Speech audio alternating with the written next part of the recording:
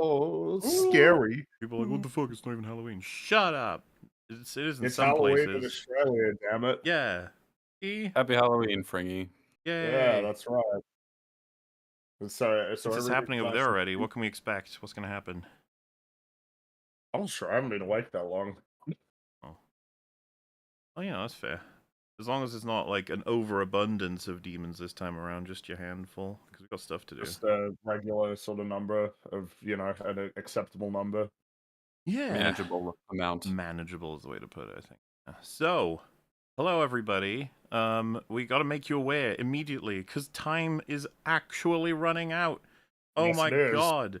The Oh my goodness plushies. gracious. Run now. We're so It's close. too late almost. You got one There's like day remaining and a few hours on top of that. But still, got very little time. essentially a day and like it's like a day and a half now, isn't it? Almost exactly. Yeah, and this is the news from News Chopper 6.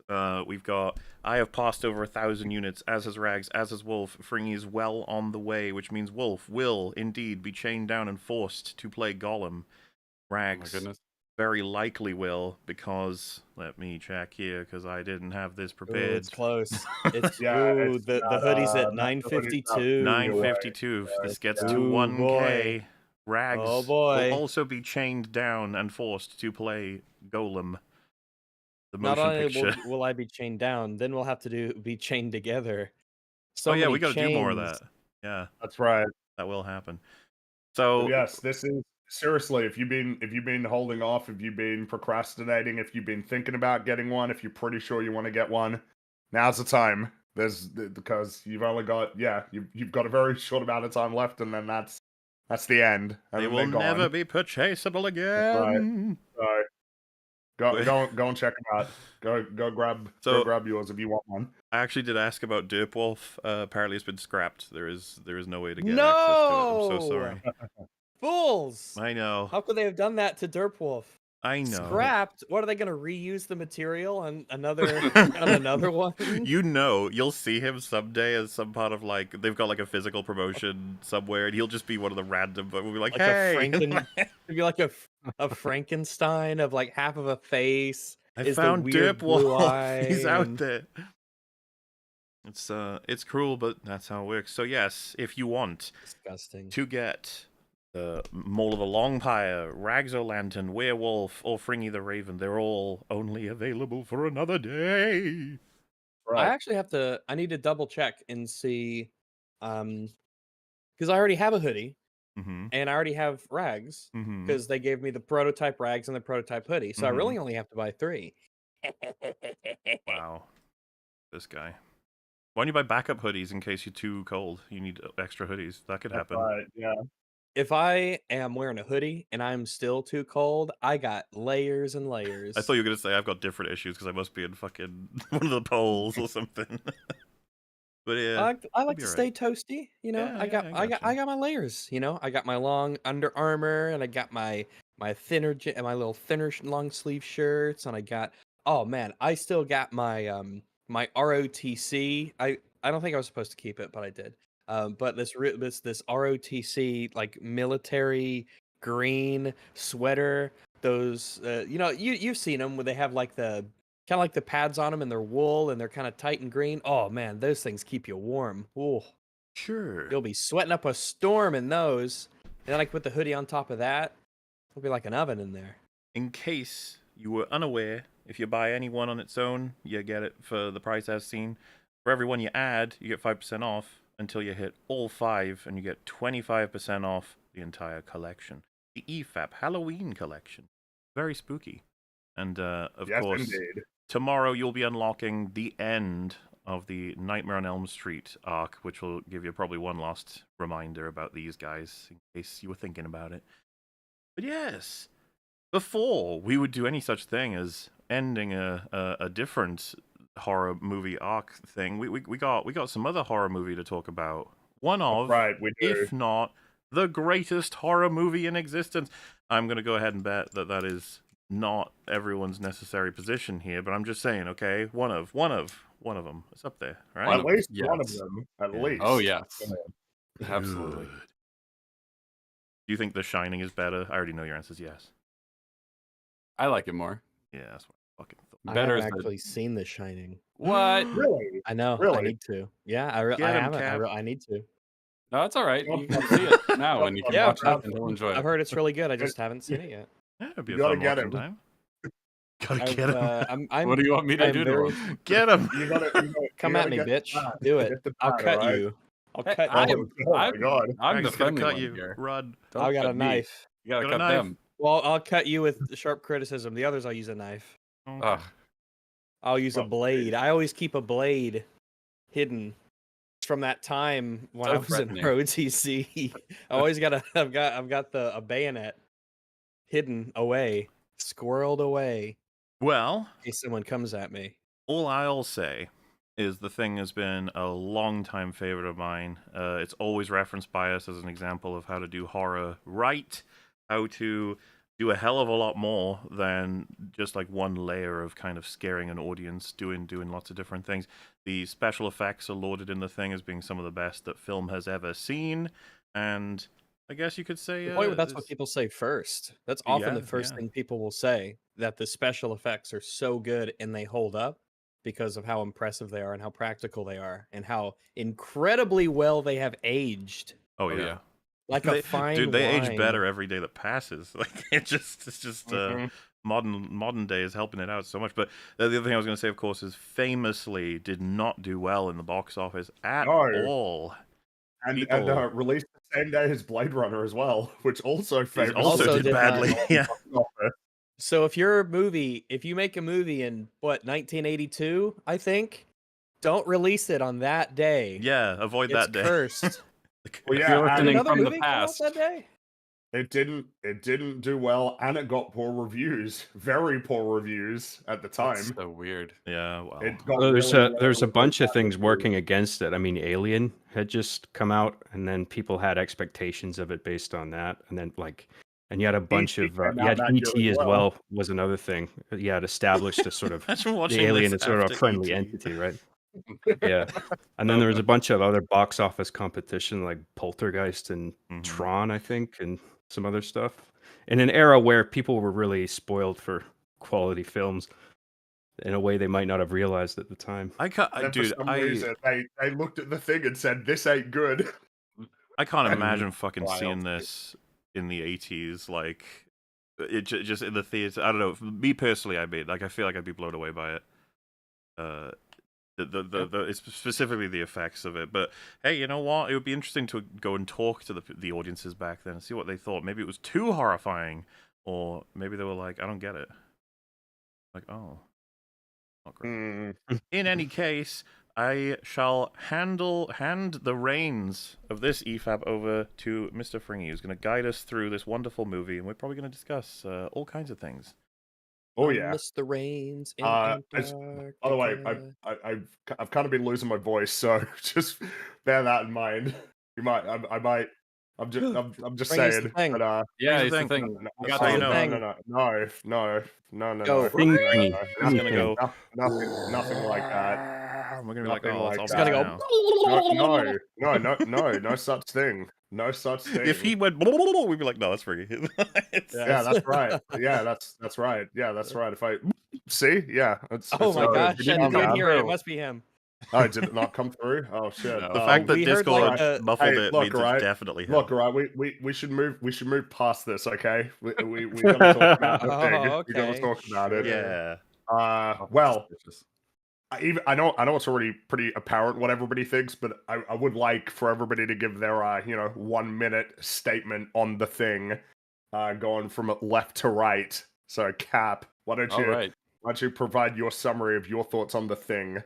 I love this movie. It's incredible. It's one of the most sort of thrilling, paranoid, like anxiety-ridden horror movies I've ever seen. Like, as mentioned, the visual effects, I would say probably the best I've ever seen in a movie, period. It's up there anyway. I think it's a really interesting case study for a type of movie that doesn't really seem to bother with anything like character backstories, but manages to show character through action in a way that a lot of people don't seem to realize is possible anymore for some reason. It's an incredible movie. It's about smart characters dealing with an incredibly, what would you say, horrifying situation. And I think for as grounded as the movie is, it's like surprisingly symbolically coherent too. We'll talk more about that as we go along. I just think it's an incredible movie. It's almost pitch perfect. There's very little I have negative to say about it, and I'm excited to talk about it in detail. Sweet. I love this movie. I think it's so finely it's so like expertly crafted, like an incredibly tight script that is very with a very strong understanding of what exactly is being sought to be achieved with the storytelling, creating the sort of fear and paranoia, the distrust, the sort of rising tension as the film goes along, and then the crescendos with the phenomenal practical effects that, of course, have aged flawlessly. That are still like some of the best instances of practical effects in any film ever. And just like really, really superb filmmaking overall. This film is. I'm also in a position of it is very, very hard to get me to say negative things about this film. It's very hard. This film is the thing is it is probably my favorite horror movie ever. Yes, this film is GOAT of all time tier. It commonly, most people talk about the effects in it, which are like 10 out of 10. It is the gold standard for practical effects. But it's a 10 out of 10 in so many aspects, I think. Like it's you have a crew of characters acting very believably towards this thing, and the screenplay, it's incredibly it's intelligently written. All the characters are intelligent, including the thing itself. And it has thematic heft to it. Like it's really at its core a movie about the importance of trust within a community of human beings, and if that isn't there, then it's just everything just sort of decays into sin and violence, and that's punctuated quite well by its ambiguous ending, which is one of its greatest strengths. I mean, just 10 out of 10 ending, great cast, great dialogue, great practical effects that never age, and it probably we might not get something as good as this ever again in terms of like practical filmmaking. Maybe we will, maybe we won't. Like I mean, like in terms of like how filmmaking in modern day is sort of leaning so much into visual effects and doing things digitally, like feels like that's just going to take over, and practical may not be a thing, in which case this is the GOAT. This is the horror movie to see. Yeah, I mean, you know, not to just echo what everyone's saying here, but I'm not surprised that we all have this perspective. This is one of the films that are very rarely reserved for it's a GOAT of GOATs. It's not just one of the greatest films of all time. This is one of the ones that gets considered for like we might be peaking here. It's really difficult to get any better. So little could possibly be changed, other than like tiny continuity errors, maybe. Like that's how tight and amazing this is. One of the things that strikes me about this film that I wish more films would do is just how much it respects the audience's intelligence. Obviously, when setting out to make something like this, it was important to provide X amount of information in order to generate the same experience, at least somewhat, that the characters are going through. I think that was kind of a masterful stroke of artistry that the end of this film is being debated to this day, and that's what John Carpenter wanted, that we're all like paranoid about exactly who or what or how everything happened, which is exactly what the characters experienced throughout the entire film. And that it's not just that like the creature is an allegory and it works on that level, it's also one of the most iconic and crazy fucking creatures ever, and absolutely horrifying in both a psychological way, an existential way, and a body horror. The gore in this is so fucking amazingly done, and so poignant and terrifying in that aspect. And of course, any aspect that hasn't already been mentioned, we're hopefully going to cover it, but the soundtrack is amazing. The cinematography is fucking top notch. Everything feels so deliberate. Love the performances. All the characters feel very, very real.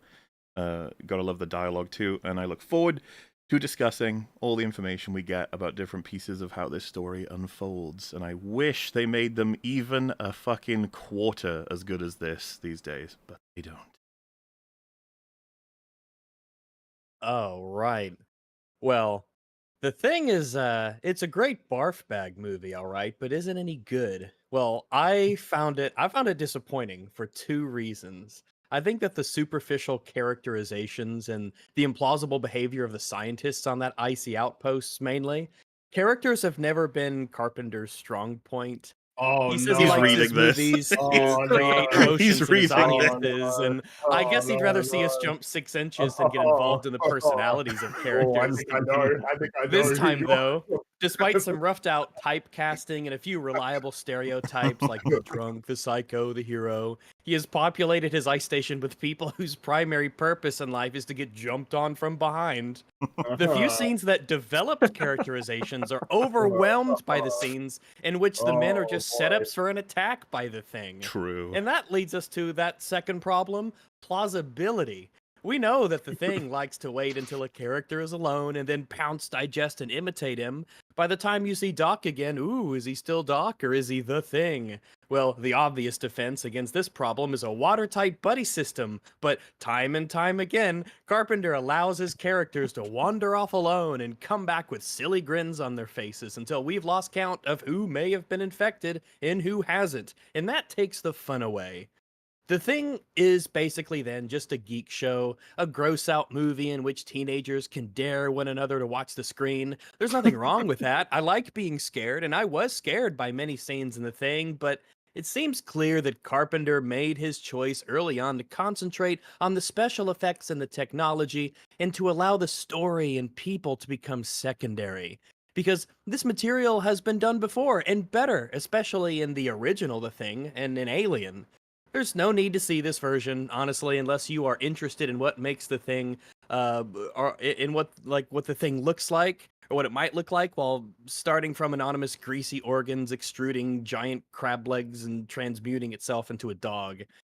As amazingly, I'll bet that thousands, if not millions, of moviegoers are interested in seeing just that.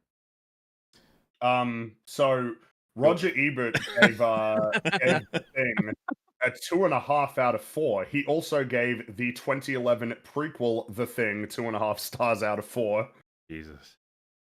No, reading some of the quotes from the reviews at the time for the film, it's just like, fuck, did we watch the same movie? What the fuck?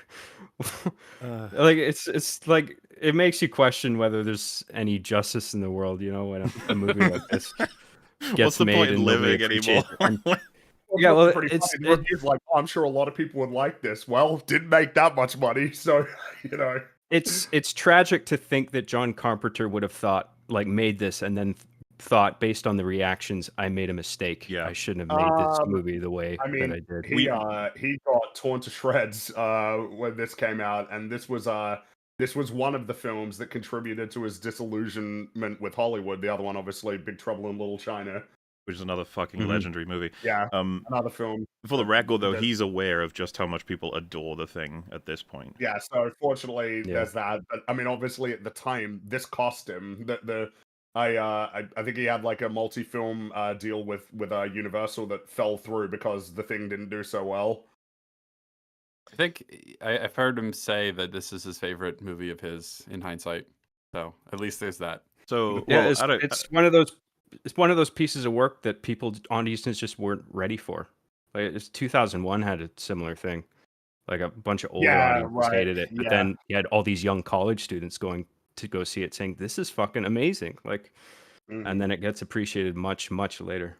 I suppose the Yeah. reason why it's also bizarre though is because it's not like anything has changed about the way that the film was crafted. Nothing to do with any of the writing or the cinematography or the sound design or the music. Like all of that, it's not like anything changed. It's kind of the annoying thing about examples like The Thing and Blade Runner is like, I don't know what happened, guys. Like you just didn't you fucked up. Like you didn't. You know, it's not. There's nothing about the idea that the film was like aged into being good. The film was always good. You just didn't Yeah. see that for whatever reason. I mean, it's almost like were you guys distracted by the practical effects and the gore and stuff like that to where you thought that's all the film had to offer, as though like the whole point of the film isn't obviously in terms of dealing with those themes about paranoia and what that does to people in societies. You know, I don't know. Like, Yeah. It's hard to point to the most egregious thing he says in that review, but for me, what sticks out is the part where he says that he doesn't care about the characters, and I just fundamentally disagree. As I mentioned before, I feel like this demonstrates probably more clearly than most movies ever made how much you can communicate about a person without any sort of backstory, without any sort of tragic flaw or anything necessarily. It's just we see them take action to solve a problem, and we learn quite a bit about them in the process.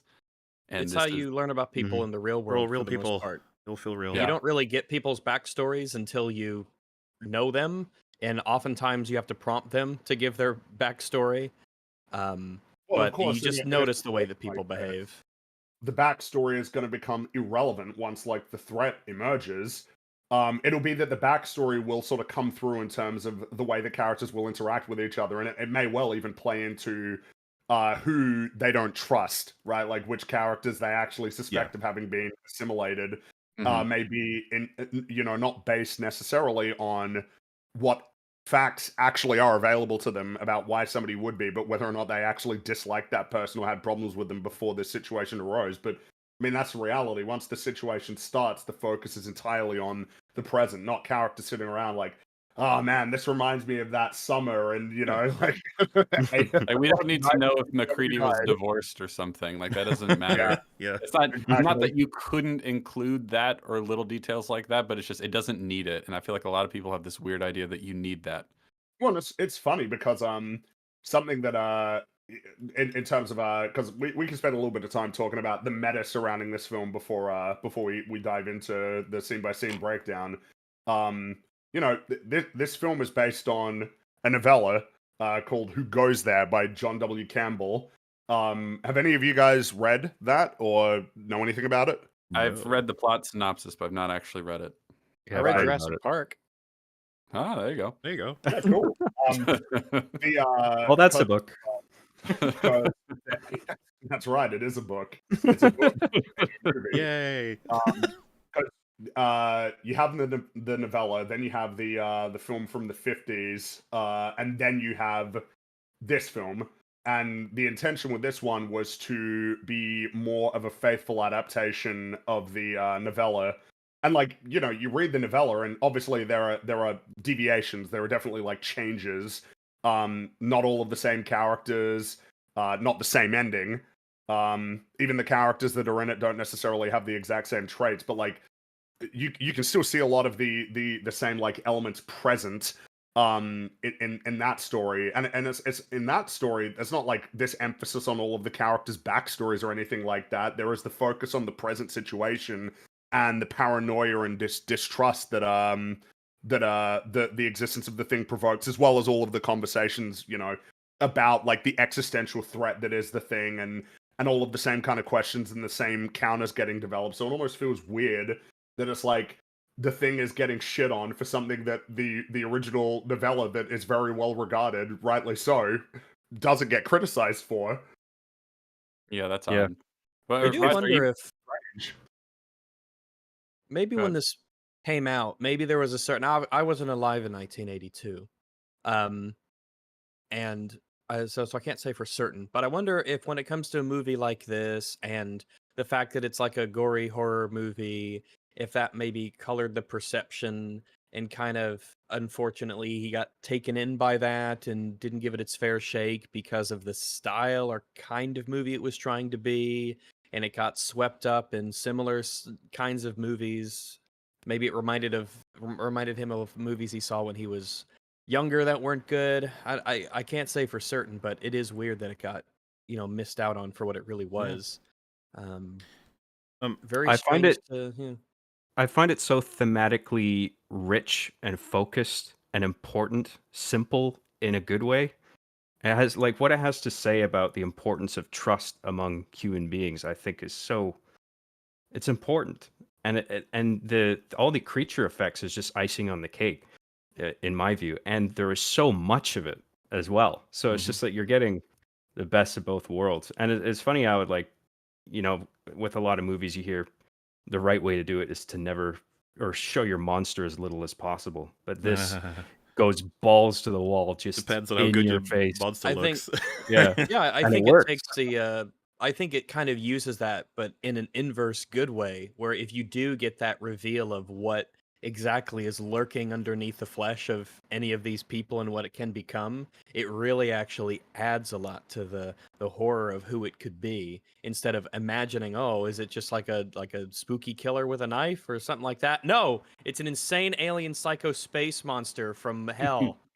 Yeah, Mhm. I think it's aided by the fact that every time we do see it, it looks different because it's a shape-shifting entity. So every time you see it, you're like, "Holy fuck, that's completely different," and that's more That's not horrifying than human. the last thing I saw.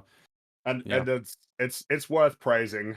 They ran over budget on their on the practical effects for the film, but look, all right, Not a I shock. appreciate it.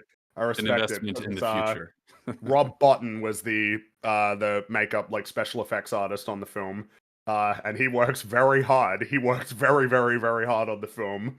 And it's of course it's like one of the things that gets singled out as a point of praise, but it almost feels like, yeah, but like you got to praise it some more, okay? It's like so well crafted. Like the defibrillator one, like god damn, just Some of going them in are and then still hard for me to watch, and I've seen the movie like half a dozen times. There's Yeah. there's shots for me where I'm like, I love that I can understand how they built that, and I can definitely see the sort of animatronic nature of it. But there are some here and there that I wouldn't mind highlighting at some point. Where I'm just like, man, that's just almost at the point where I can get so immersed. I'm just like, oh god, if I saw that on set, I might have been like, what the fuck, guys? what have you made? Like, what is this? Mhm. Something I was going to ask, by the way, because I was just curious if anyone here, do you have a preferred John Carpenter film, or would you consider this the best one he's made? This is the best one. Yeah. There's some other ones I like too, but this is clearly Head and Shoulders his best one in my opinion. I'm A not bunch of familiar his I haven't enough. seen. I imagine I would still like this the best if I'd seen So, everything, like- but I could be wrong. Competition would be Halloween, They Live, In the Mouth of Madness, Big Trouble in Little China we just mentioned. Why am I forgetting? There's so many more. But point being is that that would be the yeah, of course, and Escape from New York. yeah, Escape from New York. LA. That would all be like the competition, which is a really cool fucking filmography, honestly. The set he's got, A variety, yeah, very impressive. but for me, like The Thing, it's just I don't know. Like for me, it's not close. I adore this film so fucking much, and I think it's got so much to celebrate about how it was made. And Oh yeah. it's so sad it didn't For get the success it deserved when it came out, but there we are. But hey, everybody likes it now, which is Yeah. important. Which is and- good. and good. It makes you feel good. In the end, it's like in the end, it had a happy ending, not like this film. Story itself. Well, Well, it's about your interpretation. Might be a happy ending. Yeah, I mean, I guess so. Yeah, I suppose. Happier. I suppose there was a more positive. Yeah, exactly. Happier. But in order to talk about that, I suppose we should start at the beginning. Yes, And, we A should. very fine place to start. That's right. We can start with the worst shot in the movie. So wow, I mean, you got like a solid minute there of just Ennio Morricone's soundtrack, Mm-hmm. which is like, Mhm. all right, so yeah, we're starting off really well here. Oh sorry, I have an alarm going off. Give me a sec. It's time to talk about The Thing. Okay, the That's right, soundtrack it's amazing. It evokes. It's very much a case of immediately establishing that disconcerting tone that's going to be carried throughout the film. It's a very dissonant score. I quite like it. Oh yeah, Even atonal at a few key moments. It gets real spicy. Some crunchy chords in there. Apparently, the score was nominated for a Razzie, What? which Oh, if fuck you're not off. familiar with the Raspberry Awards, you give those to things that are not good. That are which, terrible. you know. The worst is what they're meant for. That- Fucking that is Catwoman on gets here. a Razzie, Conspiracy. that There's is a actually conspiracy unhinged. against this film. That's Something unhinged. happened. Somebody I mean- wanted someone gone. The Shining obviously- was nominated for several Razzies as well. So Mhm. happen Yeah, sometimes. Danny DeVito's Penguin. I know he got a Razzie for that. But see, Just every time I've I heard can of those, I it's can like I can I understand that disagree. more than this, because a Yeah, lot of the people found that Razzie. to be like a grotesque, horrifying thing, which is like okay, like wrong tonally. But Wait, this, you're talking about the Penguin or the Thing? Is the grotesque, horrifying? well, this is a horror movie, so you make sense to find something grotesque in it. It's like Yeah, because people make genre arguments for Batman.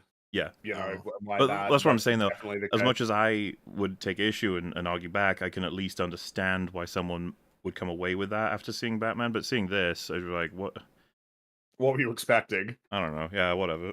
Yeah. But I imagine it's probably due to like the melodies going like sort of in all directions, but like that it can be anything much like the creature. Like the creature is informing the melody, and I think it works quite well. It's got the melody has an unpredictable nature to it. the strict first impression I got before even necessarily thinking too much about what it all may or may not mean was like a ticking, like a heartbeat, like a stressful staring at someone and trying to figure out if Yeah. you can trust them. That's what this fucking soundtrack does for the whole movie. Like you just stressed out because you like can't Yeah, feel like waiting I for can't grab onto attention to snap, anything. Nothing is like for sure, and just keeps waiting going for boom, something boom. to happen. So Yeah. yeah, and then Good as for was mentioned, establishing the tone.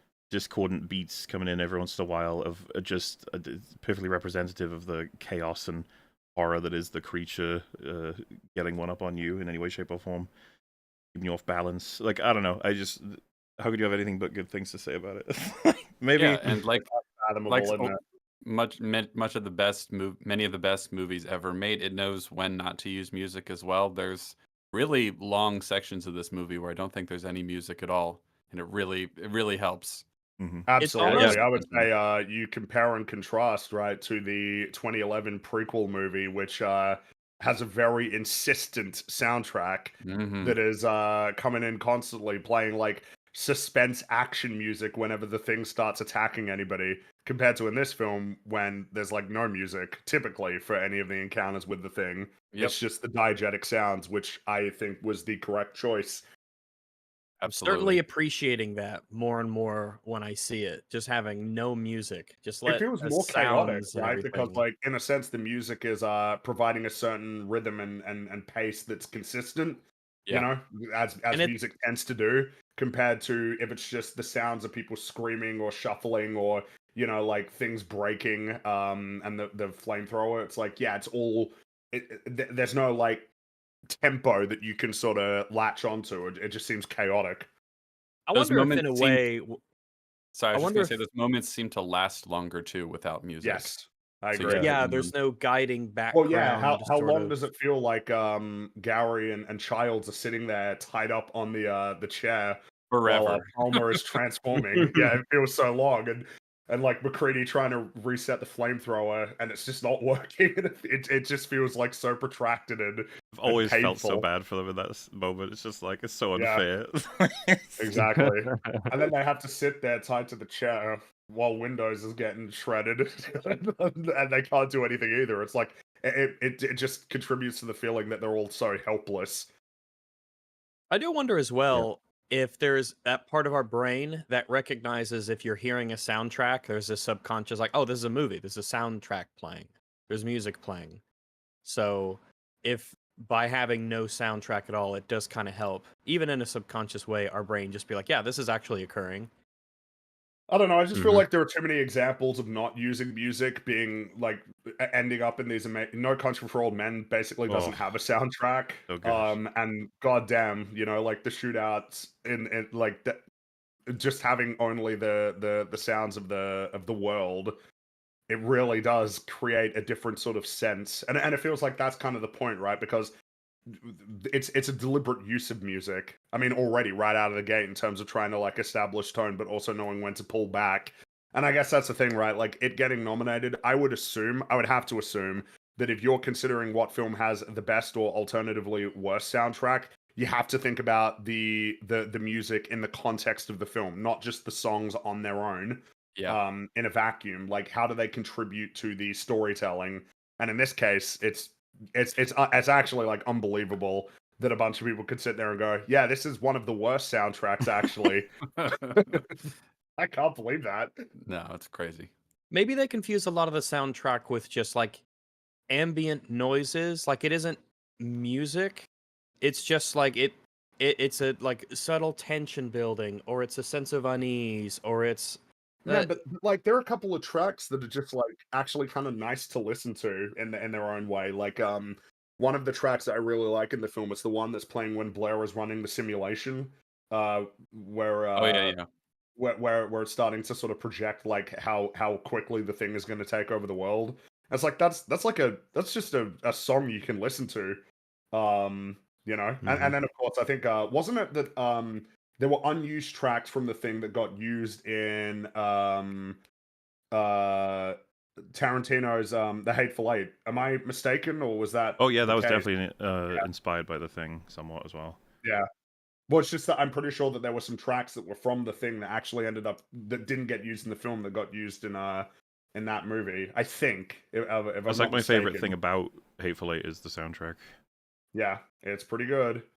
It's funny how music scoring can work, because like, you know, if you're making a film and you're sitting in the editing bay and you watch certain scenes, sometimes you'll feel like, oh, this needs something, or it's like, oh, this is stronger without any music, and sometimes it's not clear as to why that is. But I think in a lot of cases with horror, I find it stronger when there's no music, because I think most of the time in those cases it can act as a buffer between you and the thing that's happening on the screen. Whereas if you're just listening to the ambience and this diegetic sounds of what's happening, you are more in it. Like you are more present in the scene, and it's more horrifying that way. I suppose that does. Rags mentioned it. It probably is like one of the few things that I would criticize in the Yep. film. We see a spaceship fly on Dude, screen. it's just like Crash land on Predator. Earth. Just like Predator. Yeah, I did It not would need to be- see this. Almost Yeah, fucking flawless. Why did you include this? And you know why they This included is it. the We all one- know.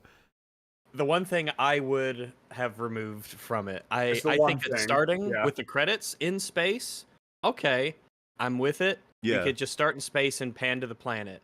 Perfect. It's great. It's something you'll probably forget as the movie goes, and then you're like, oh yeah, because obviously later you see the spaceship and everything.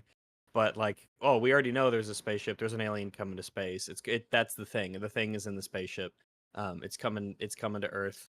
Just no, cut it. Just have the story start in the Antarctic after the credits pan to Earth, and that's all you need. The You thing is, don't it's need a not like spaceship. it's not too consequential in the sense that this shot, like, it doesn't tell you anything about the thing as an entity or like the effects that No, it's going to have and on the you do crew. get the reveal, so to speak, not in a...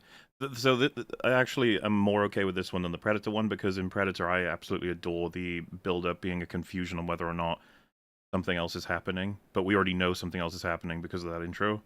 While in Predator, they've got a whole other film happening almost, and you get subverted into a completely different one. The Thing, this opening is like... I mean, we discover that nature of its origin pretty quickly, but I guess you could say this still, you know, the story is going to be an alien-related one. You're just like, it's just unnecessary, guys. We were going to get there real well without it.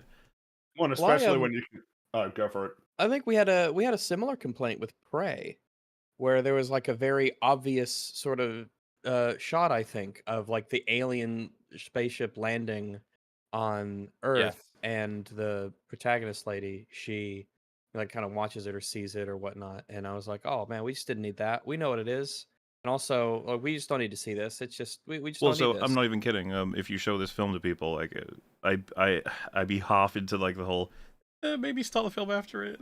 But it's like a consideration. I think Predator benefits from not having that scene in it. The Thing, I'm This one doesn't- 50-50 on. If it just it just opens up on the text of it's like Antarctica 1982, and that's just the opening, and you don't even see the thing as a title, you could probably just pass it off as being a creative decision to just, this is where the film begins. And by the way, for anybody being like, why are you spending so much time on this? Like, it's like the only flaw. It's barely Because even a it's flaw. this is the biggest criticism we have of this film. And Is this even then, one it's little not bit. a really big one either. Like No. Yeah, it's It's- really it's only from- biggest by No. comparison. It's like necessarily the biggest because that's just it. And it's like a meta experiential flaw, which is very unusual for it. It doesn't damage anything continuity wise. No. Yeah, whatsoever. story wise, it plays out exactly the same, and it doesn't impact the characters in any way because they're not witnessing this.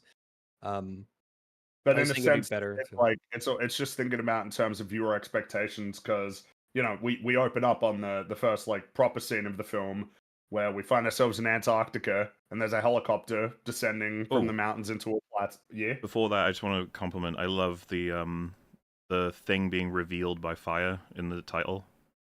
It's cool. That's yeah, it's just Mhm. how fucking cool is that on a couple of levels? Just good job. Yeah, and right. super Not unique. not only is it special effect, yeah, but like just the thematic relevance of the fire or You- practical You just relevance, don't I see suppose. shit like this ever. It's so cool. Yeah, much this storytelling in this the is one of title. the few things that they actually take directly from The Thing from Another World, the 50s movie, because that's very different. I don't know if we talked about it much, but The Thing from Another World, it's not even like a shape-shifting alien. It's like a vampire type thing. It's it's quite different, and It's not as faithful of an adaptation of the no, it novella. isn't. But this title reveal is It's from that. taken or borrowed almost directly from The Thing from Another World. Is it like So one they to kept one as that. in the It's font, very or even similar. the fire reveal thing? I don't remember exactly how they made it, but it's very, very similar. I'll find a Okay. picture. Well, in any case, obviously, I love it. Mm-hmm. But like, yeah, so the first scene is we find ourselves in Antarctica with a helicopter flying over the landscape, and you got a pair of Norwegians chasing a sled dog, and one of them even grabs a gun and begins shooting at the dog, which right away you'd be looking at this and thinking, this is very odd, So you know? I watched this for someone who'd never seen it before in prep for this EFAP, and they were like, "What the fuck? Why are they shooting at a dog?" Like they were kind of Yeah. angry at it, and I was like, That's Just- kind of the idea, right? It's very clever how the opening scene plays against that. Like, it's like, oh, they're shooting the doggo. Don't shoot the doggo, Yeah, right? which I mean, we again talked gives about you that before. That it's this thing where you don't kill the dog. Like, you can utilize killing the dog because it makes the audience feel a certain way, and you can utilize that in a storytelling sense. you are caught And, as off guard as the characters are. You are 1-to-1 with them. You have no idea what the fuck Yeah. is going on. It's They're just shooting like, a dog. What you the guys, these two guys, not only are they doing that, but they're putting a lot of effort into doing it. hell? Mm-hmm. That's what makes it so odd. It's like you guys hopped into a helicopter and you're pursuing this dog like relentlessly across the Antarctic Well, and landscape. What When you what is going know on? second watch, if you're thinking about it, it is such a like, oh my god, they came so close. They could have did stopped come the so thing close. if they just killed. So you're like, get the fucking dog. You can do And it. if you, Right. and hey, you know what? If you treat the 2011 prequel as canon, which I don't, you could be like, oh man, we saw what they went through, you know, and they almost won. I feel like we're not going to talk about that film much at all, hopefully, but this is like one thing that I feel is like worth pointing out. We talked about it before, but the 2011 film has a really generic, lame like horror movie soundtrack. But then, like at the end, when they're doing like the post-credit scene that ties directly into this film, Mhm. the music is good again. Suddenly, it just emphasizes how bad the music had been up until that point. I remember not liking plenty of the 2011 one, but specifically, when you get the big showdown in the spaceship and the big CG flute monster comes out. I remember just being like, good fucking god, you make me sick. Like, how dare you connect yourself to the thing? Yeah, I don't like it. How dare you stand where That's he okay. stood? We don't have to talk about it much. How you stand where he's Hopefully. going to stand. And then the doggo, he just keeps running, but then we see the crew of an American research station going about their routines. So you got Childs outside conducting maintenance work on one of the vehicles, and then in the rec room, Blair and Copper are playing table tennis. Gary and Fuchs are reading. Windows is in the corner playing his guitar, and Palmer is listening to music. This is like one of the few glimpses into their routine unaffected by the existence of the thing, or even like much earlier in the film, just this strange encounter. It feels like that momentary glimpse of like what their Life lives was looked like simple before this horrible and happy. situation. Well, I don't know if you'd call it happy, right? That's kind of the takeaway, right? It all Relatively. seems a little bit, We can say that. relatively speaking, sure. Because I mean, you got in his little watchtower, McCready is drinking scotch. He's playing chess on his computer, The and chess wizard. well, Ooh. I don't know if he would be the chess wizard because he loses. Oh no, Hmm. that's the name of the machine, chess wizard. Oh, right, yeah, Would you want to summarize it quick? Because there's some fan discussion about this that I find super interesting. This chess. yeah. He inputs a move which the computer responds to, in McCready's view, poorly. But then when he puts in his next move, the computer totally outmaneuvers him and checkmates him. McCready's a bit mad about this, so then he pours his drink into the computer and destroys it before calling the computer a stupid bitch and leaving. Cheating bitch. Oh, Yeah, cheating bitch, yeah. Yeah. So, well, I guess because I find it super super interesting. But I was just gonna say, does anyone draw anything about the whole film from this one scene? I like that it Um, establishes that he is somebody who is willing to play quick and dirty to get the job done to make sure he comes out on top. Like just not accepting loss, but in pouring his alcohol into the thing. I also like that this sets him up as sort of a loner, Yeah. like isolated from the others, and I think it's quite clever that in a way it's his sort of lone wolf attitude, his disassociation from others that kind of gets him out of this alive. Well, maybe, Uh, it helps him, Completely reasonable. I meant in more of an autistic way. So this scene, it's like there's a lot to take in. I think that again, I got to be careful about overreaching in terms of how masterful I think this may or may not be, because I love the film, so I'm very much on the film's side. But Mhm. if we start with like the simple, sort of more straightforward, he's playing against the computer. Let's just, for the sake of allegory, think of the computer as the thing, and this is their fight, and this is going to represent the whole movie. McCready thinks he understands the opponent and has got it. The opponent does something he doesn't expect and wins, and then he destroys the game. That, to me, is one-to-one with he gets the upper hand with the blood test, the thing outsmarts him, and then he ultimately destroys the entire station, so nobody wins. Like that is like a one-to-one in terms of how the film runs down, but a lot of people point out, and this is definitely a one of the other thing. It depends on how you feel. The chess game completely switches. If you compare the two screens, the continuity is completely Yes, wrong. that's right. It does. But Mm. the thing is, all right, someone might highlight that and be like, so that's a mistake. So it could very well be. I'm going to entertain that. Very well could be just they didn't show the right screen or That whatever have you. seems unlikely to me because of is- how they would shoot this. Because what I mean. there's never a scene with well, the they- screen and him in it at the same time. So Yeah, it feels like they would have I- had full control, and so I think an interpretation, not going to say this is 100%, but an interpretation would be the computer didn't necessarily cheat, but it changed the rules of the game, or rather, it changed the game entirely. Like, it glitches, like the thing is not actually reliable. It might be that his chess wizard is actually a bit broken, and so that's why he fucking destroys it, which could be seen as quite unreasonable, because like we would want to keep that active, right? It's like one of the forms of entertainment, but if it's got a history of like breaking apart, that could explain him saying, "Oh, you fucking cheating bitch." But it also, I think, matches the thing really well as like making a point about how it can alter itself, like genetically almost, like if in an equivalent way of the computer glitching out and presenting a different game and winning it. But like I said, I don't know if I'm reaching a bit too much into that. I love this film. I can't wait to find more and more pieces that match different things, because I almost see the thing itself as like a flesh AI that is desperate to try and replicate and express in any way that can give it a chance at living further through like algorithmically understanding life but not actually understanding it. So again, The thing, it's an interesting idea. The thing that makes me think that it's just a continuity error is that he doesn't react as if the game has completely changed. You know what I mean? If the computer glitches and now it's all the pieces are on a completely different part of the board, which is basically what happens between cuts. He doesn't seem to react as if that's what happened. He just reacts as if like, oh, he thought he had the upper hand and then he didn't. You know what I mean? And cheating Yeah, was a like big he would trope. react more like you remember in Family Guy when like they were playing chess, Stewie and Brian, and then the stuff got knocked over, and then Stewie started rearranging it, and Brian's like, "Wait, what are you doing?" You know, like where he's actually like rearranged the pieces in his favor.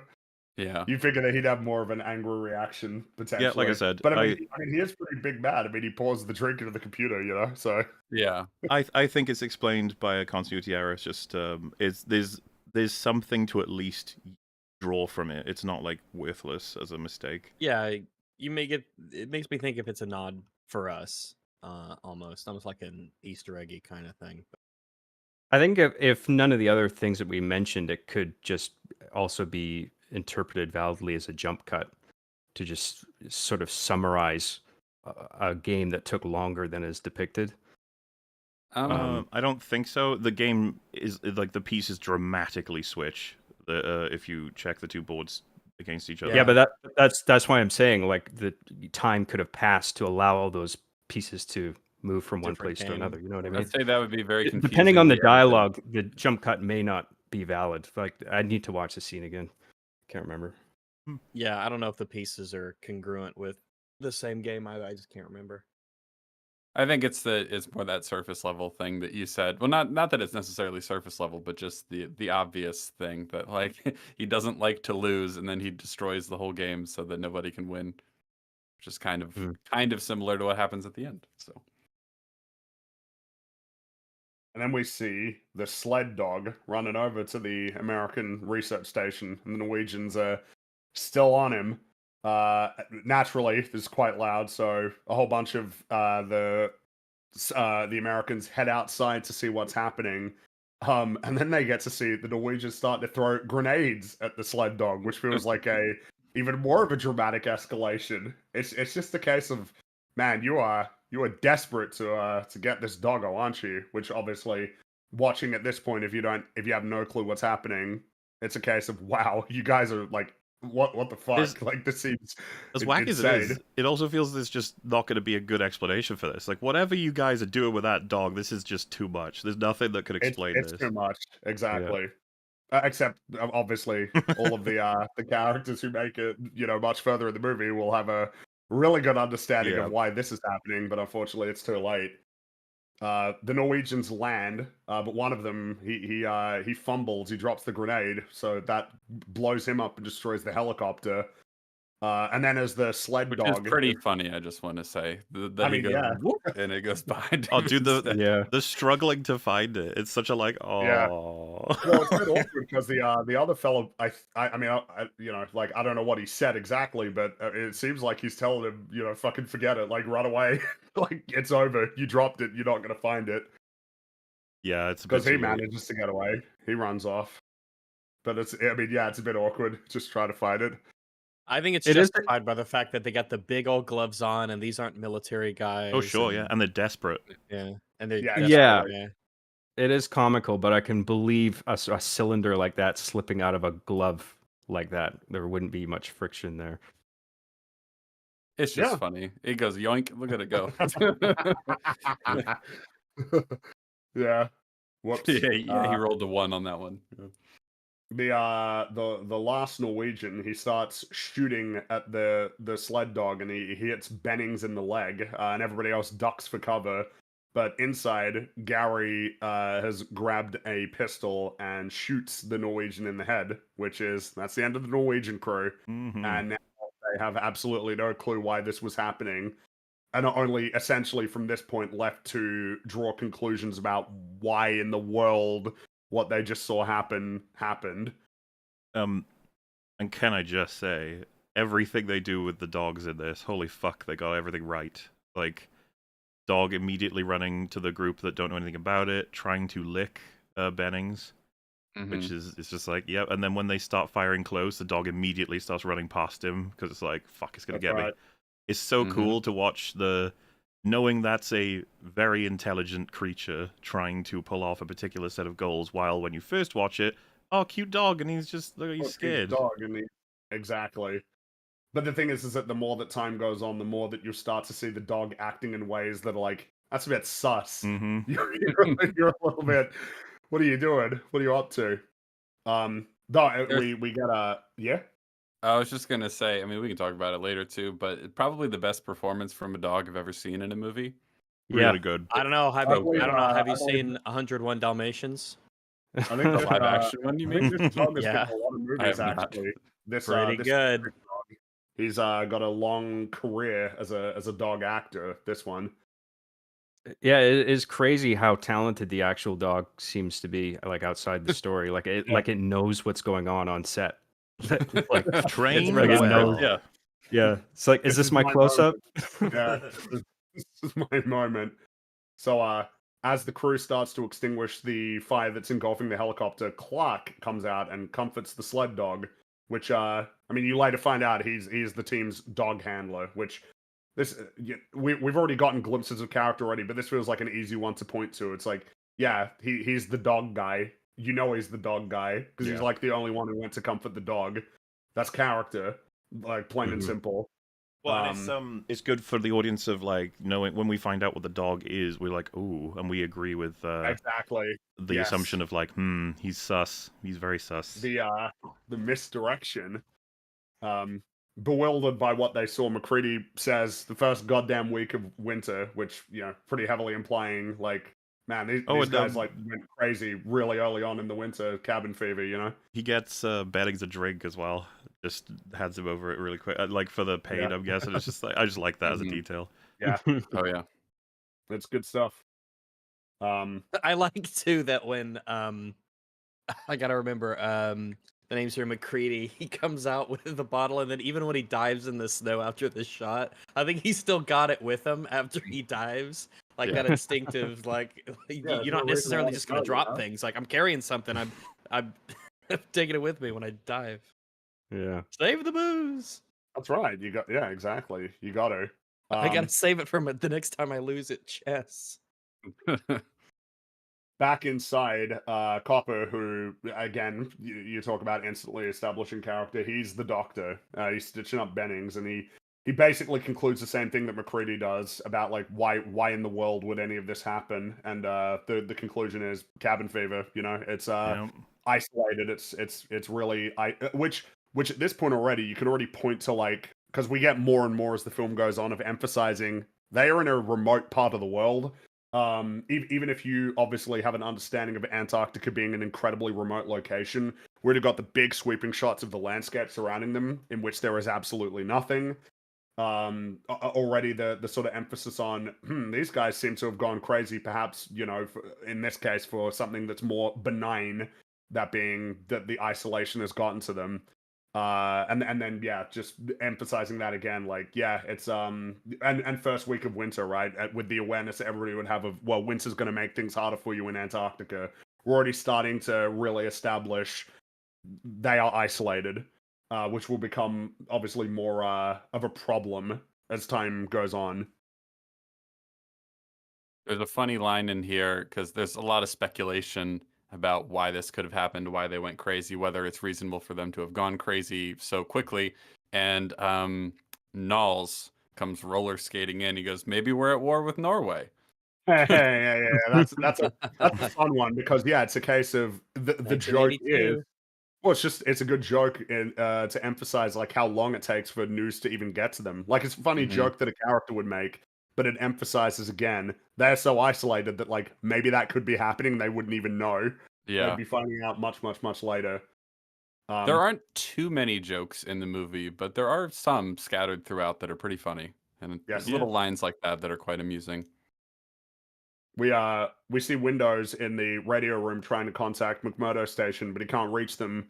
And Blair walks in and wants him to keep trying, but Windows says he hasn't been able to contact anybody for 2 weeks. So again, just contributing and very like talk about how expeditiously you're establishing this information, because this is really important to establish right out of the gate. It's important that viewers understand with complete clarity they are isolated and they're not in a position to contact anybody.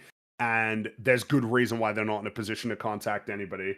It's not like a whole bunch of contrived reasons why. They're all pretty logical. To emphasize just, how isolated they are.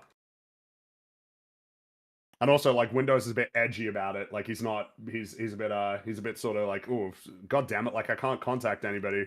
but Blair is pretty insistent that they keep trying, which of course is pretty funny considering the action that he takes later in the film against the Thing.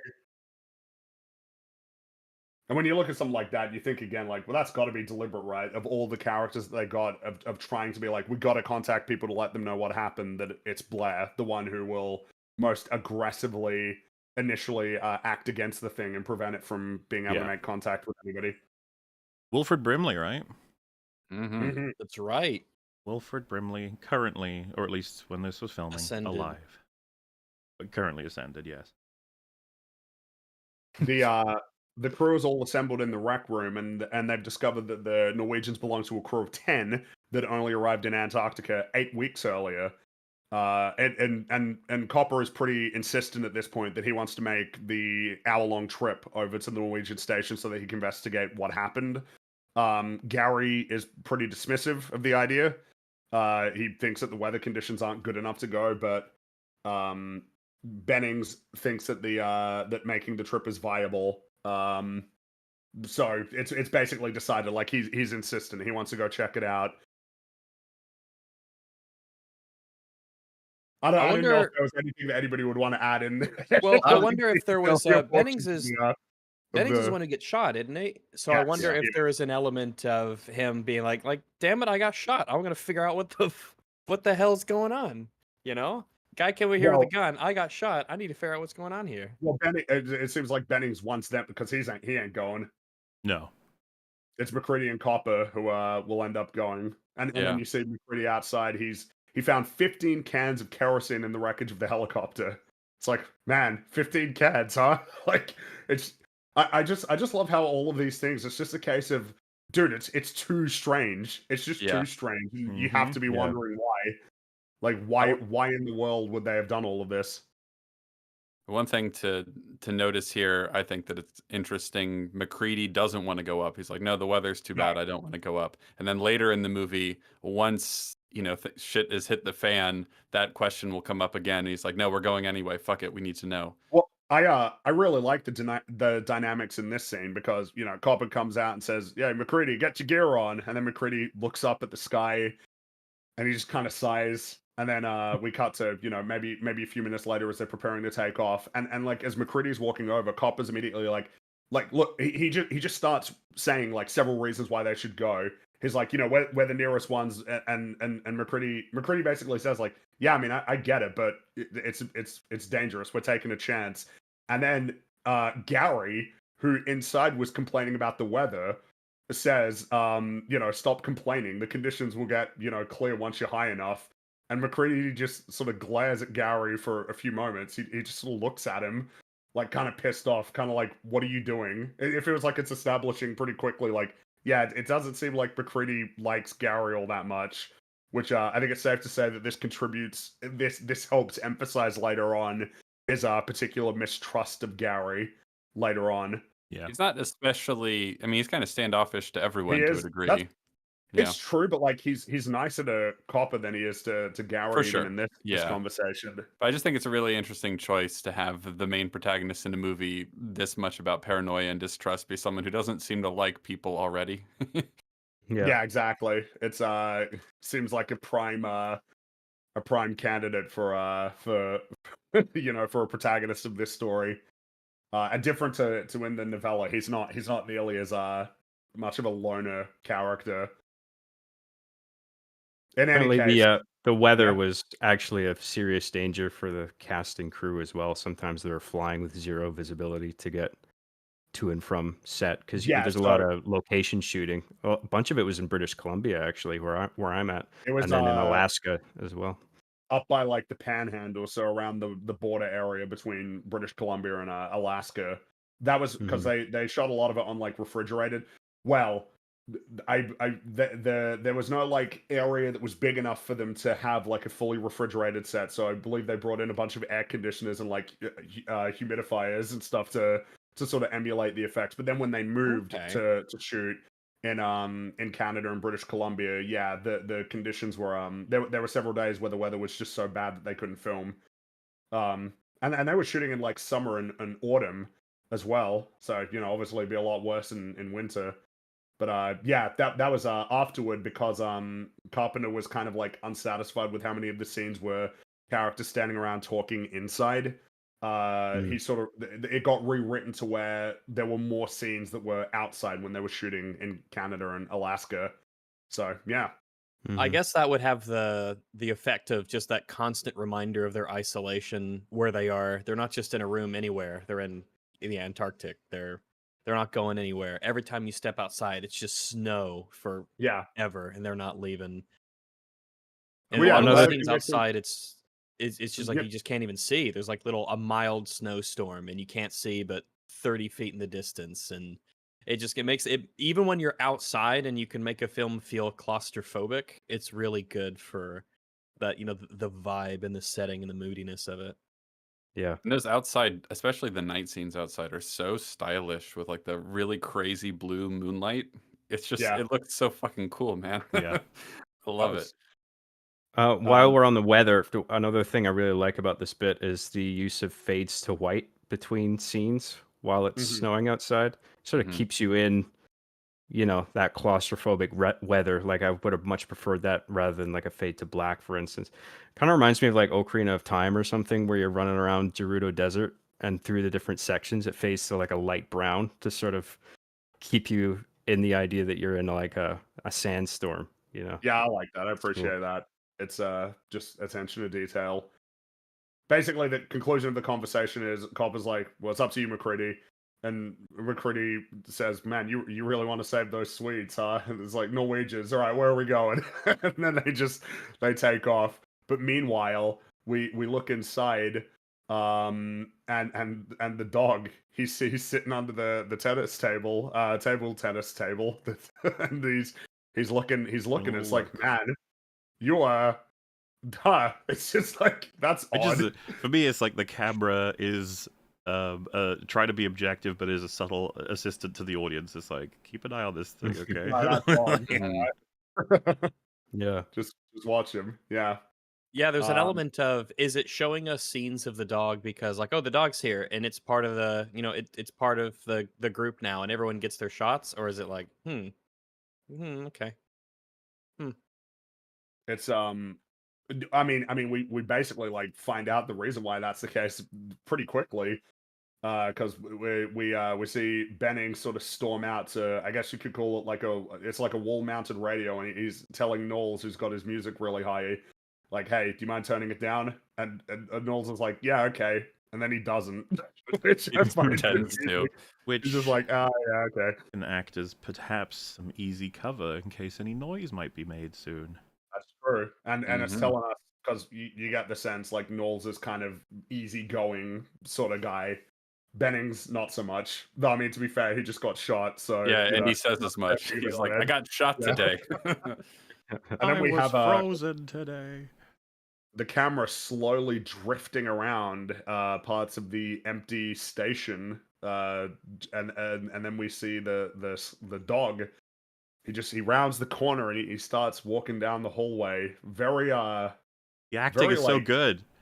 It's He is so really good. It's a really good amazing. actor for the dog. he is. He's a good dog The actor. slow, Peeks steady his head walk. out, It Yeah. checks a I room. know it sounds a bit silly, but checks another room. it feels like something is controlling the dog and actually making use of carefully checking, but also trying to come across as nonchalant. Like, I'm just Yeah. a dog. Yeah. I'm doing dog Yeah, things. and he's just walking Oh, around. and that Yeah. harsh shadow on the wall. It's so fucking cool. Yeah, because he walks down the hallway and then we see a room and there's a silhouette cast against the wall, and then he heads inside. So feels like we should talk about this for a little bit more. I think it's safe to say this is the first crew member being assimilated by the thing, Yes. but obviously it was deliberately shot to where you don't exactly know who it is, of course, which Mhm. it's great, right? That's Yeah. it's great to sort of to have that be the case where you're immediately from that point forward. Now, of course, at this point you don't actually know what's happening here. Of course, it could just be that the dog he wants to hang out with one of the fellas, but it's all a little bit too ominous for that to be the conclusion to immediately draw from what's happening. Well, actually, I'd be curious. Who does everybody think this is? Norris. Norris. Are we all basically agree that it's Norris?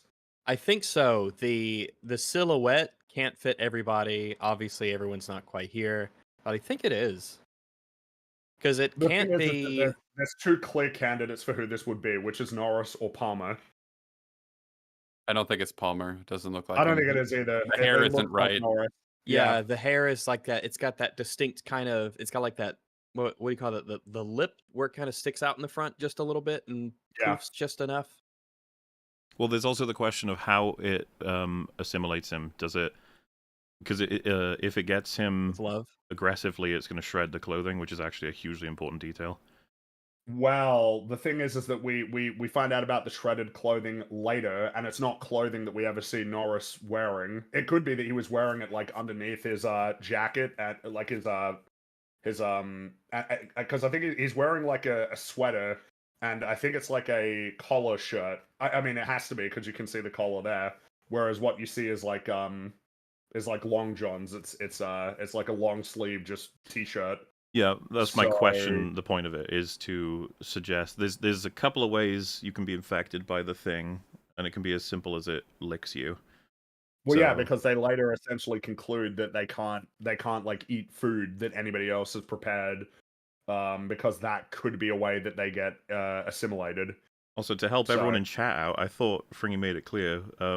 We know this. We're explicit. This is not any one of the actual crew because it's on set. Someone filmed as not one of them. What we're saying is you'd still John Carpenter would have wanted you to assume it's one of them. Yeah, there are meant to be clues that are Yeah. because a lot of it is trying to essentially piece together like the timeline, right? Like who could it possibly That's be why at any given point. They didn't use one of the Mhm. actors was to obscure it, but it's still supposed to be Exactly. one of them. Yeah, I mean it has to be. Yeah, has to be. it wouldn't just be nobody and then they're Yeah, gone. they Right. wouldn't have been like, oh, it's the child's. Look, you could tell by all the hair. You know, like they would keep it to be where it's. But of course the goal is a that they want you to be in a position where you can be debating, because I mean a lot of people in chat have been saying it's Norris, but a few people have been saying that they think it's Palmer, which I'm sure John Carpenter would be glad that people are coming to different conclusions about who this could be. But I mean, this is part of why this film is so well crafted, right? To signal immediately that, like, the whole thing that's happening here is a mystery first time around. You don't know what's happening. You don't know what you're meant to conclude about what's happened here at this point. It's just that this seems ominous that the dog is heading into this room where there is somebody sitting there. What's funny is and then of course you look back later. it's the blood test scene that really makes the investigation like interesting as a foundation, because there's so many people you can rule out. Of course, that's what you've skipped to with the question, is you've ruled out a lot of people as a result of that. But it's what I find the thing investigations to be so interesting, is that there's so much information you can get really far, but you can't get to the end like explicitly and definitively. There's so many arguments to go back and forth about everything. Right. Exactly. If I remember correctly, there are scenes later that make it, I think, more obvious that Norris was the first one, just in terms of his behavior. We'll talk about him. And I think there's reason to believe that Palmer wasn't the first one, because some of the things Palmer does later seem very much in keeping with who he actually is at the beginning of the movie. What I find interesting is Norris flies very much under the radar. Yeah. Yes. Throughout the entire thing. By design, even. Yep. Definitely by design. Yeah.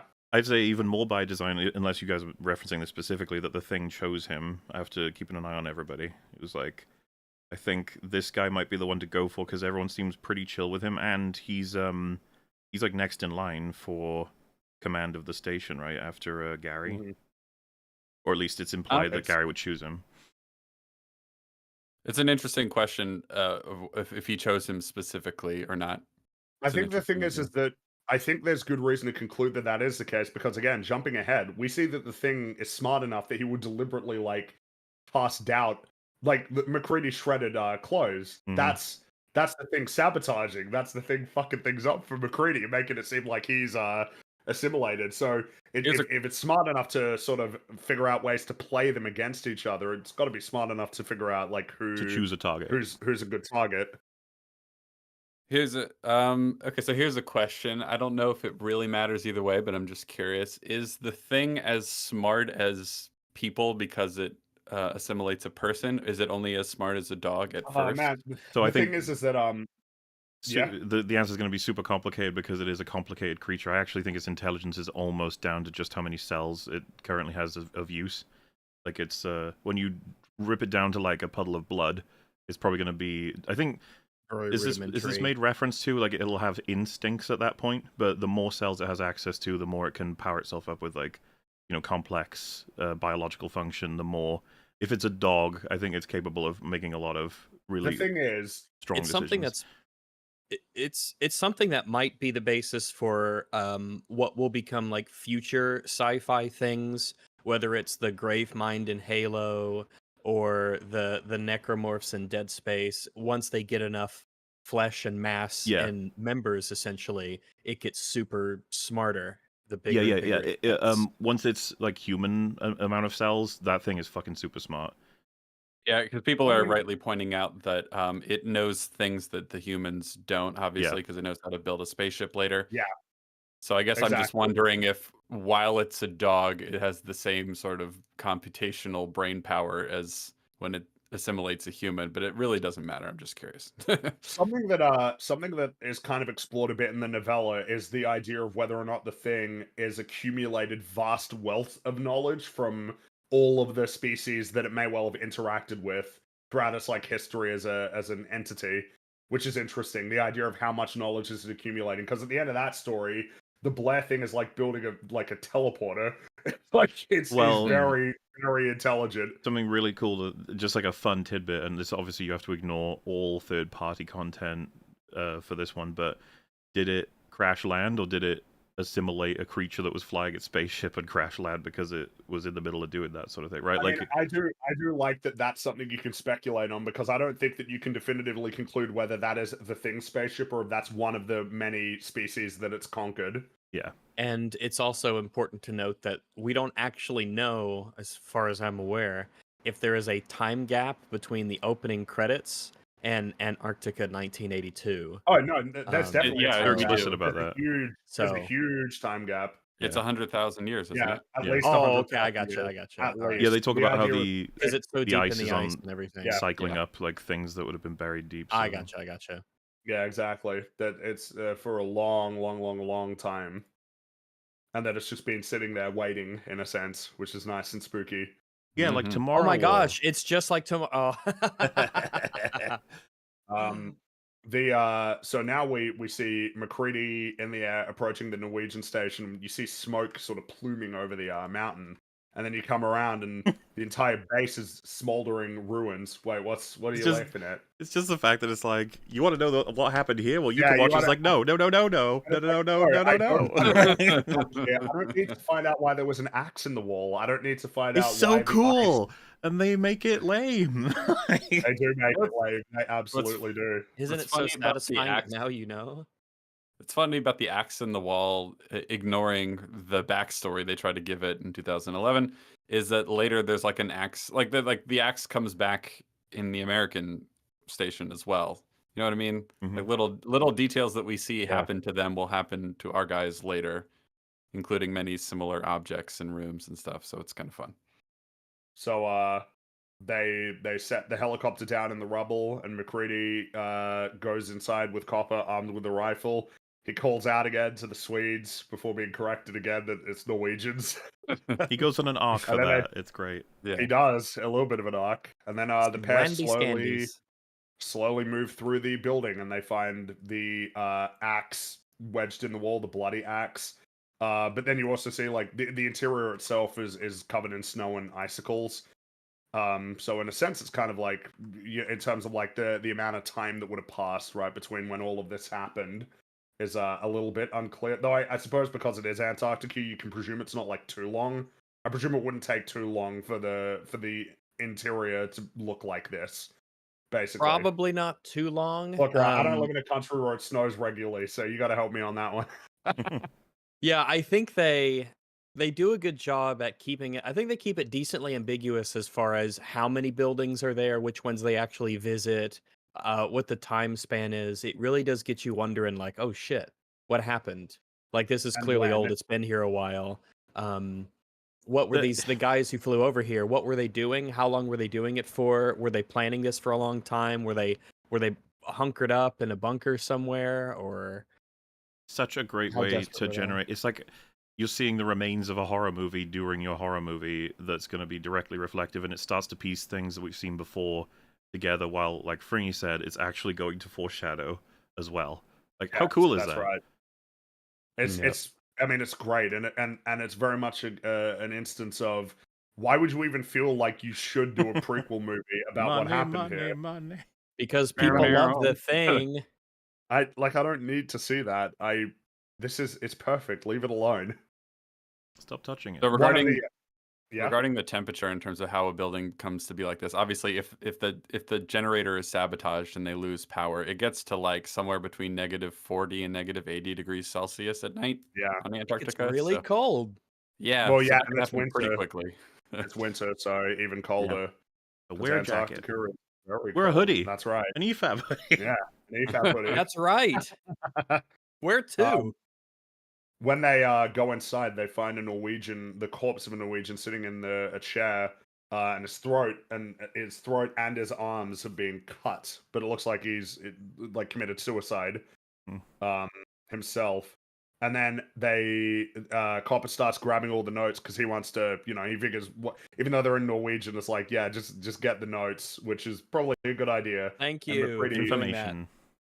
McCready starts to venture deeper in the base, where he finds, I suppose, what could only be described as like a big ice sarcophagus. It's so cool. Yeah, pretty much. It's really cool. You gotta put it up. So I mean, I'm sure everybody here knows what it looks like, but still. And again, so I seriously would like to almost stop doing references to the 2011 film, but look, in the 2011 They film, made you it. find out that the thing jumped out of that.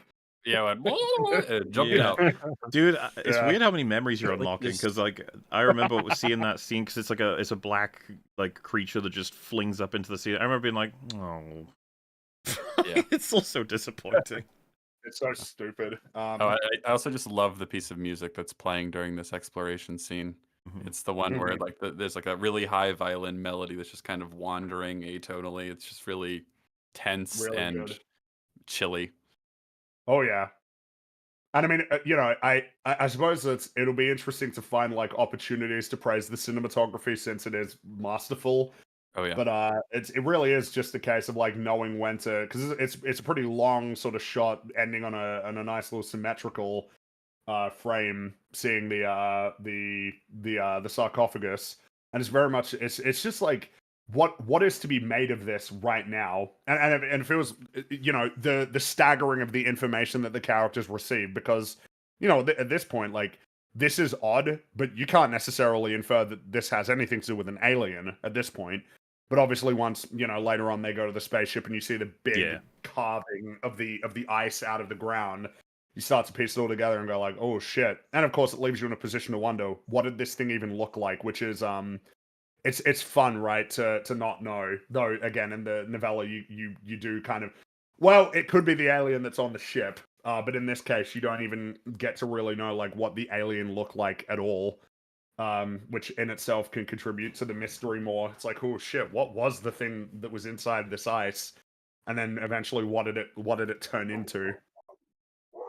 Regarding the way it's shot, it's a well-considered use of anamorphic widescreen. It's what gives you your letterboxing, despite the fact that it's already widescreen film, to not only emphasize environments, the landscape, but also add a bit of a claustrophobic effect at the top and bottom, and also to fit more people on the frame, because you have like a pretty large cast of people here, and sometimes you need like a big shot where everybody's standing around looking at something or talking to each other or whatever.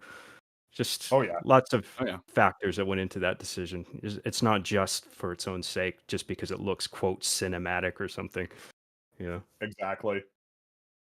So McCready and Copper head outside, and they find the charred remains of something which just looks very, very, very strange, that you can't like fully discern as being a human. Harvey Two-Face. No, you don't.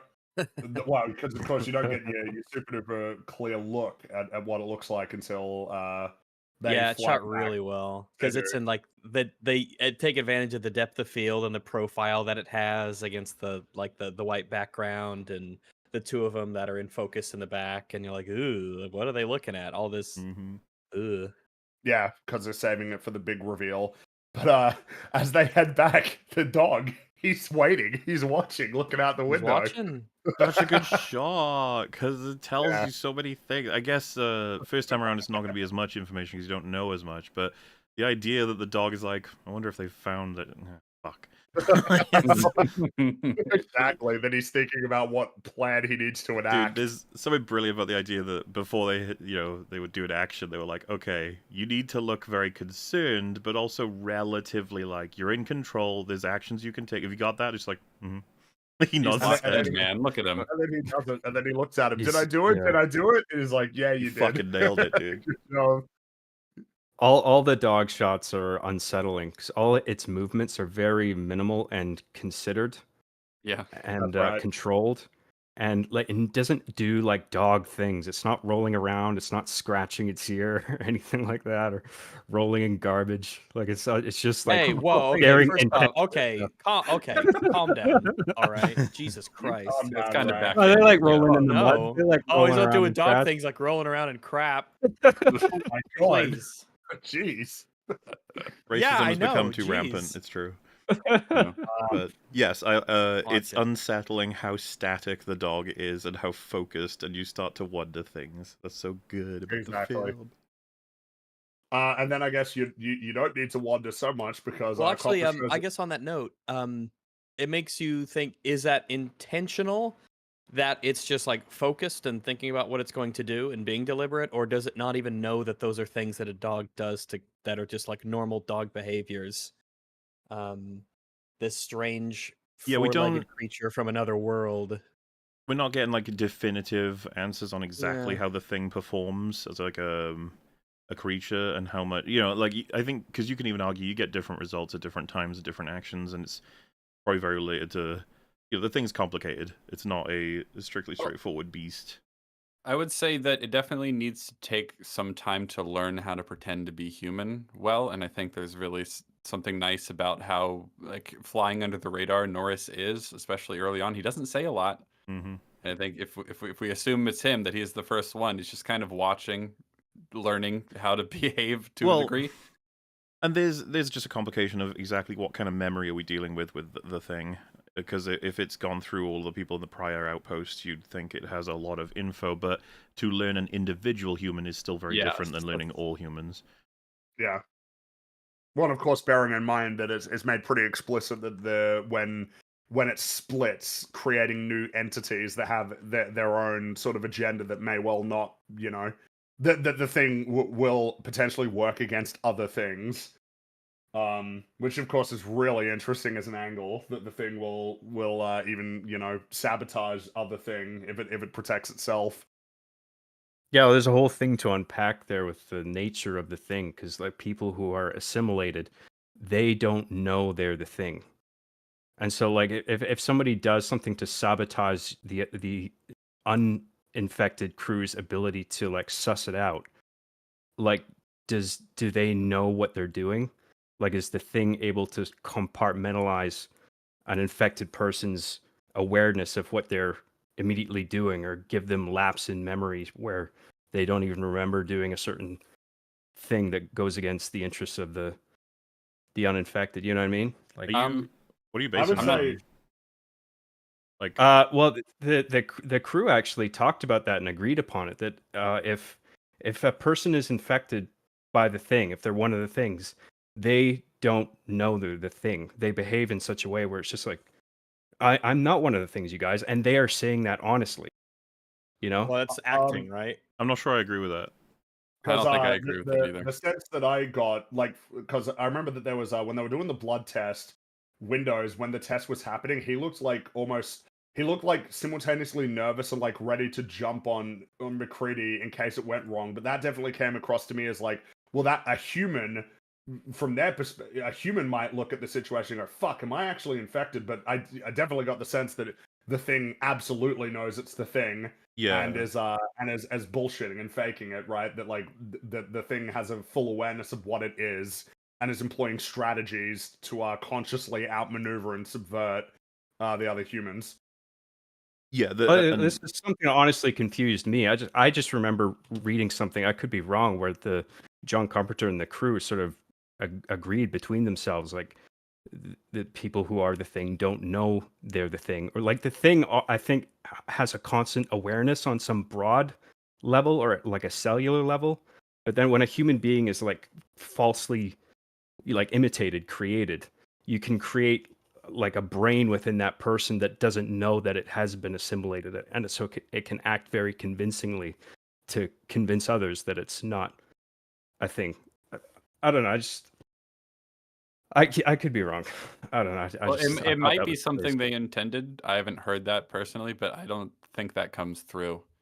I'm not getting that from the movie itself. Broadly, you know? most of the actions I think Okay. can be explained by the thing struggling to figure out exactly what action to take in certain scenes. As in, like, you know, that when it's tied up on the sofa with two other people, it's like it could just attack him right now, right? And it's like, well, it's just spending the most of that scene stressed out about like shit. They're getting closer and closer to figuring out that I'm the thing. I think I You can know? understand what you mean, John, and the idea that like the thing can, in a sense, part of what it means to be like effective as a in terms of like the performance is to have some understanding of like who the original person was and have the ability to reflect the actions of the original person in a way that they actually would, right? That like what it means to be convincing is to be almost like so convincing that you that Do you believe it? act as though it's like, oh, I am Norris, you know, right? Like this is Right. I am doing what Norris. This is what like who Norris is and what Norris does.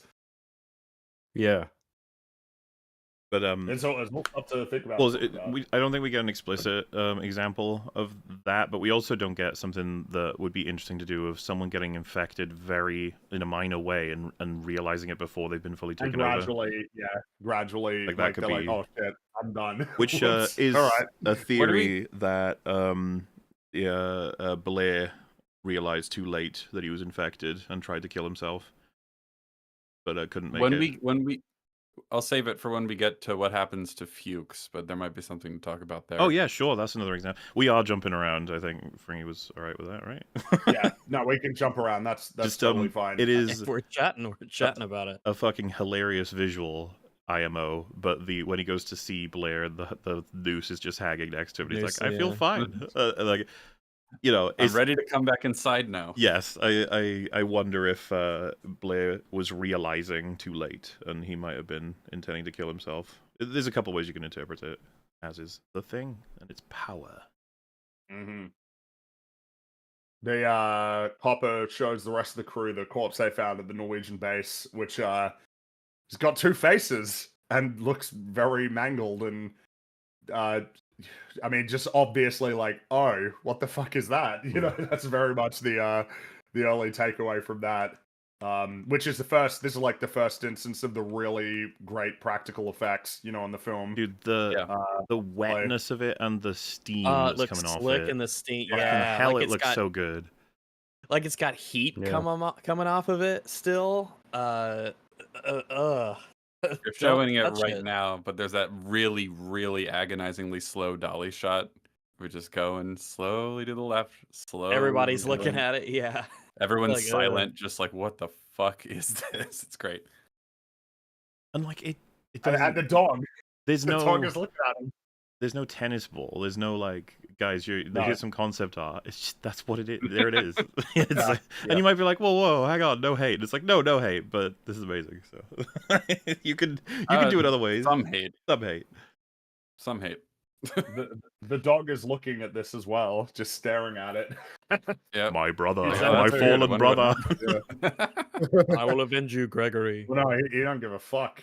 I think that's what we could conclude pretty definitively. Is Ooh, I the like thing that, doesn't yeah. give a shit about other things. When the thing like detaches, it immediately has its own Well, self-interest. I this is jumping ahead, but one that feels notable is when the head splits off. Palmer is the one who points out that it's getting away, and Mhm. Palmer is definitely the thing at this point. And I feel But like it will that help has to prove be- his. You gotta be It'll help make him kidding seem more me. innocent and more. I think so. I think it's a case of like because of course the characters make really good observations that like just because you pointed out like the thing that you want, like, this is jumping ahead a bit more. We'll talk about it when it happens again. But when Copper is talking about the blood and the sabotage and the test, Childs aptly points out, what, just because you came up with the idea for the test, that means that you're not the thing. It's a good point. Just because, like, these are the kinds of things that the thing would do to make itself look more like one of the crew. Yeah, So, classic Trouble in Terrorist Town. You know, give up your buddy to make yourself seem No innocent. Rags, Among Us. That was the first game that did this. Yeah. Well, I'm talking about the good one. Do we know for sure that Palmer is the thing by that point in the movie? yeah, because the blood test is right after that. Is it immediately after? I'm pretty sure it's like the next scene. It wouldn't think- be quick. If it wasn't, it wouldn't be quick enough. There's no way it's quick enough to where. I don't because think it would they're all work. together from that Takes some point time. onward. There's no chance for them to be instant infected they're between on then their and own. then, Exactly. All right, yeah. Because the general thing seems to be that every person who gets infected was isolated in some way. Yeah, because well, talking for about sure. I Blair, just right, couldn't it remember could how be- much later it was. Because talking about the idea that Blair could slowly have been infected, I mean, it could just as easily, and I would assume the much more likely one is someone just went out there Yeah. and infected Blair while he was on his own, because there's a couple of days that pass in between. So that seems likely. So yeah, I think it's safe to assume that Palmer is definitely the thing in that scene, and is sabotaging the other thing because he thinks it will help him. Which it probably would have, except for that blood test. That pesky is blood pretty, test. it's a pretty good one. I love how the 2011 for it. one does like, oh, it's the teeth. Look at the teeth and see who's got fillings. It's like, this is not as cool as the blood test. It's No. not. Open your mouth so that You we know. knew they had that meeting. They're like, we gotta have the blood test scene, but it can't be the blood test. We gotta do something else. Someone come up with The something. thing is that I'd be willing to give it a little bit of credit in the sense that it doesn't definitively prove. It only definitively proves who isn't the thing, not who is. Yeah, right? yeah. Somebody, because So he has people don't porcelain have fillings, fillings right? He in their teeth. mentions or something. Yeah, exactly. But still, it ain't as cool as a blood test. Anyway, No. Palmer is asleep in the radio room, and Gary wakes him up. Wait. Sorry. Before we move on from the yes, reveal okay. of the split face monstrosity, I first of all, because everyone's so talkative in this movie, I love that no one says anything. Basically, in Yeah. this scene, they're all just kind of they're looking at each other. They have no idea. And there's a really interesting detail where this is kind of the first inkling we have of anything like paranoia in the movie. McCready's looking around at everyone to see how they're reacting to it. Now, he's not paranoid yet, but it's just like he's taking the time to gauge how everyone's looking at this. They discovered it originally, so he's seen it already.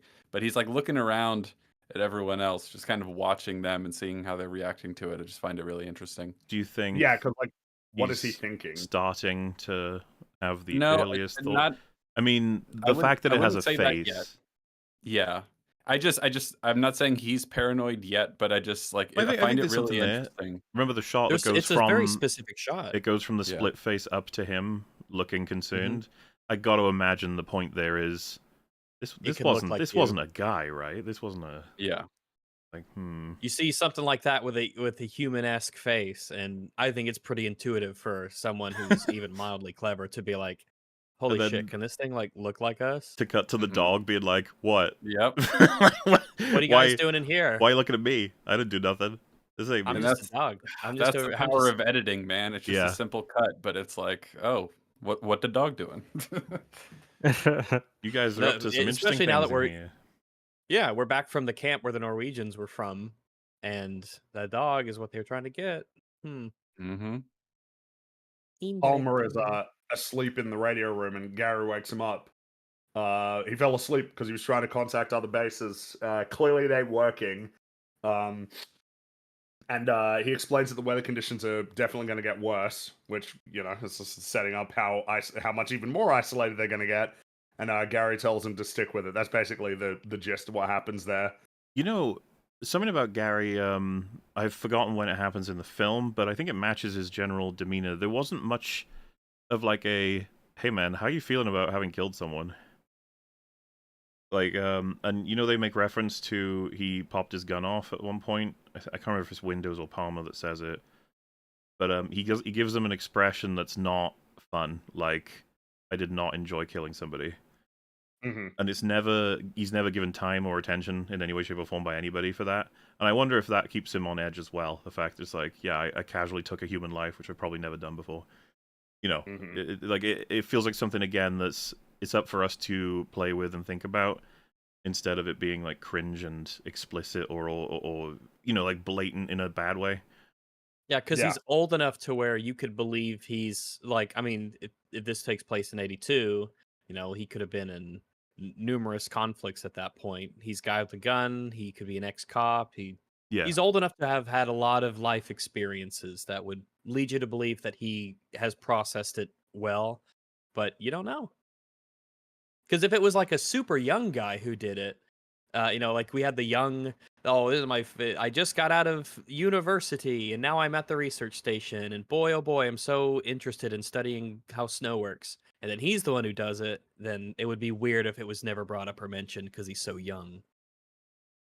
Yeah, and he deals with it well, right? Like it's to the point where I imagine none of them think that he's truly affected by it. But I just wonder if he is. He does seem relatively strung out in the film.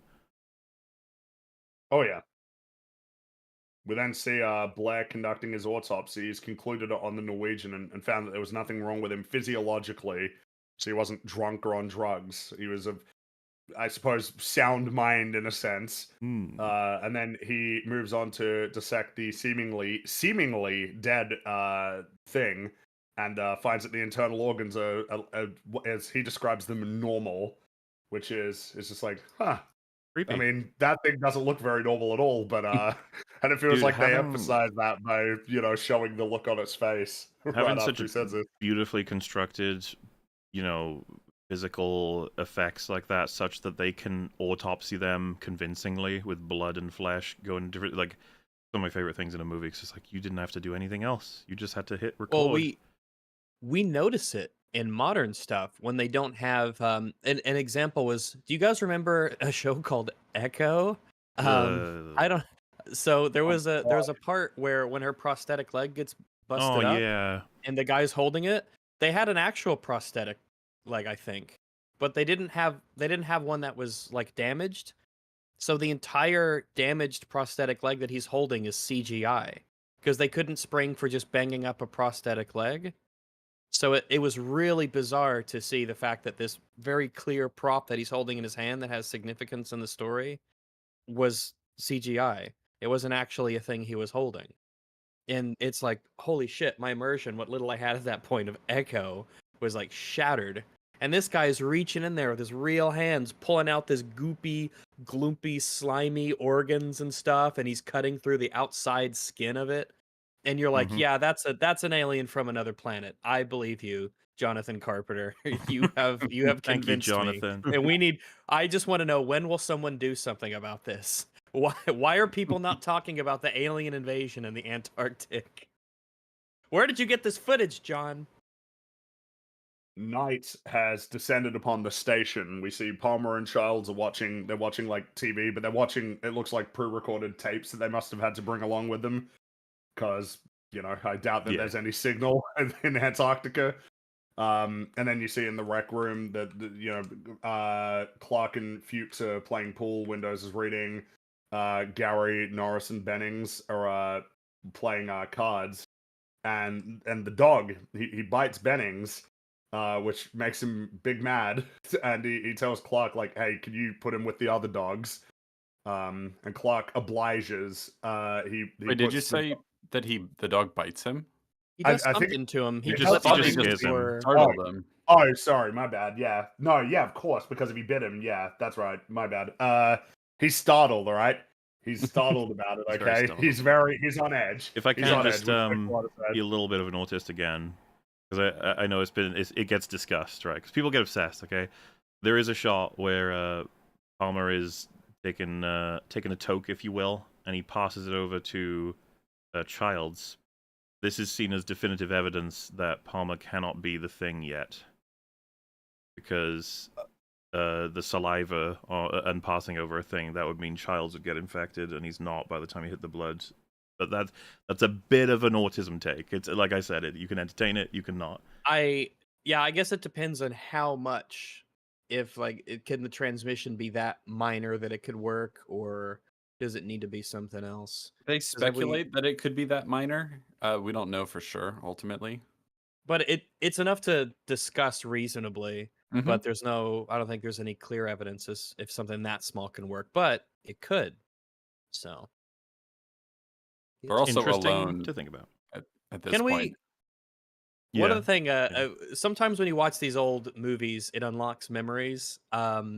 There is a scene where they're playing poker, and they have that poker. It's like a carrying case caddy thing where you have the handle in the middle, all the poker chips and the cylinders around the outside, and it's like this brown plastic thing with the cards in the middle. And I'm like, oh man, we used to have an exact one of those. And it was just it awakens the memories, all the cool little random knickknacks and gadgets from the olden days. Racism check for me or chat. That is Childs, right? Scene. That's not That's Knowles. Yeah. that's Lawrence Fishburne. It's Charles. It's Yeah, Childs. see, Ha! yeah. You guys are the racists, not me. He is. Yeah, Got because him. Yeah, That I think because He- Knowles is playing pool. yeah, Knowles is playing pool. That's Childs. Yeah. Yeah. Childs is he is not about to accelerate his life. All right. He's about to slow his life down. That is a Navy commercial reference. I realize will not be a global thing. Some people are like, Carrying you're right, on. I am racist. they're just like, all right, fine, you got me. Is he the black one with hair, the black one without hair? Is he the alien?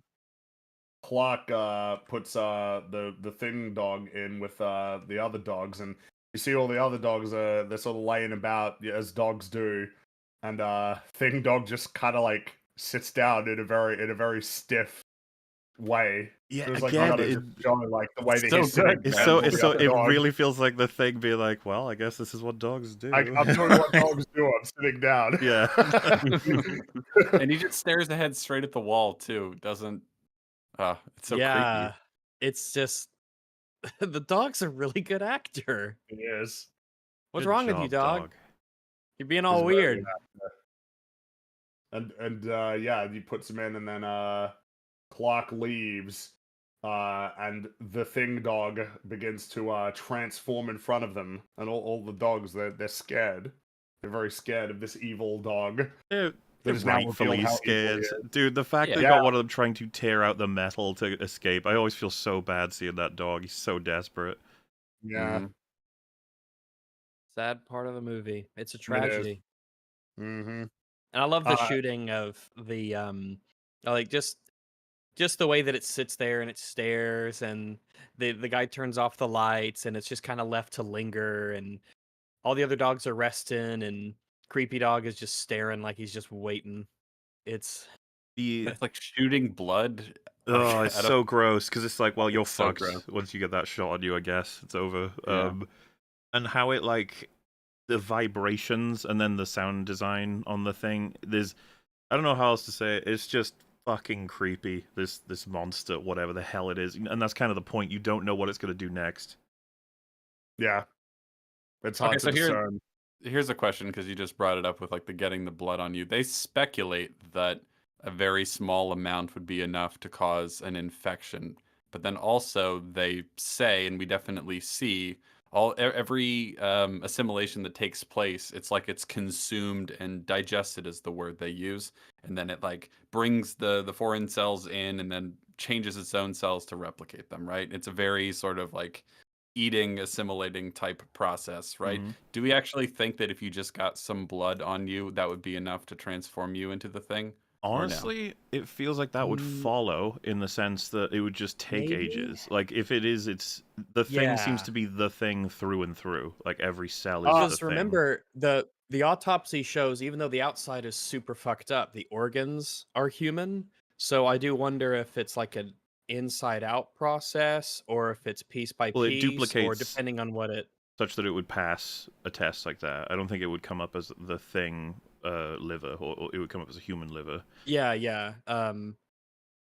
It's Because the it's- other bit of evidence would be that computer program he runs, but I don't know exactly like how that simulation, like what Well, it's based Well, on. There's I suppose the thing scientists- is that something to consider is that Blair basically considers all the dogs to be like a lost cause. Yeah. That's Yeah. what he concludes. He kills them all, Mhm. because he figures that even though because they show a couple of the dogs getting out, and those are the Yeah. dogs that are hanging around later that he eventually he gets.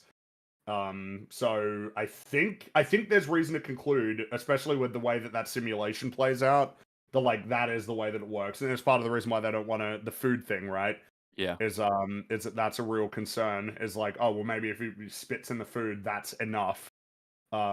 It All might of their be. assumptions are reasonable Oh, for and Yes, sure. exactly. intuitive. That's the thing. We don't know how many of their well, they're not random, but how many of the assumptions and the thoughts they have are necessarily true and accurate. But everything they think about is like, yeah, that's something you should be concerned about. The stakes are this high. This thing is a crazy monster from outer space. You need to play it safe and just assume a lot. Yeah, this is one of the moments I always remembered since I'd first seen it. I remember seeing this and just being like, fucking hell. What? It's so horrifying. Right. Oh, The way yeah. it writhes, the fact that you can recognize portions, but certainly not all of it. The combination of the effects here in terms of how, again, wet it is, but also the movement is strong. Like, it doesn't feel like a weak puppet. I don't know, man. Yeah, it's got weight to it. The way that it moves, it feels like it looks like it has a lot of mass to it. It's not too quick. Like the tentacles that are really tiny, they can move around and be really quick. But the big chunky part itself, it feels like it's got more weight to it in the way I that it love the moves lighting around. as And there's well. and Oh, yeah. The flashlights. Yeah. especially rewatching it, the one thing that's interesting about kind of how the thing and what it is and how it works is that when it first transforms out of the dog, is that the skin peels away from the face, then you see the skull on the inside, then the skull falls off, and then it's got like the weird Yeah. mouthy tentacle thing on it, and then when we see it later, we see that there's like either another dog attached to the back of it, or it is turning into another creature because you still see where the skull of the original infected dog used This is to what I be. meant about the algorithmic, like, horror that is the thing. Like, it doesn't necessarily understand when it's panicking or when it's trying to achieve something else exactly. The body parts are not constructed in a way that's supposed to match any given creature. It's just using information it has, and it creates a new form. It's definitely gives you the impression that it does what it does. Whatever the genes are, it grows as it goes, and whatever it ends up looking like, it kind of ends up looking like. Like it doesn't have a goal of what it's trying to end up being. It's just kind of like, oh, we'll put some eyes over here and an arm here. It's just and expressing itself. yeah, it's true. It's very artistic, And and we can appreciate that. Yeah. Okay, it's so horrifying. two little bits of evidence for the theory that it wouldn't be as simple as just getting some saliva on you. The one is that Clark is licked in the face by the dog, and it turns out that he doesn't have any thingness in his blood.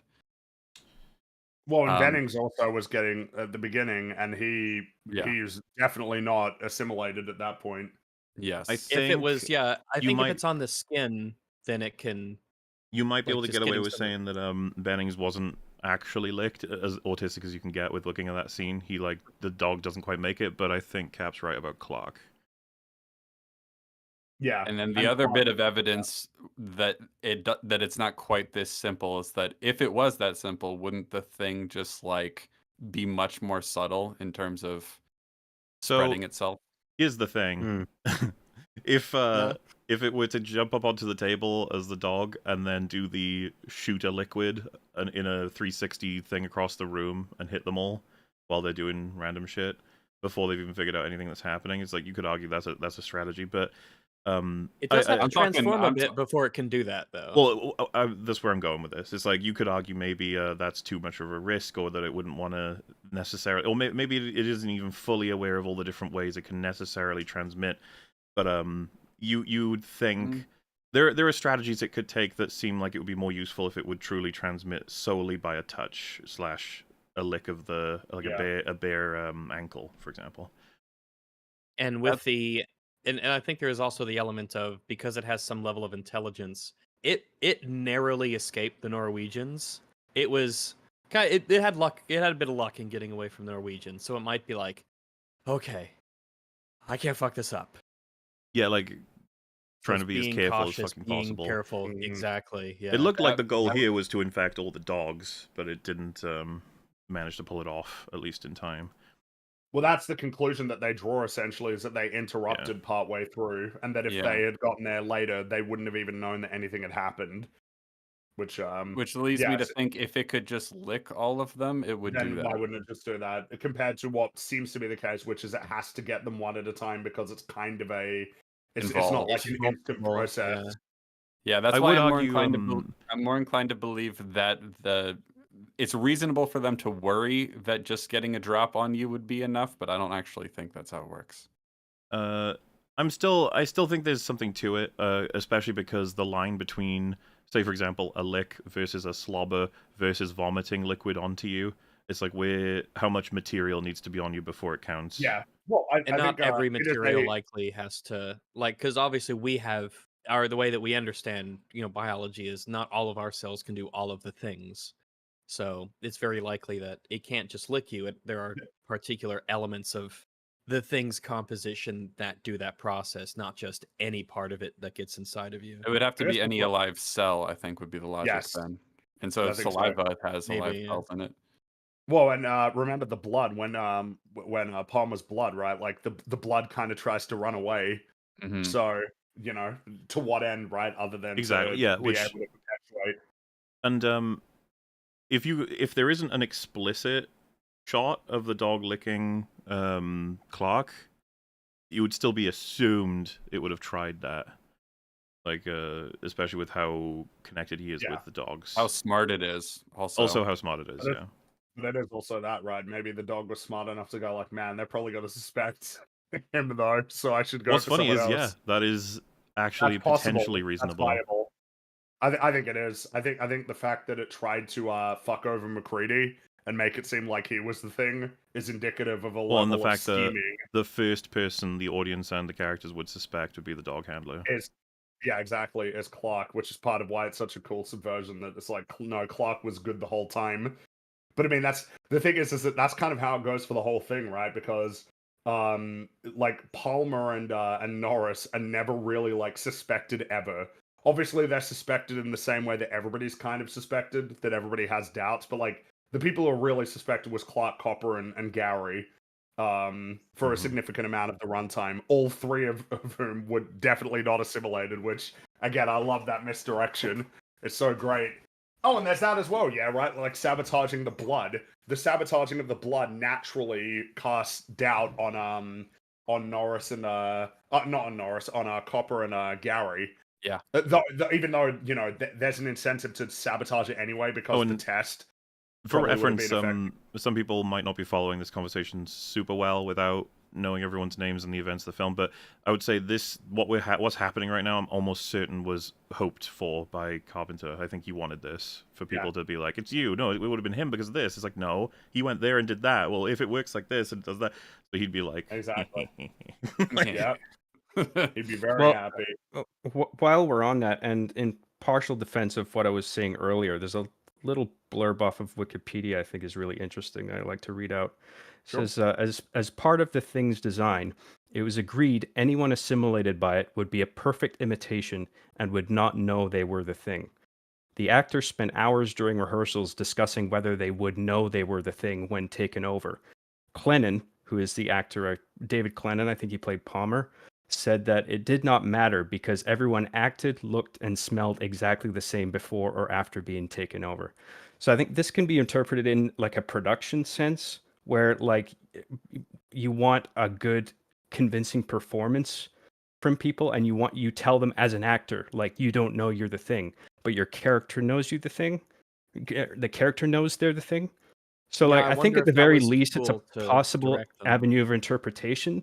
And I think that's quite cool because it adds to the horror because it's like not only can you not trust the people around you, but you can't even trust yourself, your own autonomy. I thought You the know what I reason that mean? they would have told them that is you get the most authentic version of their character. They're not worrying about trying to portray themselves as a thing version because the thing's version is supposed to be them. Right. Unless they have a direction of a particular scene where they want them to act out of character, so to speak. But yeah, I'd think assume they told them that big in order thing- to get the best performance. Because for me, Right. like the big thing that makes me come to the conclusion that the thing absolutely has awareness of itself is like the extent to which it will fuck things up, like and sabotage things. I suppose I could see a way of viewing it almost like that. Maybe I don't know. It's just like the idea that Yeah. the thing knows that in order to cast doubt, it would be a good idea for me to cast doubt on McCready. So I'm gonna go and sabotage and make it look like he's I mean, it's got stuff to do. assimilated so that it can cover me. I truly believe That sort like of it thing. has no interest in or has any function as to not knowing it's the thing. I think it always does, and it's always acting on that knowledge. Right. That seems Yeah, like- and I didn't mean to suggest that the thing doesn't have a constant consciousness and awareness. I right, think it right. does. But I'm wondering maybe like if somebody gets assimilated, the thing can decide when to allocate complete control to the imitation, and then that imitation completely believes they're the person, the original person, and just the thing lets them act independently, but then it can like come in and take over whenever it wants. And whenever the thing is doing some action through that person, it can make that person later forget that they even did that. You know what I mean? I was thinking about of a quote like that you could think about it through the lens of like, well, what exactly are we talking about, like in terms of like almost like philosophically the nature of, okay, well, so it's definitely like an alien that assimilates and has like an intent to spread, but at the same time it seemingly displays an awareness.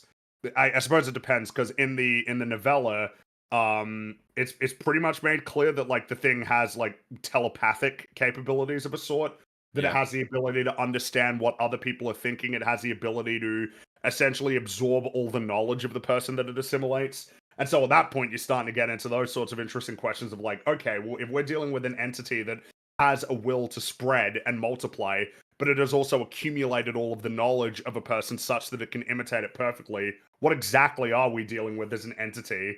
Like, how accurate is it to describe it as being a distinctly different entity, or that person, a continuation of that person, but with more of like a malevolent presence?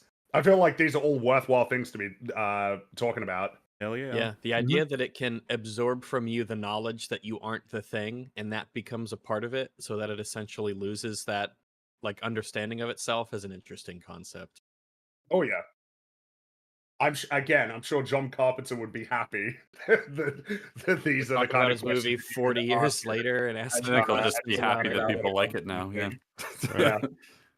Yeah. Back in the scene with the doggos, all of the guys come in and they see this happening, and they start blasting, and I think McCready hits one of the dogs, and Clark tries to stop him because of that. He tries to stop him from shooting. He's trying to protect his dogs, even though at this point they're doomed. But Yeah, I think the one he shoots yeah. is getting like wrapped up by tentacles Yeah, or that's something right. like that.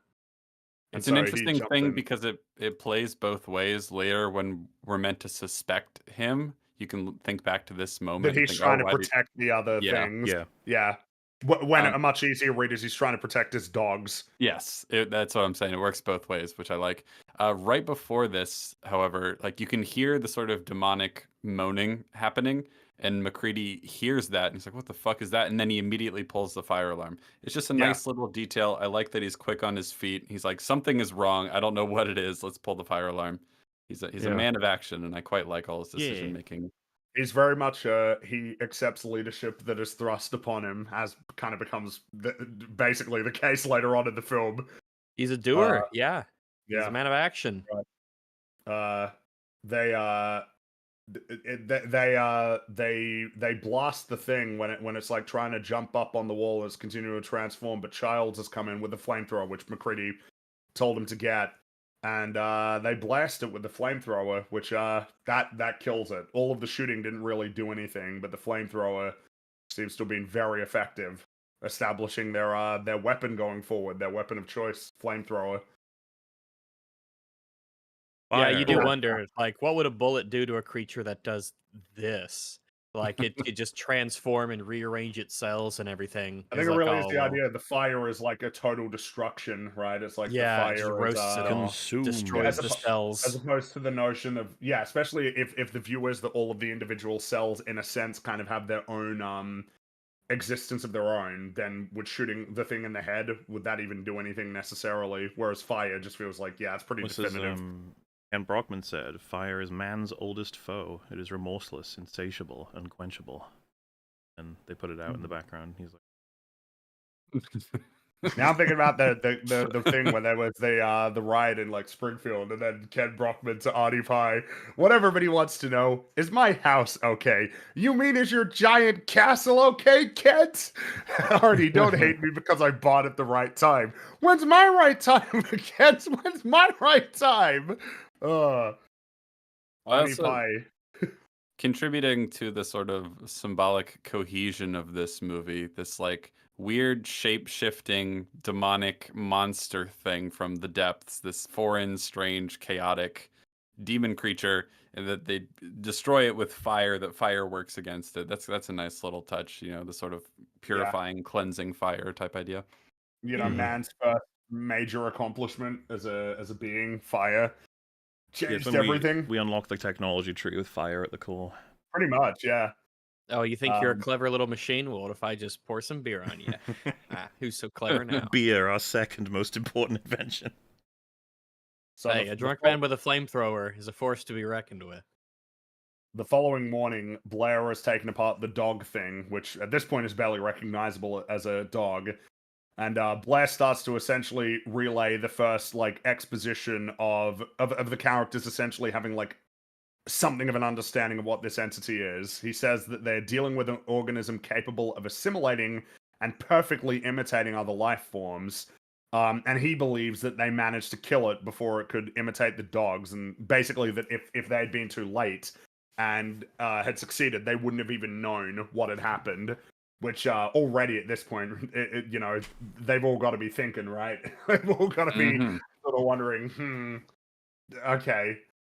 Can we talk about I just another thing, like at the end of the pencil, there's that, those things when people used to use pencils. For the young people, a pencil is like, it's like a little cylinder of wood with like a graphite core, and you'd use it to make scribbles and markings. It's a long lost old technology, but in order to erase it, you'd stick on the big like eraser tips that would go on the end of the pencils. You guys ever use those? And he's got one on his pencil, and I'm like, Yeah. oh, I remember my young days when we would stick those on the end of our pencils because we'd run out of eraser or whatever. They'd break off. Oh, those memories. Sorry, Oh. pencil. I've never heard of this weapon. How does it work? Pencil. So they used to, trees, they would like mulch them down and flatten them into these thin sheets of paper, and you would use the pencil to make like markings on it, like in olden times, like the Egyptians and stuff. And you could like use this to communicate with symbols with other human beings, and you could like give them to people and read the writing, and you could preserve them in like volumes that they'd called books. And it's a shame that the people don't use that anymore, but it was really cool. It was a really cool old technology, very very analog, very tactile. There is a fan theory, by the way, that this is where Blair gets infected.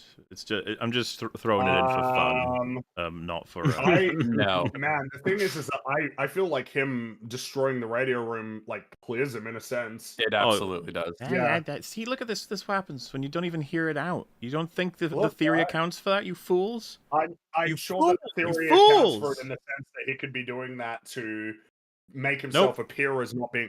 Oh, all right. Yeah, there you go. Sit down. For it. Okay, Yeah, let's hear Listen to it. the wonderful fan let's hear theory. it. So as you can Alright. see, gentle viewers, he taps the creature with his pencil, and then he moves the pencil to his lips. Oh my god! He's donezo. The particles have moved, the cells, the phlisms. And so now it's moving through his body, developing, changing. And he, all too late, realizes the nature of this entire situation, goes nuts, and then they put him in the shack, and then it overtakes him while he's in there. Fully. I mean, that's an idea, but I feel like the way more straightforward one is he is actively working against the thing because he's a human, and then later on when we see him, somebody got to him. That's the regular theory. That's the regular theory, and that's the one I believe. That's It's still a what better I think. Okay. Okay, I was just Yeah. presenting a fun little fan theory. good I thought for it was you. fun. Good I for didn't mean you. to make you so mad. I'm sorry. This is the moment he got diabetes. Um, Aw.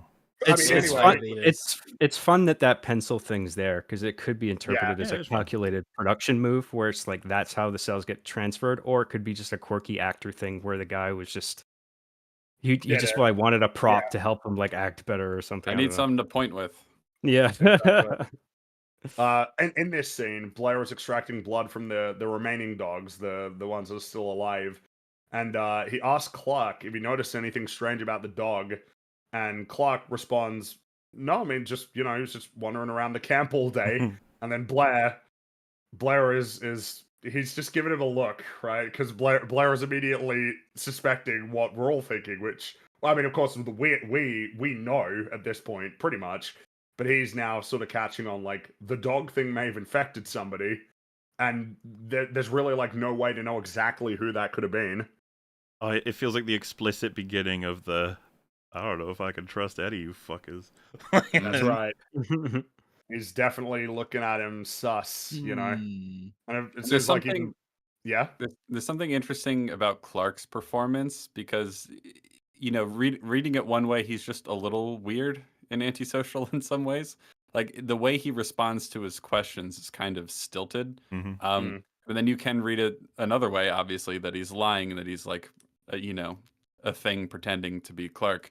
But there's just something off Yeah. about his performance here that the first time around, it's very easy to suspect him. It's very subtle. Yeah, I do like that. Isn't it out? Yeah, enough for you to believe that that's just how people are. Some people are just like that. And now the whole crew is examining the tapes that Copper retrieved from the base. And it looks like the Norwegians found something buried beneath the ice near their station. And then Norris figures out where it is on a map. And McCready, it was mentioned before, this time, even though the weather is even worse, McCready heads straight out, even though the conditions are not great. And they fly out, and when they get there, they discover an enormous alien spacecraft that the Norwegians were excavating from the ice. It is huge. It is very, very large. You got to show them, Mauler. I know everybody knows what it looks like, but still, you got to So show them neat. how big it is. It's really cool. It's a really neat look, and it looks cooler with all of the ice and snow on it than in the 2011 one, where it's all pristine. Even though I don't even know why it would be when it was under the ice and covered in ice for so long. But Yeah. anyway, The big It's, wide shot's a really cool matte painting. The- I like yeah. it. Honestly, It's a beautiful matte painting. Yeah, and When it looks so good still. when they Yep, go go ahead. into it in the 2011, and you're gonna have to help me out on this because I didn't rewatch it. Isn't there some kind Yeah. of crazy machine in there that's like a bunch of cubes or It's a something? bunch of like cubes, yeah, a bunch of little cubes. I remember and seeing it that looks and being like, suspended in the air. "Bleh, CG mess, No, I don't. Well, sci-fi yeah, bullshit." it's yeah. I mean, the thing 2011 has aged a lot worse than the actual thing. So It's people- not canon. I'm Look, sorry, it's Matt's not. painting. Whoever this Yeah. Matt Matt guy did a is, good job. Yeah. Matt does a He good did. job. He does good Yeah. work. This Good Matt job, guy. Matt. And yeah, this is where they say they conclude that that must have been under the ice for like at least 100,000 years. And then they also find the ice, carved out in a rectangle. Which Well. that confirms the thing was doing a Sauron impression from Rings of Power, and he flopped out onto the snow, and then he got all frozen. Oh no! God damn! Don't remind me of that stupid show. Are you the thing? We got I have had many names. 2-year fucking grace period, okay? We don't Yeah, have to this think is- about it's- Rings of Power. But more It's people really are cool, talking like- about the thing than are talking about Rings of Power. It's really cool, like staggering this because at this point we're pretty decent way into the film, not like halfway, but it's taken a while good of- before we even Mhm. realize like the true nature of what's going on, and we haven't really learned the true nature of what's going on yet. There's still a lot more to be uncovered. I just like that it's all staggered very deliberately. So On the scene where they are roping up to start descending into to go down towards the spaceship, there is, by having it in the Antarctic, you get a really good built-in reason, and forgive me if someone's mentioned this before, we talked a lot, but it gives you a good reason to have a lot of people's faces covered Yes. in a way that is Mhm. not suspicious. Yeah. Because Yeah. like you're outside, of course you're going to cover up your eyes, the windows to the soul, as we all know, and you're the mouths and the heads. Everyone's wearing hats and hoodies, and they're kind of it, and it kind of gives them this hidden kind of quality. Yeah, when you can't McCready's see wearing who his it is. hat. Well, He's and wearing yeah, his he's- big old hat. He's Correct me got if the hat, I'm- and it's like a cowboy hat with the four. Yeah, it's like a goofy hat, but that's his hat, and you're gonna wear your Right. hat. God damn it! Correct me if I'm wrong. One of these is the thing, right now. Yeah, Norris. Yeah, Norris yeah. is here, and he's the thing. So yeah, that's so right. fucking interesting, isn't it? That he's like, oh gee, what's that? What's that connection? And Yeah. Oh, I wow, know how nothing crazy. That'd be funny if it was so obvious and deadpan like that. Yeah.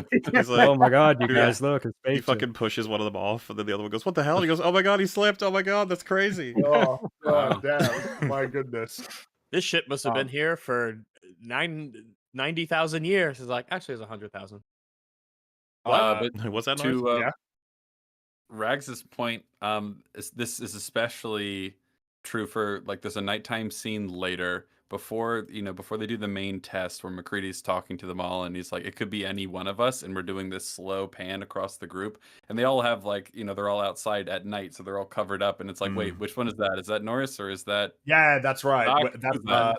that's after Bennings, and Yeah. it's very much that they've got a whole bunch of things obscured, which again, it makes sense for the environment that they're in, but you also get the sense, well, this has to be deliberate, right? Because it's making it harder for us to even discern who they actually are, let alone whether or not they're the thing. Mhm. Oh 'Cause, yeah, it's there an are extra sometimes when you're layer. watching it, you're actually like, I'm like, wait, is that Fuchs or is that I can't tell Well, so- sometimes. This is something I was going to bring up once we had hit a certain point. This feels good enough. I have a feeling plenty of people would have saw this and been like, "Man, when's something going to happen?" Like we've gotten the one scene with the dog going blah blah blah, but like I feel it's just a bit slow.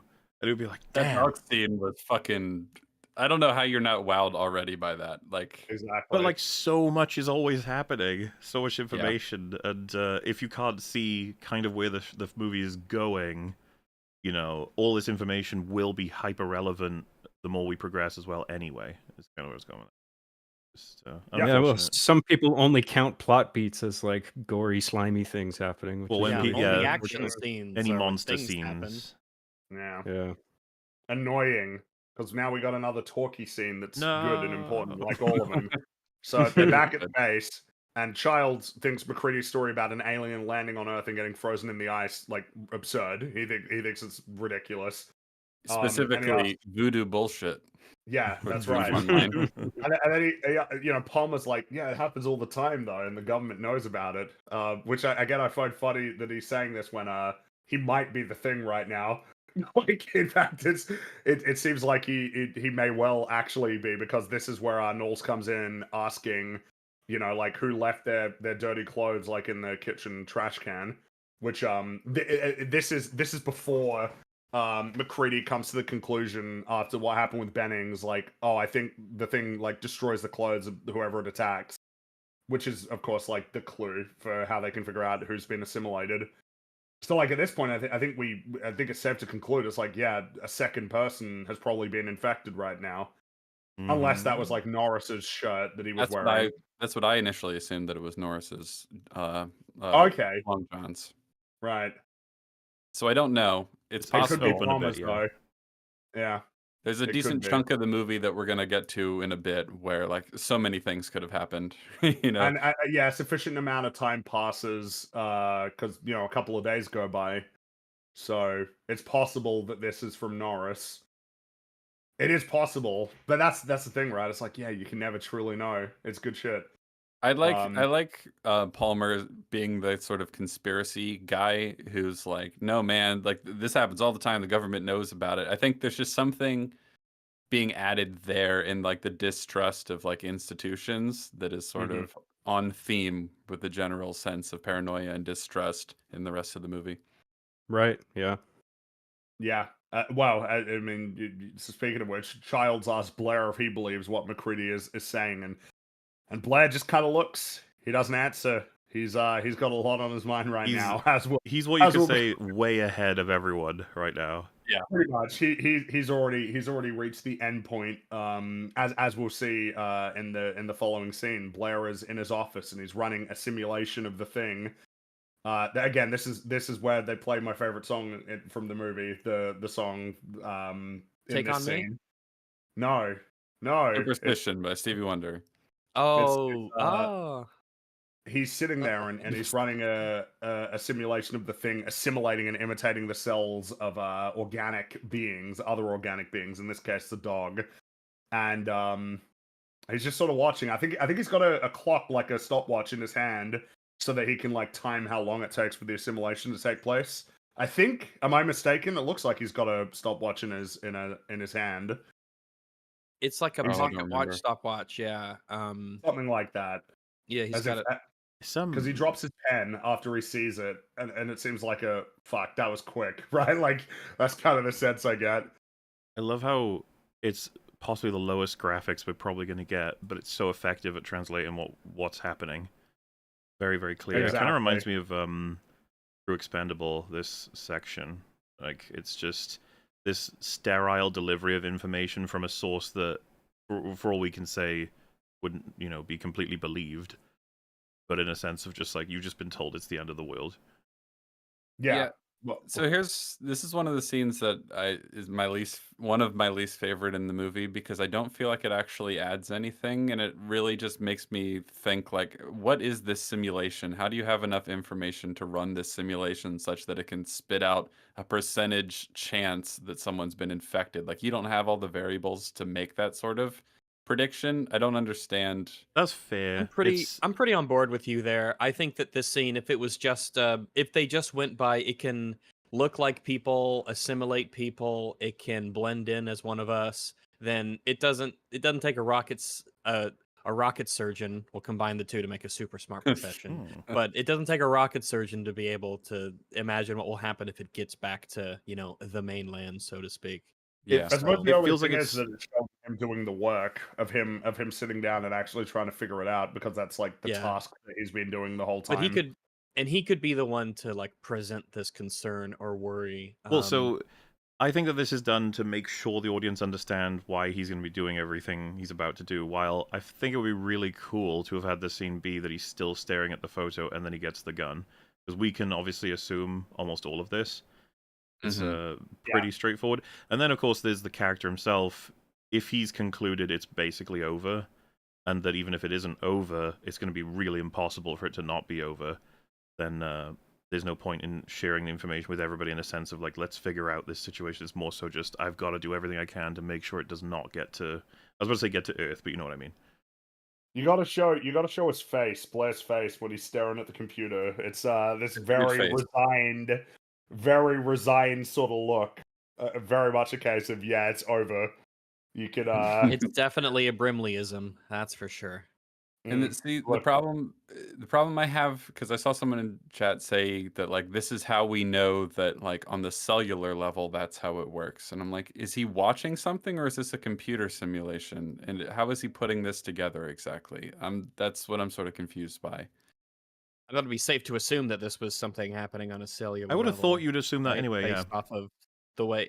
I mean, not to be a Luddite or anything, but you could tell by the way it looks. Oh my god. What? Wait, what do you mean? I think this. No, I think. Sorry, go ahead. Wait. What do you? No, I'm saying that. Okay, so is what's happening on screen that sort of technological? That a visualization of cells attacking each other. Is that something being recorded, or is that something that he's running on a simulation? I guess the answer to that question is I have no clue exactly what the nature of this program is. I don't know either. It could be either, from my view. Is this proof that that's how it works? It's enough to get him to believe it's the case. I think we're meant to conclude that it is. That's the thing. This is what it's doing. So this is a result of him with the blood samples, correct? Yes, I think so. The samples, like, from the dog. So we'd have to assume then information has passed through something scientific, and then the computer has generated a simulation to present the information. Based on it. In which case, yeah, far beyond any tech they would have there. Look, alright, we see it though. Look at this computer. Well, no, I'm interested in the critique from a storytelling standpoint, not a technological one. Mm-hmm. because I Yeah. agree. I think I mean, that this is unnecessary, but I don't hate it or I anything. like the visuals though. I like the I like the visuals as well. what you were saying before, the low resolution. You know, there's something about it that's quite effective. Yeah, I think I liked Mahler's idea of like the idea of playing this off of the guy just staring at the photo for a huge Yeah. length of time and then grabbing the gun, because it seems clear to me the obvious reason this is here is to bridge the gap between him sitting staring at the photo and then going ape shit, breaking I think it's everything. for the audience as well. I just think- to make sure it's like, Just make sure. But like I let's I go. like Here's why the he's yeah doing this. Yeah, taking that step. for the audience. I like the visual clarity of the simulation indicating what's going on at a cellular level, Yeah. and also the fact that he is explicitly considering the planetary scale of this thing. He's not just worried about him and his team in the Antarctic. I mean, you that's you what. could Like Muller said, he's well ahead of everybody else. Yeah, like while Yeah. everybody's realizing it can even do things to humans, and then that we can't trust anyone, and then that will this lead to all of us dying? He's already ahead to what if it gets out of here? McCready basically arrives at the same position as Blair, but that's like right at the end Yeah. of the film after the generator gets killed. Well, and it's so fascinating as when you get that far, how much do you say to other people? How can you know? What can you do? Because like, if you tell them, they might work against you. absolutely He's on his own. isolating to learn all of this. Yeah. But hence he loses his shit quicker than everybody else. But at the same time, he hasn't really lost his shit. Like he's got a point, right? Like, if the thing gets out, then they're fucked. So, maybe he needs to take that decisive action. Which, I mean, he basically goes about it very quickly and very methodically as well. Sabotaging the helicopter, destroying the radio room and everything. Yeah. We see McCready in elsewhere examining the tattered clothes that Noel's found in the kitchen. And then he gets called over the radio. Copper wants him to collect his stuff because they're moving the dead thing into the storeroom. And so he heads there. Bennings and Windows are moving the dead thing in there, where they're going to lock it up. But then Fuchs approaches McCready and says he wants to speak with him alone. As we'll find out about Blair. But they leave. And Windows, he says, maybe we should burn that dead thing. But Bennings reckons that one of them's going to win a Nobel Prize for having found it. Which is fair. It feels like famous last words, though, because as Yeah. soon as Windows leaves, you can sort of see the blanket, the tarp over the thing. It kind of like moves a little bit, and then you see it bleeding onto the floor, which is very neat. It really doesn't move much at all, but I love that shot. It's so good. Very subtle. Yeah. You gotta show it. Do it. Oh yeah, they once again we're playing with depth of field to it, just a little bit. Yeah, just moving around a little bit. And this comes across as it waiting for the right opportunity to attack. Right, he's sort of been dormant for a while. Yeah, I like that. There's certain things you don't see, and it's like for betterment of the film. Like it's very in your face in some ways with like the creatures. Like there's some shots where it's just like you see the thing full on, but there's certain things where it's like, if you saw Bennings like actually like a tentacle comes at him and then it's like, oh, and he's struggling with it, that would have been less effective. I like that it's so jarring that when you come back into this room, you see him in such a horrifying state. It's like jarring. I love the cutting back and forth rather than showing you every single step of like what happens to somebody. Well, there's a lot of horror in what you don't see, which feels like the emphasis of this film. Obviously, seeing the monsters, seeing like the thing begin to transform into these horrific forms is very startling. A lot of like the horror comes from just the general sort of distrust and not knowing what's going on and the things that you don't see. The lack of knowledge is very disempowering. Yeah. Yeah. And it's literally the best of both worlds. When you do see it, it's the scariest shit you've ever seen in your life. And when you don't see it, it's the scariest shit you've ever seen in your life. It's top notch. What can you say? Full box. Good job. Even when it's in a single scene, like the cutting back and forth, like when the guy's in the chair, for instance, you see him just sort of writhing around at first. There's no effects. Cuts to someone else, cut back to him, and it's like grotesque. I love that there's like that little gap of not seeing.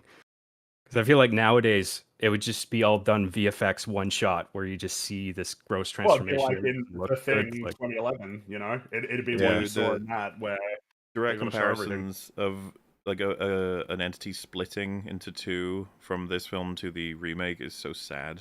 Like, it's just sad. The Yeah. fucking CG versions suck. Yeah, it does. So outside, Fuchs tells McCready that Blair locked himself in his room and refuses to answer. And he then reads Blair's notes where he wrote that the thing wants to assimilate life forms on Earth and that it needs to be alone with another life form to assimilate it. And he also notes that there was still cellular activity in the burned remains of the dead thing, to which both McCready and Fuchs seem to immediately recognize, wait, shit. That's not good. oh, That's shit. less than ideal. Yeah. And then we see Windows, he's inside, and he sees Bennings on the ground getting assimilated by the dead thing, which is very spooky. It's like, oh shit. Because Yeah. Bennings was in there alone for a while, and I mean, it says something, right, that the dead thing knew to wait until it was alone, like even the dead, seemingly unable to move, barely functional one is still sort of clever enough to lie in wait like an ambush, and set the ambush. But yeah, Windows sees it, runs outside and tells McCready and Fuchs, but when they go back to the storeroom, Bennings is gone and the window has been smashed. And in the shock, the panic, Windows drops the keys. And then they run outside because Bennings, they see him, he's shuffling outside, and they all circle around him, and then we see he turns around and his hands are all floopy, and he lets out a guttural howl. Look at him. Oh, There he it's so is. good. It's like you caught me Yeah. right before, you Yeah. fuckers. Now I'm gonna scream at you, and then McCready sets him on fire, knocks over the barrel, and then throws the flare at him, and he goes up in flames, and they're all watching. Because now it's like, oh well, shit. Now everybody understands. Yeah. Everybody gets it now. Everybody's on the same page. They know what's going on. Yeah. God, I love the colors in this sequence. There's it's just so vibrant, even for something that takes Even though place it's in such a nighttime. yeah, it's nighttime. It's such a bleak setting, but you can see what's happening. Movies used to be able, you could see what was happening in movies at night. It was fun. I remember movies. It's not. Yeah. Yeah. And up he goes. And then McCready grabs a flamethrower as he explains to Gary that the thing was attempting to imitate Bennings, and Gary, he falls silent for a bit, and then he says like, well, no, but Bennings is my friend. This is them I know him for essentially 10 setting up years. to continue like destroying him, but McCready is like unmoved. He says they got to incinerate him. Yeah. And that's what they do. They go outside, they dig like a trench, and they put him there. They put the dead thing there, and then set it ablaze. And while that's happening, they're like, oh yeah, Blair's not here, because he's still locked in his room at this point. But And there's a then, nice Yeah. really quick. There's a nice detail when they're burning everything else, and McCready asks if that was all of them, and Norris says there's nothing left. Norris though. Norris, you sneaky Numbo. little butthole. Norris, he is, yeah. So they're still outside, and Fuchs says that to McCready that he can't find Blair, and that Windows is still trying to contact other stations, and the rest of the crew is in the rec room.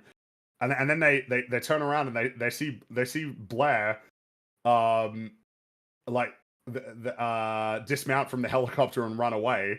And then when they go up to the helicopter, they realize he's destroyed it. Like all of the gear and equipment, like the dashboard and everything is fucked up. So it's like, oh shit. And then they hear a gunshot coming from inside the station. They run back in, and they find Blair rambling as he's taking an axe to all of the radio equipment and destroying the crew's means of contacting the outside world. And then Childs lets them know as well the tractor has been sabotaged, so he's been a busy bee. Yep. Like while all of this has been going on, he's screwed them all over basically, but saved the world almost certainly in the process. I suppose what's interesting is that I think we have to conclude like that the thing would need to get to McCready in order to fly the helicopter. Mm-hmm.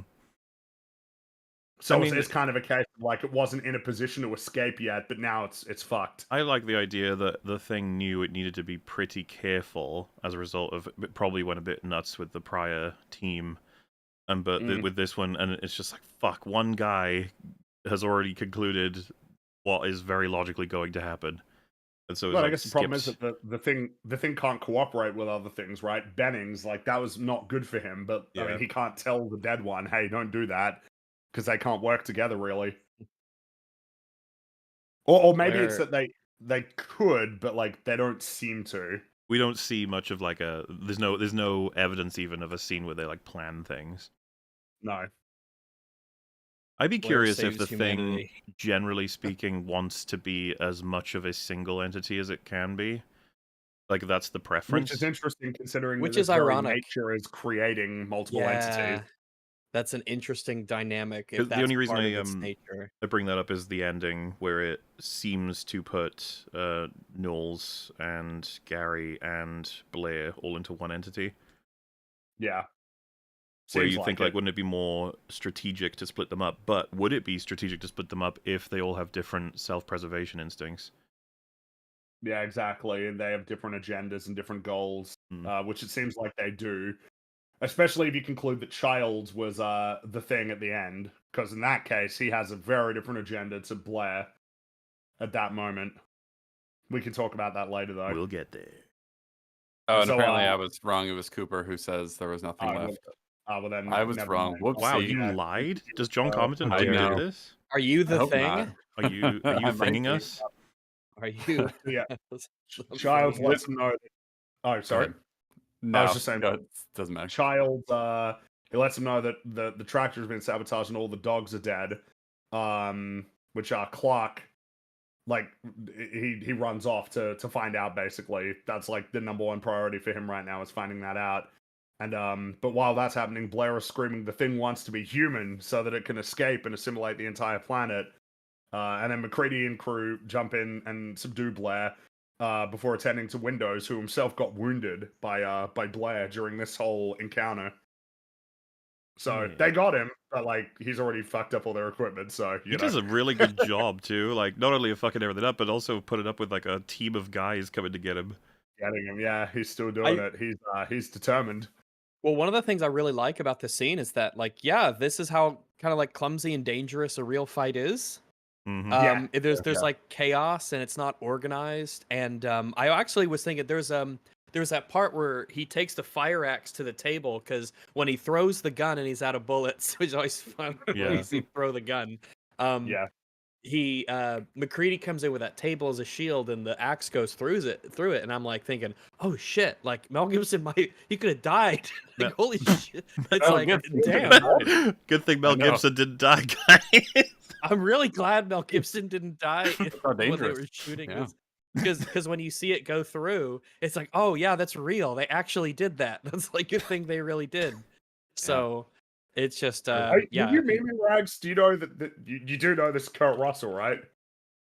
Oh, is that? Oh yeah, Kurt Russell. I get him. I listen. How the fuck do you mix I those actually two? get Rags the is two. the thing. I actually get the two. You actually weren't confused a moving. lot. You mixed up. How? I just mix up the names. I just mix them up. Kurt Russell, Mel Gibson. I just constantly mix up the names. I don't know why. They don't even look remotely the same. Yeah, I I too know. mix It's up just- I Morgan just Freeman do. and Christopher Lee. They, Oh my they're god! just too similar. Oh, well, that one's pretty understandable, but Rag. mine's hard. I just I just thought mix you up were their meaning. names. My I mistake. just mix up their names. All right. Holy shit! Mel Gibson. Mel Gibson almost died in the Well, that's how Antarctic. dangerous the scene was. Yeah, It was I know it almost there. killed Mel Gibson. To be clear, if the thing escaped and infected humanity, Mel Gibson would have been killed. Yes. Now I'm just thinking of Kurt Russell and Mel Gibson movies like Braveheart, like him as William Wallace and stuff. You know what? You probably would have done a good job. Kurt Russell's Yeah. great. I mean, look at him. Yeah, you see him here. He's got the beard and the hair. And Yeah. ooh, actually, hey, listen, sounds good to me. Let's give it a try. Patriot. I Yeah, can't remember his name. The guy. Yeah. Who knows? that's his No, name, Patriot. Benjamin Button. In any case, Clark. Clark Franklin? finds What? out that the doggos are what? Huh? Benjamin Franklin. You're into That's the why I said clock. Benjamin. He found out about the doggos. That's sad, and you're here laughing. That's Benjamin true. Franklin and Benjamin Button, I get them mixed up a lot. Also, Ah. Breaking Benjamin, I get the three of them confused a bunch. Shut up, Mel Gibson. But yeah, the doggos. Blair killed him. Clark is horrified by this discovery. I mean, understandably absurd. so. What I find Yeah. It's, interesting too is that an axe to the head of a dog thing wouldn't actually kill it, from what we understand. No, it point seems being, like the dogs were actually fine. yeah, but I would still yeah. defend that probably was an okay choice from him because one, they could always turn into the thing; they're ready to go if you don't kill them, and two, at least that would tell you, as in like you hit them and it goes, blah, blah, blah, blah, blah, you'd be like, oh, that's a thing. They're sled dogs. So that's a Oh, mode that's of a good point, too, yeah. transportation away. Oh, you're right. Yeah, that's true. That's true. Look at that! Actually, that's a Look good at look point, at this film. Look at it go. Wow, Yeah. this movie isn't shit after all. And so, yeah, Roger Ebert, god damn it. Well, he didn't say it was shit. He said it was 2.5 out of 4, same as the thing By the way, in 2011. Unlike fucking science, there's a 4-star reason rated for the dogs system to die in this. feels so odd to me. That is strange. Yeah, that's When someone four? says to you, Bizarre. "I'm rated out," I gave it 2.5 stars. You're like, "Whoa, whoa, whoa!" You're out of 4. You're like, "Oh." Oh, Is it so like that's- you trying to be so that's like special? a You trying to have like your own 6 fun or- little system? Because everybody uses 5 or 10. Yeah, because 5 That's is what half of everybody 10, uses. so... Cap, I But a feel like you 4 know is the answer to weird. this. What does Letterboxd use? Is that 4 or is that 5? That's 5. 5. 5 Everybody and 10 uses seems like 5. the way everyone Yeah. does it. Except for I mean- hotels. Hotels are 4 stars. Right. No, No. hotels are 5 I stars. thought hotels could be Forbes- 5 stars. Yeah. Are you That's sure? true, yeah. Yeah, I'm 5-star very hotel? sure, I yes. I was about to I say thought that was 5-star the thing, hotel feels yeah. like a As- thing, doesn't it? Well, here, Yeah. my first gig was in a Forbes 4-star hotel, and 5 stars is an option, but the higher you sure go, about it's just... I am 100 Yes, fucking I am- percent sure. I am as actually someone who 100% worked in the sure. hotels, Yeah. Oh, they, well, they I don't gave me even the need reasons that. why they don't go understand. for it. 5-star hotel is just a colloquialism for a very, very, very, very, very nice hotel. Yes, That's but a definitely a- 5-star definitely a term. Forbes rated hotel there's a reason why they're so rare, because of all the amenities and services and things that you have to provide to keep up Do they those have standards. their own Michelin guide to establish, a hotel as being Yes. 5 stars? Yeah, probably. Yeah, the Forbes I see. the Forbes standards, and I think there's one for Ah. Europe, like the Condé Nast Johansson something, but That's not. Yeah, Rav's Forbes is coming in with typically this the one that's detailed used. knowledge of the hotel. Hell yeah. You know, Why do you Yeah, think we man, have I him was on the around? inside. It's not for the Mel Gibson Yeah. references. I'm telling you. Because when I asked that once when I was there, I was like, so why don't we go and try to be a 5-star hotel? Because we were the only... sorry. Someone in chat has just said something that feels like it has to be said. Have you never heard of the colloquialism? Use fucking Google, man! Sorry, Rex, go ahead. No, when I asked why we don't become a 5-star, the answer was essentially twofold, being that one, we were the only 4-star hotel in Arkansas at the time, and in order to go from 4-star to 5-star, it would cost so much money. You need so much stuff and expenses to keep up the standards that it just was not feasible and it wasn't worth it. Because what's the point of being a 5-star if you're already the only 4-star? And 4-star hotels are really nice, but it just wasn't worth it. So All right. 5 stars All are real. right. They're out there. Yeah. Yes. So the next day, the crew lock Blair up in the tool shed. Blair says he doesn't know who he can trust, which McCready very much gets. And then McCready tells Blair to trust in the Lord, and then Blair tells McCready to keep an eye on Clark. Which, of course, at this point, you would already understand that that's something that he was wondering, but now it's been made explicit.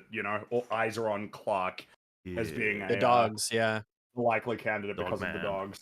Yep, he went and killed the dogs. Who watches the dogs? Clark. He has the most contact, pretty intuitive, but smart, and he's concerned enough to tell McCready. And I guess that means at this point he, like I said, eventually he trusts McCready, I guess, enough to tell him that. I suppose, yeah, it might as well say it if he thinks that. I think the reason would be that you have to assume that there are some humans still in the group, right? So like, if you tell one of them, it's likely that that's going to be a thing that gets around to all of them, since obviously at this point, now that he's trapped, he now has to pass that responsibility on to someone else to keep an eye on things. But that's the last scene that we see with Blair, where again it seems like from Cap and my opinion that he is a human at this point. This is the last time that we know that for sure. Well, with I that think so, fan yeah. theory, he would be human here as well. Right, sure. That's true. That is true. But that's the last time that we see Blair as a human, and they walk outside, and this feels like another shot to emphasize how much they've obscured all of their identities, even when it's just them having a conversation with each other because they're all wearing goggles and they've got their hoods on or beanies. It's very hard to tell who's who. I keep mixing up Dr. Copper and Norris sometimes. I feel like they look the most similar in my head. Copper and Well, Norris? so that's interesting that you say that. I'd say it's easier to confuse Copper with Blair, Blair, and yeah. I'd still say it's not super easy to do that. But it depends on what they're wearing. Because in this scene, I'm pretty sure we've got McCready, obviously, Fuchs. I think it's Childs in the middle there, and I think it's Copper and It is. Gary. That's all of the guys here. And Yep. so they're having a conversation about it, essentially laying out kind of like their predicament that they have to deal with, that their only option is to hunker down and wait until they're rescued in spring. But McCready retorts that at least one member of the crew must be infected. And then Childs raises the kind of pertinent question, well, how could we know who's human when the thing is capable of perfectly imitating them? And McCready asks if there is some kind of test that they could conduct. And Copper says, we could take a sample of everybody's blood, mix it with uncontaminated blood, and see if there's a reaction. And then Fuchs says they've got a lot of blood in storage. And McCready says, all right, keep an eye on Clark. He was close to the dog thing. And as they're sort of breaking up, Fuchs says, well, we need Blair's help to do this. But McCready says, no way, he's too far gone. We can't let him out, which I think is a fair response. You let him out, he's going to attack you straight away. It's he kind of is. If they all have an interest in surviving, they can't let Blair out. It's just all very logical, right? Like everybody's asking all the right questions, and well, if everybody wasn't retarded, we wouldn't have a plot. So it's okay that they're stupid. I mean, in this case, they're all really smart, but the problem is that they're finding things out later than, like, they're not omniscient. They don't see everything that we see. Part of what makes things difficult for them is that it's already kind of a bit too late because they've already got one person who's been infected. The Thing and Predator is these enemies are real tough to deal with. These are not easy. Well, it's, developing the test right, as well as the Thing having an awareness of that being viable, as we see, because they find out that somebody has sabotaged their uncontaminated blood. They open the door and all the blood bags have been destroyed. All of the blood is out, and everybody comes in. And something that they notice is that the lock is undamaged. To which Copper says, "Well, he's the only one who has access," and Gary says he has the key. And they ask, like, well, would the test have worked? And Copper is he's quite sure that it would. And then Gary says that somebody could have stolen the key from him, which prompts an argument between the crew, which I'd like to sort of break down the things that are said and done before we sort of talk through it, because a lot of things happen really quickly, but all of it's really interesting.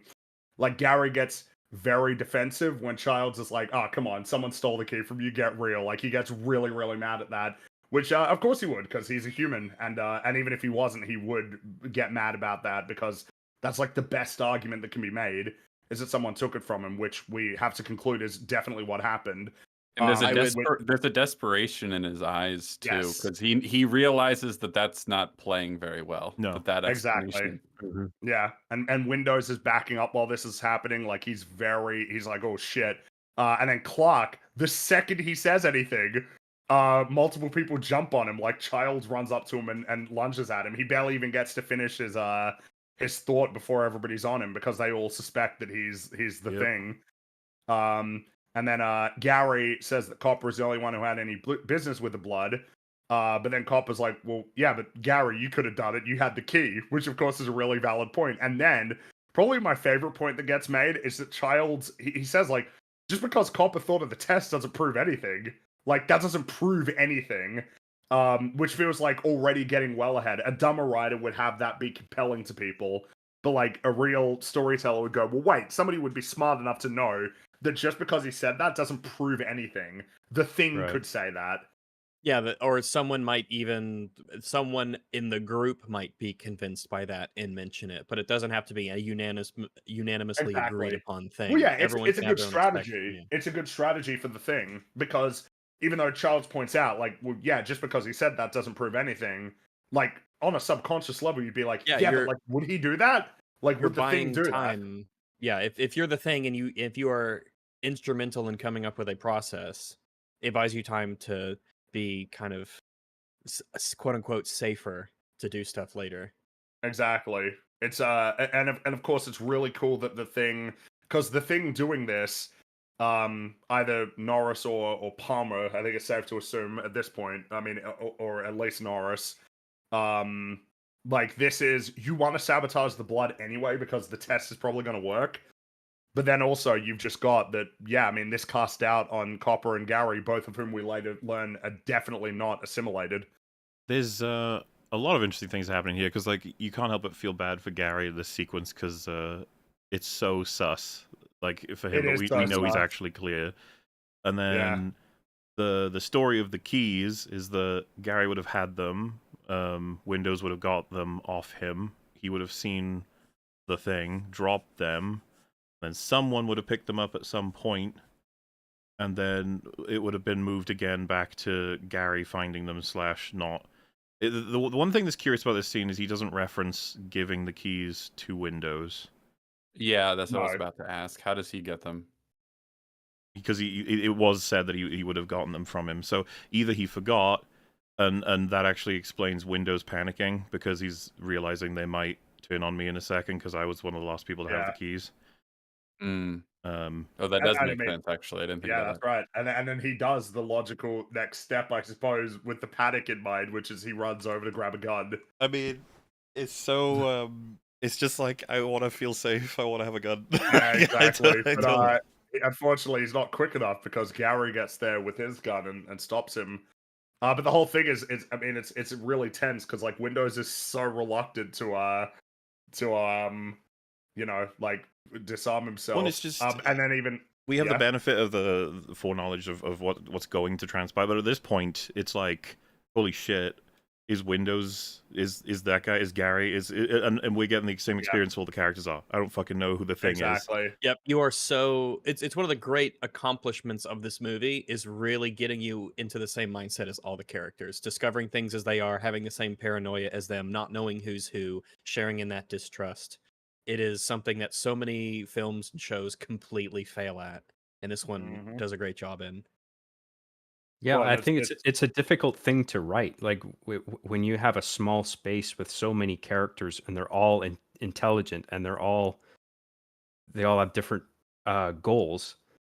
Well, I mean, they all have different like personalities and stuff, and you have to, anytime any one person says a thing, you have to factor everybody's reaction to that one thing, and then as soon as another line gets said, it's like you've got to consider it from all those different perspectives. Like just because it all takes place in a single location, that doesn't mean that it's easy to write. You know, it's a lot of And this is factors, also- a lot of angles. Yeah, this is also one of the few scenes so far where everyone's been in the same place. There's this one, and then there's when everyone sees the body on the weird deformed body on the table. For the most part, as in the whole first half of the movie, they're not all together in one spot. But this is when everything kind of comes together, and this is where the sort of drama boils over for the first time. It's good stuff. Someone in a chat as well, I just think it's kind of interesting. They said the movie has key people lose their purpose in their roles. Gary relinquishes leadership, Windows removed from communication, Blair loses his sanity and rationale, and Clark loses his dogs. Like all of their that's really interesting. purpose and Yeah. roles in the camp are all just getting stripped away and destroyed. That's- Huh, that is an interesting observation. in terms of summarizing it, yeah, McCready. It's like McCready is sort of naturally showing his leadership qualities, right? Because he's trying to diffuse the confrontation. Gary doesn't want to disarm himself, but Which, recognizing, yeah, Which, by the way, it's a very natural kind of thing. A lot of the times, leaders just sort of that is a personality trait that sort of emerges under stress. That's something that just kind of comes out in people when it needs to happen. A lot of people don't consider themselves leaders. They don't consider themselves like, affirmative go-getter doers. But then when the chips are down, or even in casual settings, even when you're playing a video game, you have that one person who starts to, call the shots as what the team should do. is like it just kind of happens. Hmm. There's that part in people, and the fact that McCready, who's kind of the loner, that just it just is natural of his personality to do things, to take action. He steps up, maybe without even realizing that he's doing it, in a way I think where I that's think it's just that he realizes after it's happened because kind of Gary's like, yeah, you probably feel better if someone's in charge. Gary says Norris, which is pretty funny when he's definitely the thing here at this point, almost certainly. That like he's Yeah. flown under the radar so successfully that like it's actually suggested that he be in charge when he's definitely assimilated. And then Childs is like, yeah, I'll be in charge. Wait, And, like, oh, you're Clark missing. immediately. Sorry, you're Yeah, missing a great detail. Is yeah, that Norris declines. he does. He says, He says, I "I'm don't not think I ready can for do it." that." But if you think about his strategy, he's like, "No, things are going well when I'm flying under the radar and no one's Yeah. paying attention to me. That's If I'm in that's a good charge, point. it's Yeah. harder to like slink away and all that sort of stuff." Yeah. It is. And then Childs is like, all right, I'll be in charge. And then fucking Clark just jumps in front of him with a knife, like, nah, bro, you're not in charge. And McCready as well, like, immediately goes and grabs a gun, which I find very interesting. That their conclusion, like, multiple people, like, you are definitely not going to be in charge. Right. And it's like, how much that has to surely stem from, like, their perception of his character, right? Rather than whether or not he's actually being assimilated. yeah, because it was when Blair, when Blair said to look out for Clark, it was because of not because of his personality or anything. It's because of his proximity to the dogs and their Exactly. infection. With everyone else, it's just like, yeah, it's Clark. You know, he's kind of weird. Yeah. So the different reasons why people do it, and kind of talking about the McCready thing, how he kind of steps up to the plate here and assumes kind of that leadership role. That is very emergent naturally of a personality in people, but it's also a reason why people would be suspicious of him. Yeah, it's interesting that they don't immediately put him forward. You know, No, that's no right. one thinks of him immediately. But 'Cause I think sort of he's off just on his grabs the own. ball. They're maybe not sure how much they can trust him, but then it's sort of like a default, like, well, he is a pretty good leader. He's good under pressure and all that sort of Well, stuff. most people aren't leaders. There is an element of, the human psyche, which is like, oh, someone's taking up the responsibility and doing it and calling the shots and everything. Like, oh, that's good. It's good. It's a good It feeling to have alleviates for a your lot of sense of people. responsibility. Kind of, It's yeah. a push it and pull, really right? is, yeah. More God, power, but more yeah. responsibility. Not to Spider-Man, Exactly. but that's kind of That's how it right. works. Well, yes, I mean, that's how it works. It is. But yeah, McCready's in charge, and it's pretty clear without anybody saying a word that he's in charge. And so they go outside and they burn the sabotage blood bags, which is a good idea, I would say. A pretty good idea to do that. And McCready is explaining, well, I know I'm a human. Some of you must be humans because if you're all the thing, you'd attack me. Which I guess is interesting as an observation that the things won't work together necessarily, but like the thing seems to be able to tell who's the thing. I think there's reason to assume that that's the case. That the thing knows who's a human. I think that's and who's reasonable, not. but I don't think we get any Probably. explicit reference. We would just assume that's the case.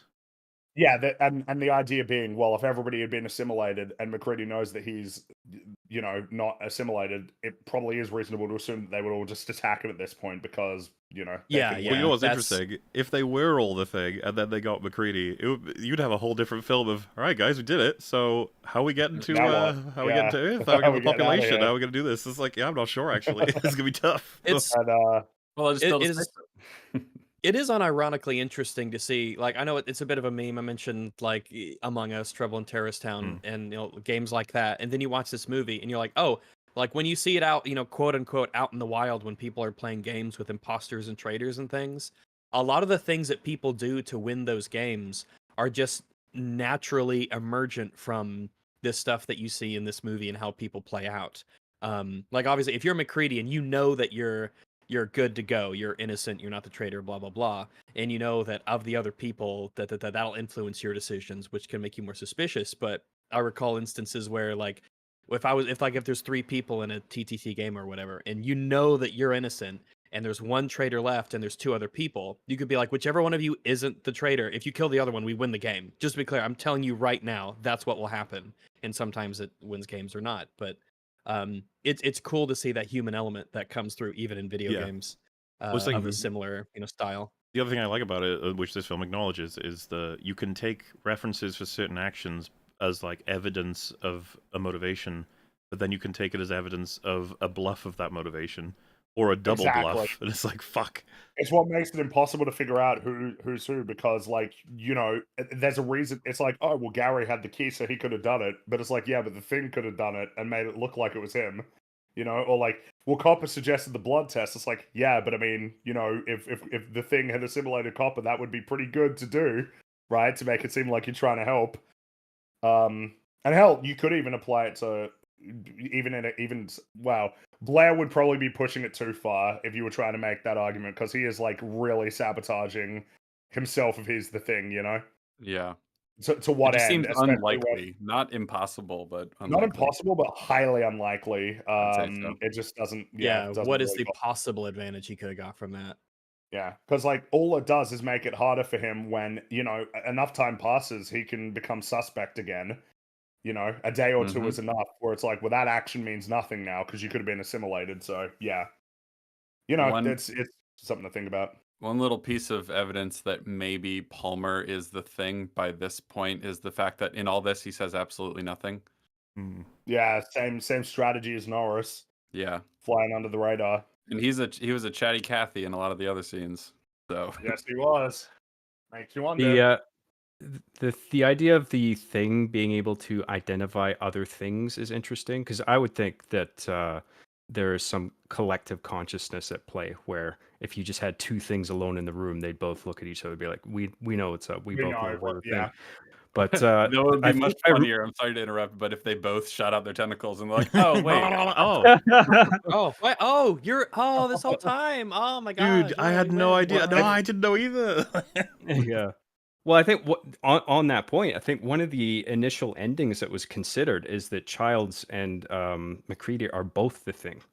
Yes. Which would make that last scene not work, right? Because if they were both the thing, then there would be no need for them to talk to each other. So it's interesting to think about what the casting crew thought about how all this worked. And I think it was like a process throughout the entire It's interesting that you say that, John, because I think that some people do speculate that both of them could be the thing at the end.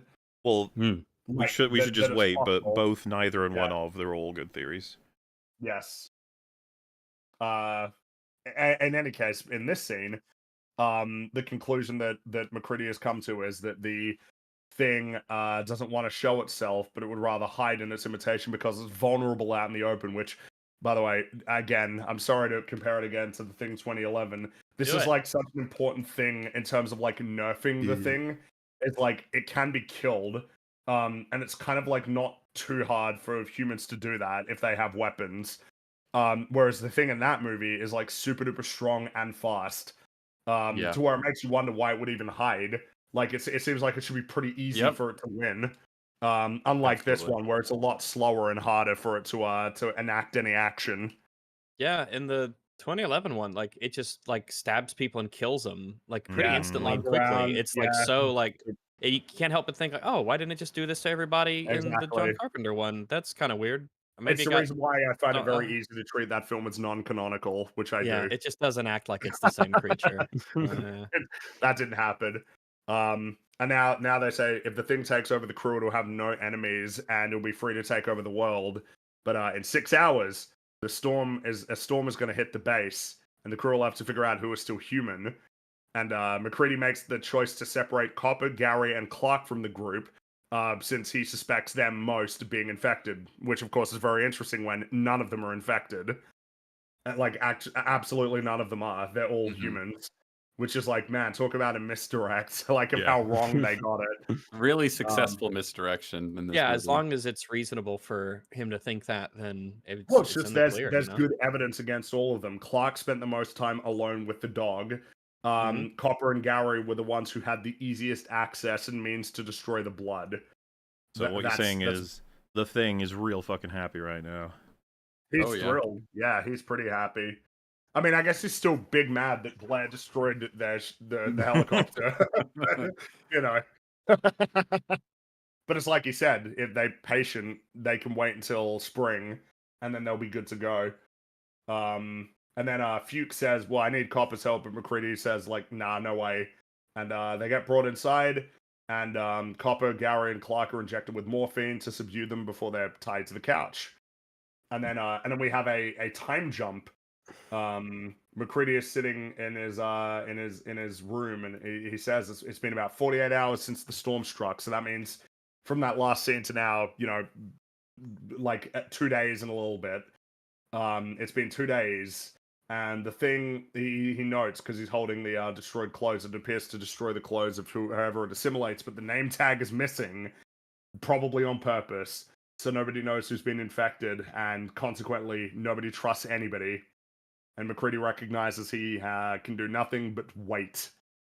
Yep. Very much a case of we have crossed into a new territory now. The aspect of this that I love that is also reflected on those games, like Rags was mentioning, is there is that fundamental knowledge that everyone knows everyone has, is if you're human. But that doesn't help a lot, does it? Yeah. It's like, exactly. I'm human, damn it. You're like, yeah, sure you are. You're like, no, shut the fuck up, I am. Say that, I really like this scene, like this sequence where Fuchs is in a lab and McCready walks past, and like he walks in and Fuchs, like he's startled, he turns around like, oh shit. It's very much a case like, man, the paranoia, huh? Like you're like scared that somebody's even just come in to talk to you. That's how bad it's gotten, Look at him. He goes to grab that. I wonder what that is. I wonder if it's like it could be used defensively, whatever he's about to grab there. Maybe. More than just to smash it, Like it's one of those dual focus shots too that get spliced. So like yeah, it adds to like the sort of unease to the scene, I think. Yeah. Yeah, there's a few of them in the movie, and they don't come in until pretty late. I think this is one of the first ones. I don't know if it's the first one, but split diopter shots they're called. Yeah, right. Because they've taken advantage of the depth of field before. Both of the times that it comes to mind are when the human characters are in the back and in focus, but up closer is the blurry thing, either alive or dead. So, Cap, because I feel like you'd have a better knowledge of this. When you do the split diopter in a lot of movies, you'll often notice a very obvious blur. Yeah.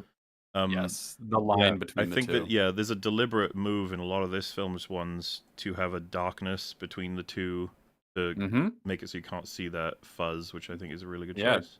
Very smart. Because it can be really disorienting. It's a shot that draws a lot of attention to itself. So not common that when I've watched films with people before, they'll be like, what the fuck's happened to the camera? And you'll be like, no, that's on purpose. Like, it's a thing. Yeah, well, you immediately notice it as a bit odd because it's the human eye, and cameras do not behave in this way where you can have something in the background, the foreground, and focus at the same time. So you can't get rid of that seam because you're always going to be in the process of splicing.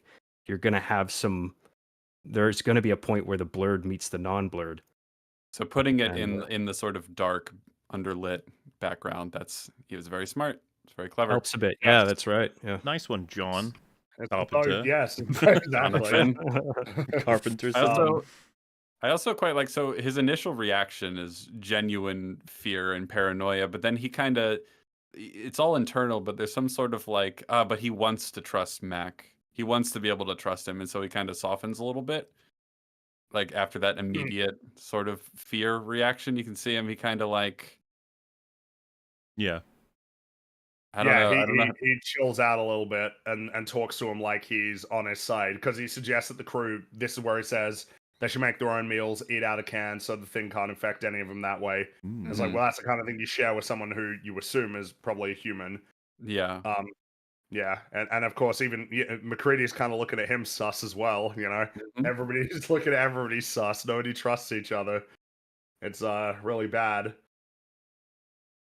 But he's working in the lab for a while, and then night comes, and there are no lights on. He lights a lighter, a cigarette lighter, walks up to the door, and somebody walks past. And it's like, and he asks them to identify themselves, like who is that? And they don't say anything, and it's like, man, that is nice and spooky, isn't it? That's very. It really is. It's really like, creepy. Just somebody walks past and they don't say who they are, and you don't know who they are. It's like, fucking hell. Imagine being there. Like, Jesus, that would be terrifying. So and then he ventures out. What that would be? I don't know. My bet would likely be Blair, honestly. He's figured out how to get out through the bottom, and he needs to be the thing sooner rather than later to justify making that ship. That's true. That is true. He could have been assimilated very early in this period. That's a good guess. I want to say it could be any of them at this Sure, point. no, it that might be could, the boring like- answer, but I can't think of anything that would make it clear. I guess the who that would interesting be. thing is that if it was Blair would have to not say anything. You know, Norris could be like, "Dude, it's me. Like, calm down." Whereas Blair can't be here, so Mhm. like Blair can't identify himself if he's here. You know, That's a decent point, yeah. so I think Blair makes a lot of sense. And he's slinking around getting all the parts for the UFO. That's right. So that's a good point. And then Fuchs, he leaves. He ventures outside, lights a flare, looks around, and discovers a tattered jacket belonging to MacReady. Which, yeah, this is the point where like, shit. The thing is actually like, because like the thing is that you could at this point conclude that MacReady, there's no reason to assume that just because he's the main character that like he could not be assimilated. But Mhm. of course, we later learn that he definitely isn't. So like, this is the thing sabotaging MacReady. Yeah. Yep.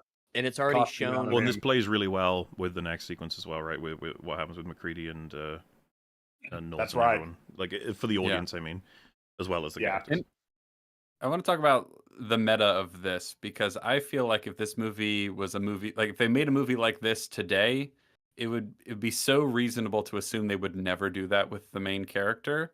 But Oh, like with the a thing movie from the 2011, right? Where it's Yeah. definitively the main character, Kate, is definitely not the thing ever, and you know that for sure. But like a movie from the 70s, the 80s, even the 90s, I feel like it's much more likely that if you're watching this for the first time, it could be him. You know what I mean? Like that seems reasonable. it But could there's be. something that's been changed in storytelling where it feels so obvious that they wouldn't do that today. It's also not- No, twist you're right, feels so you're much right. more obvious too, because in the 2011 one, when it quote unquote it's all over and they had him back, I think everyone in the audience was like, the guy is gonna be the thing. Yeah, of course. Yeah. Because you It's have just- that as yeah, the go on. ending. Yeah. Whereas here, exactly, there's no reason to. When you see that, I think the first read is, oh shit, has he been assimilated? I think that's what you're meant to conclude. The reveal is actually no, he's innocent, and the thing is deliberately framing him, Mhm. which is it's just like, oh, that's so interesting. And also at this point, Fuchs, he disappears because MacReady asks, like, anybody seen Fuchs? Anybody could have gotten to him because a fuse in the lab got blown out, disabling the lights for an hour. And they're all gonna go looking, and Palmer's like, he says, "Hey, Palmer, you go with Windows," and Palmer's like, "I don't want to go with Windows. I'm not going with him." Like, and then that prompts an argument between them that MacReady has to shut down. I do love that, especially considering that, yeah, Palmer at this point is almost certainly assimilated. That he's like, no, I don't It's, want to go with Windows when he actually has nothing to fear. Again, But it he's pretending evokes, he like, does. for anybody who's played those games, when you are the imposter and you're like, that fucker over there is so obviously the imposter, that sort of thing, and it's just Yeah. like, oh, you lying little shit. Like, That's right. Yeah, you don't. That's You right. got to straddle that line Sneaky. of you can't seem too trusting, you can't be too accusatory. yeah. So you Yeah. just kind of go along. You a lot of the times it's just you just play the vibes of everyone around you. And then Well, MacReady there's an just interesting yeah. thing that, like, as a result, so what he initially instructs them to do is Palmer and Windows go together, and then Mac and Knowles are going to go together. And then when Palmer's like, fuck that, I'm not doing that, what ends up happening instead is that Windows goes with Mac and Knowles, and then Palmer and Norris both stay behind. which is very interesting, Yeah. isn't it? Palmer and Norris are both they're both the thing. But they've still got, it's three guys tied to a chair, right? So it's probably not an opportune enough moment. I would think not. It's too risky. But you Especially hope three people there was that sleeping. scene where they were like, man, isn't this crazy? Yeah, this is crazy. Yeah. Exactly. And then MacReady goes to the tool shed to speak with Blair, whose temperament has completely changed. He's like, That's so good. I'm much better, and I'm Yeah. not gonna hurt anybody. It's like, oh, dude. The fucking noose, He got dude. that. It's so funny. Yeah. It's very Yeah. funny. It's Like, there's nothing wrong with me, and if there was, then I'm all better now. Yeah. Such a And great an line. interesting thing is he also insists, yeah, that Fuchs isn't infected, which is interesting because, like, Blair could have gotten him, you know? Like, Blair Yeah. could have been the one who got him, as we soon, well, not got him, but was gonna get him. Because I think we are to conclude that he burned himself so that he Yeah. could, so that the thing couldn't get him. What could have happened, of course, is Blair does a move on him, like infects him, does something, and then Fuchs is like, fuck, and just decides, nah, this ain't happening to me, I'm gonna burn myself before it's too late. Or he's just that terrified that he sees Blair, or he sees anything, and he's just like, fuck this, I'm out, I don't want to be in this I world think that's anymore. the reality. And that's something I think about as well, is like, dude, that like, could you imagine the scene of like Fuchs standing out there and then Blair just looks at him, you know, Blair pops out and looks at him? That would be terrifying. Yeah, man, I think Like, in a sense, it's honestly like more terrifying, the blank stare of somebody who you now realize is not a human, even more so than them like transforming You could into also- a monstrosity. There's something about that. you could also have him, you know, meet up with it, catch him basically, be like, Blair, Yeah. that he's just like, gradually the conversation just gets to a point where Blair knows he knows, and they're just like, why are we even bothering? You know, like, Exactly. that could be really creepy. And then, of course, yeah, if he does do some kind of vomit attack, or stabs him, or grabs him, or does anything that gives Fuchs a sense that it's like, well, I'm done, it's over. So. I'm done. Yeah. Because, yeah, basically, McCready, Knowles, and Windows discover Fuchs' charred remains, and Windows thinks that Fuchs may have been trying to burn the thing, but McCready says maybe he burned himself so before it could get to him. And then McCready wants to investigate his shack because the lights are inexplicably on. And so he and Knowles go up to the shack, and you see Childs watching from inside the station. And there's been 45 minutes, about 45 minutes since they went in. And Childs suggests that they start barricading the doors. Obviously, the assumption being either McCready or Knowles might have been the thing and got the other one. And so now they're both a lost cause. Which is it's just like, oh shit, yeah. You know, as a reminder, this feels like an important thing in terms of storytelling, of a reminder, like, McCready's the main character, but like every character's got an agenda of their own. Yeah, and he You know, feels like no Childs- more. It's such a way to put it. He Special? doesn't feel no more main than anyone else, even though he is. even though he is the main, yeah. Because Child's doing this, he's taking the initiative here. And I mean, it's a fair assumption. They were up there for a while, and of course we learn the reason why they've been gone for a while, right? Like, we figure out what exactly has happened, because as they start barricading the doors, though something worth noting is Norris, it seems to his heart, it ain't doing so well. He's kind of like going, oh, jeez. I find to be a very super interesting thing to think about, as does the thing copy you so well it'll copy your actual like anatomical flaws. Problems. Yeah. I think It might not there's, even know their flaws if it's Yeah. not familiar with human anatomy. I It guess might the just thing be is, like, I don't see why it that wouldn't, seems right? Like, likely copy it one because- to one, and so if he had heart issues, the thing may very well have copied them. It's Yeah, like, this supposed is to be a just how it's perfect supposed to be. imitation, so I think that Exactly. is how it would work, As yeah. like a sort of I think, backdoor? well, I think a way to think about it is Norris, like, having the heart attack is not very good for him. It seems No. like the initiation of the attack on Copper is like, well, I'm fucked. Like, I gotta go for it, right? That this is not ideal. So I think there's good reason to conclude that that's the case, which is super interesting as kind of almost a nerf for the thing. It's like, It yeah, has you flaws as copied well. and add the flaws. Which is like I mentioned earlier, the idea of it becoming a perfect imitation to the point of the real thing doesn't, the real thing believes it's not the thing. So when the thing assimilates it and copies it, does it copy the knowledge that it isn't the thing as part of that process? It's an interesting Well, thought. I think because someone's just kind of brought it up in chat, but what about copying mental illness? That's an Yeah. interesting thought. I mean, Yeah, man, like it's complicated. Well, we because, know like, it can copy memories, so I guess a lot of that stuff would come along with it. So What if it copied your retardation? And Exactly. it was just really stupid now. What if it like copied someone who's it just became a really shitty thing. like one of us super into movies, and so that it just like, you know what? I actually kind of just want to watch movies. I don't even want to kill I people. like being a human. Being Yeah, a human's it's- actually great. I have get to fun. have friends and talk about art and stuff. So Knowles stumbles back into the base and he says that he cut McCready loose because he found his shredded jacket, and it looked like it was trying to be destroyed. Which that's it's like, okay, so Fuchs found the shredded jacket outside.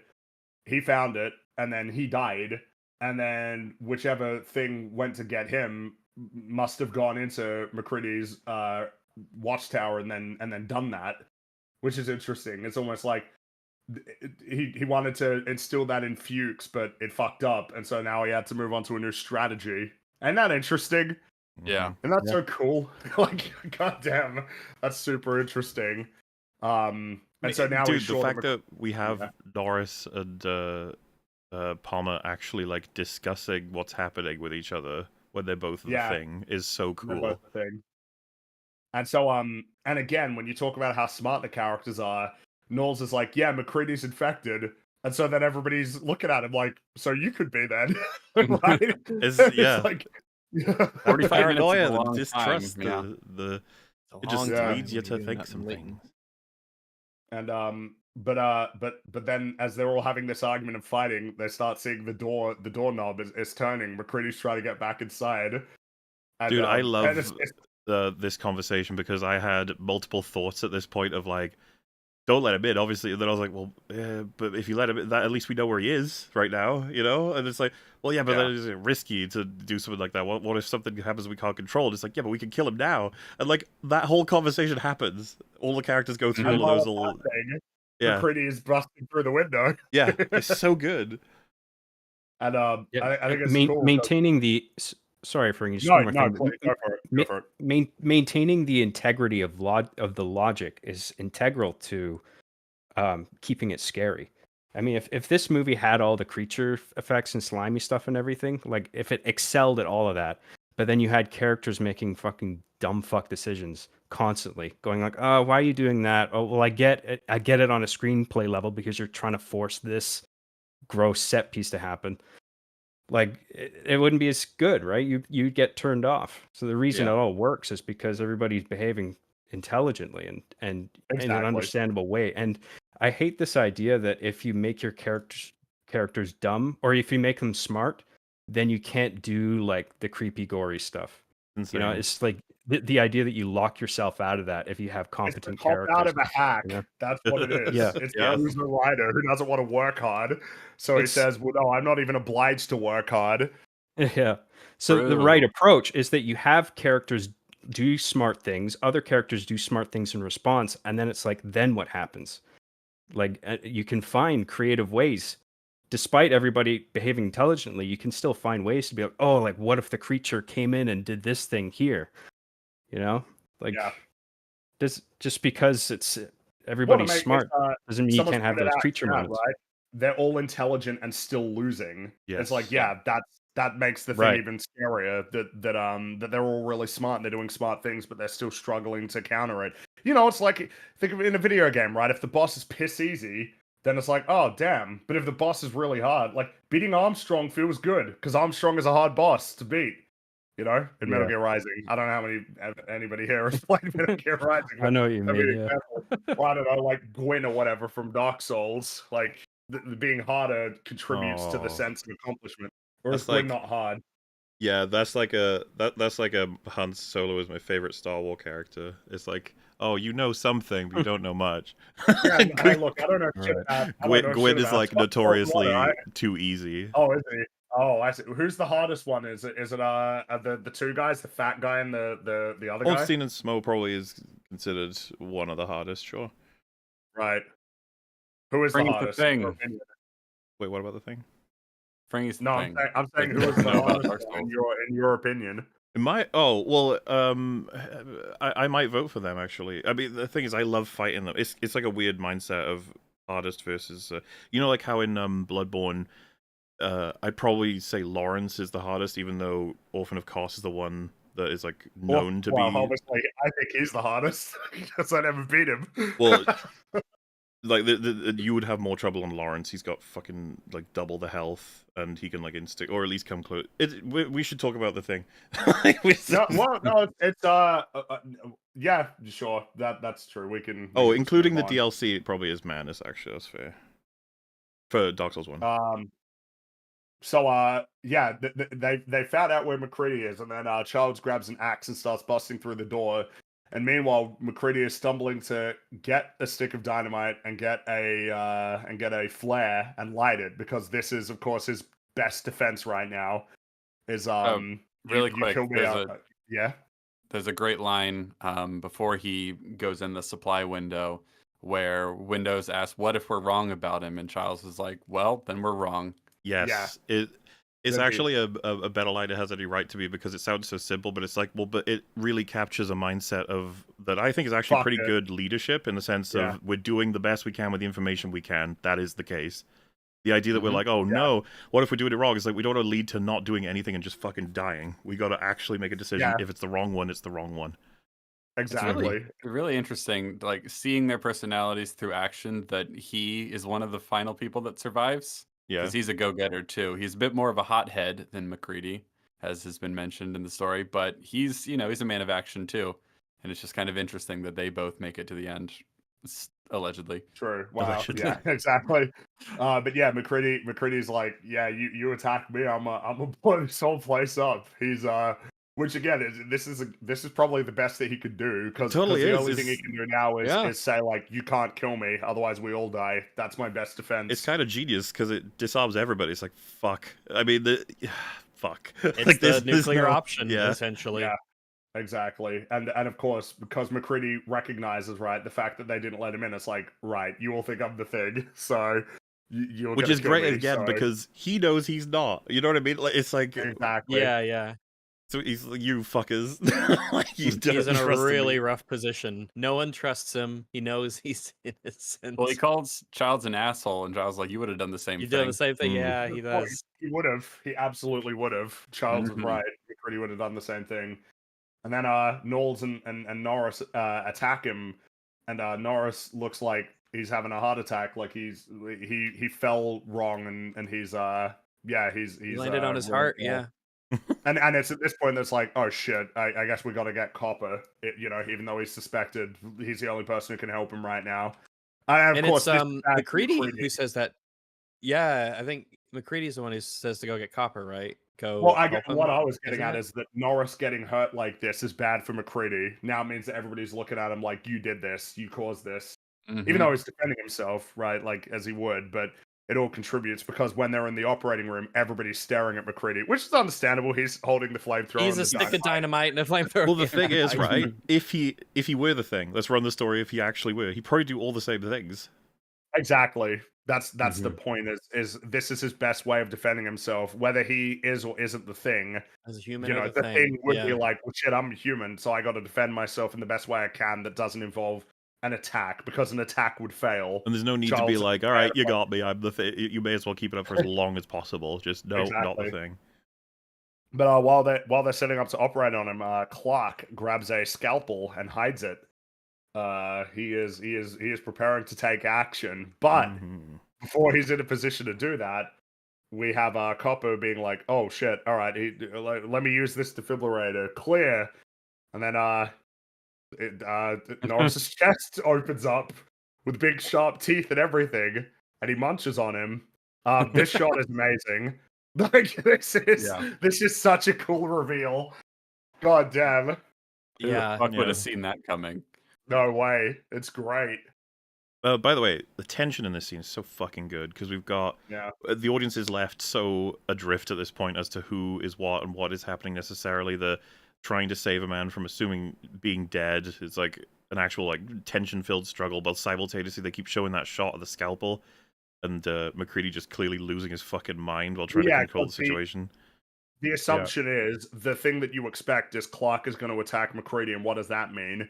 Not, oh shit, Norris's chest is going to burst open and munch on Copper's arms. That's why it's such a great reveal, because it's so unexpected. But all of the clues and evidence has led to this being like, this could happen, right? And this should happen based on all of the information that we have, you know, looking at it retroactively. It's good shit. Did anyone watching this movie for the first time actually suspect that Norris was the thing at this point? I think the issue when you ask a question like that is that I've seen this movie enough times, and for like such a huge chunk of my life is knowledge of this movie that I can't actually remember the state of my life where I was like watching this for the I first get time that, and what I yeah. thought at the time. Mhm. Honestly, It's too core. It's I- too much of a core movie memory kind of thing. I don't think I got to enjoy this the first time around as a, like, I was actively going, like, what's the evidence for this person versus I was just sitting there watching things unfold and being, like, enamored. Waiting for I the think next in thing my to happen. case, I was aware of this before I'd seen the film. I was aware of this as like an iconic movie moment before I'd seen the movie. Well, there you go. What about you, Yeah. John? I can't remember, honestly. Yeah. That's fair. That's fair. I'm just curious. I was just thinking, what do you guys say? He kind of looks like, Copper kind of looks like Mel Gibson in this shot. A little bit, but a lot of different people look like Mel Gibson. Yeah. Just older. I think so. Think about how much time has passed since the dog thing revealed itself and Norris thing. It's been like well over 30 minutes. Oh, A I lot thought of you meant movies in passed universe, since but then. yeah, it's been a while. Yeah. Well, in universe, it's been a few days, but for us as viewers, it's been a while. It's been a long time because, like, at this point, things start to escalate dramatically Yeah. from Well, this point onward. Yeah, but the relatively early-ish setup that we get the big gap afterwards, it really does establish the stakes as to what this thing's capable of, what it does. So all of the time between that and now, you're just thinking like, oh shit, like one or more of these people can do that thing we saw earlier. God, it's Yeah. so disgusting. I'm just watching the It head is. roll off the Yeah, it table. is. Yeah. It's, the practical effects here are phenomenal. This is the thing. I can't stop noticing how many times we say "thing" that are not intentional. It's so great. But It should be a drinking game. Yeah. We have to take a We'd be shot dead. anytime someone says God, thing. no. I love the hyper vibration, the build up in the music and the camera moving toward it. Is everything is about to go to shit sort of vibe. When it bursts out, this is one of the effects I was talking about where I can still read it as like, oh, I can see how you built that and how it comes to be, but when they're so good that it like almost turns that part off of my brain off, which happens a whole bunch in this film, which doesn't happen as much in other ones, but particularly that head, as Cap was just Oh, the mentioning. head. There's something about this where I was just like, fuck, that looks so good, and the way it stretches, and then as it Yeah, peels and away, the and all the tongue teeth is in hard. there moving around. And then all the pus like shoots out and bursts out as the neck is extending. It's like, dude, this is insane. There's such a combination of like what you think is happening here too. The thing itself feels as though it might actually be in pain, as it's like I gotta fucking tear off a part of me to get out of here because my body's on fire. Like, well, but it also could just be the fact that it's you know, moving and changing shape so hard, so fast, while also making noises that it's just a horrifying image anyway. Like it's not It's necessarily like it's so intentional. unrelatable. Yeah. You don't even Yeah. know if the pain it's feeling is just an act or a reflex, or if it actually feels pain. It's just so not like us. Yeah, and then like the desperation of trying to develop. This is what I mean, like almost like the whole evolution of Earth. It's got that as a library and like its head that's just appealing to different DNA mutations and trying to generate them to move. It's like I'm gonna turn the head into a spider so I can get Yeah, the fuck like- out of here. You know? the tongue being like, this is working. And it's Ah. like it's not very fast. It's like, all right, spider legs, let's go. That should work. Go, a go, bit. Gadget. Go, Spider gadget, legs. spider leg. Yeah. And of course, in this case, it doesn't work because after everybody comes back in and extinguishes the fire, Palmer, who is definitely the thing at this point, says, "You got to be fucking kidding me," and which calls everybody's attention to Norris thing getting away, and then McCready torches it. So the thing will work against other things if it thinks it will benefit itself, which is Also- so interesting. McCready actually concludes that from seeing the Norris head detach. That's what makes him conclude the blood test. I think that's Yeah. what we're meant to conclude. Actually, Mhm. we're seeing that happen in real time with a thing operating against another thing. It's awesome. And I was going to say, this particular shot, the fire extinguisher, like smog and the silhouetted, like this just makes the spider thing look so much better in this moment. Because I think there's a potential goof factor with the spider head. It is, and it's kind of amusing. The idea that the thing is like, trying to get out before it gets spotted. Like this, so it could be a tough balance, but I think they nail it. I love that the Oh, head yeah. is upside down, like, as if it Oh, wasn't yeah. fucked enough already. I Like, know. just gives it that little extra flair. Like, Yeah, it does give the Exactly. impression that it doesn't care if it's upside. It doesn't matter if it's right side up or not. It just doesn't Yeah. matter. It literally doesn't matter to this creature. Ugh. But yeah, they got him, but Copper's that he's dead. But now it's time for my favorite scene in the whole movie. This is my favorite. I'm not sure. There's a lot of things that you could pick as a favorite, but the blood test is Well, I my mean, I favorite get scene it. in the movie. Yeah. I love it. The It's tension iconic. here is relatively unparalleled. It's one of the top tier ones of all time. Yeah. So they're in the rec room, and everybody basically like all of the ropes getting thrown out. McCready's telling Windows and Palmer to tie everybody else down, and Gary's like, "Fuck this, we should rush McCready." Yeah, he's not gonna blow us all up.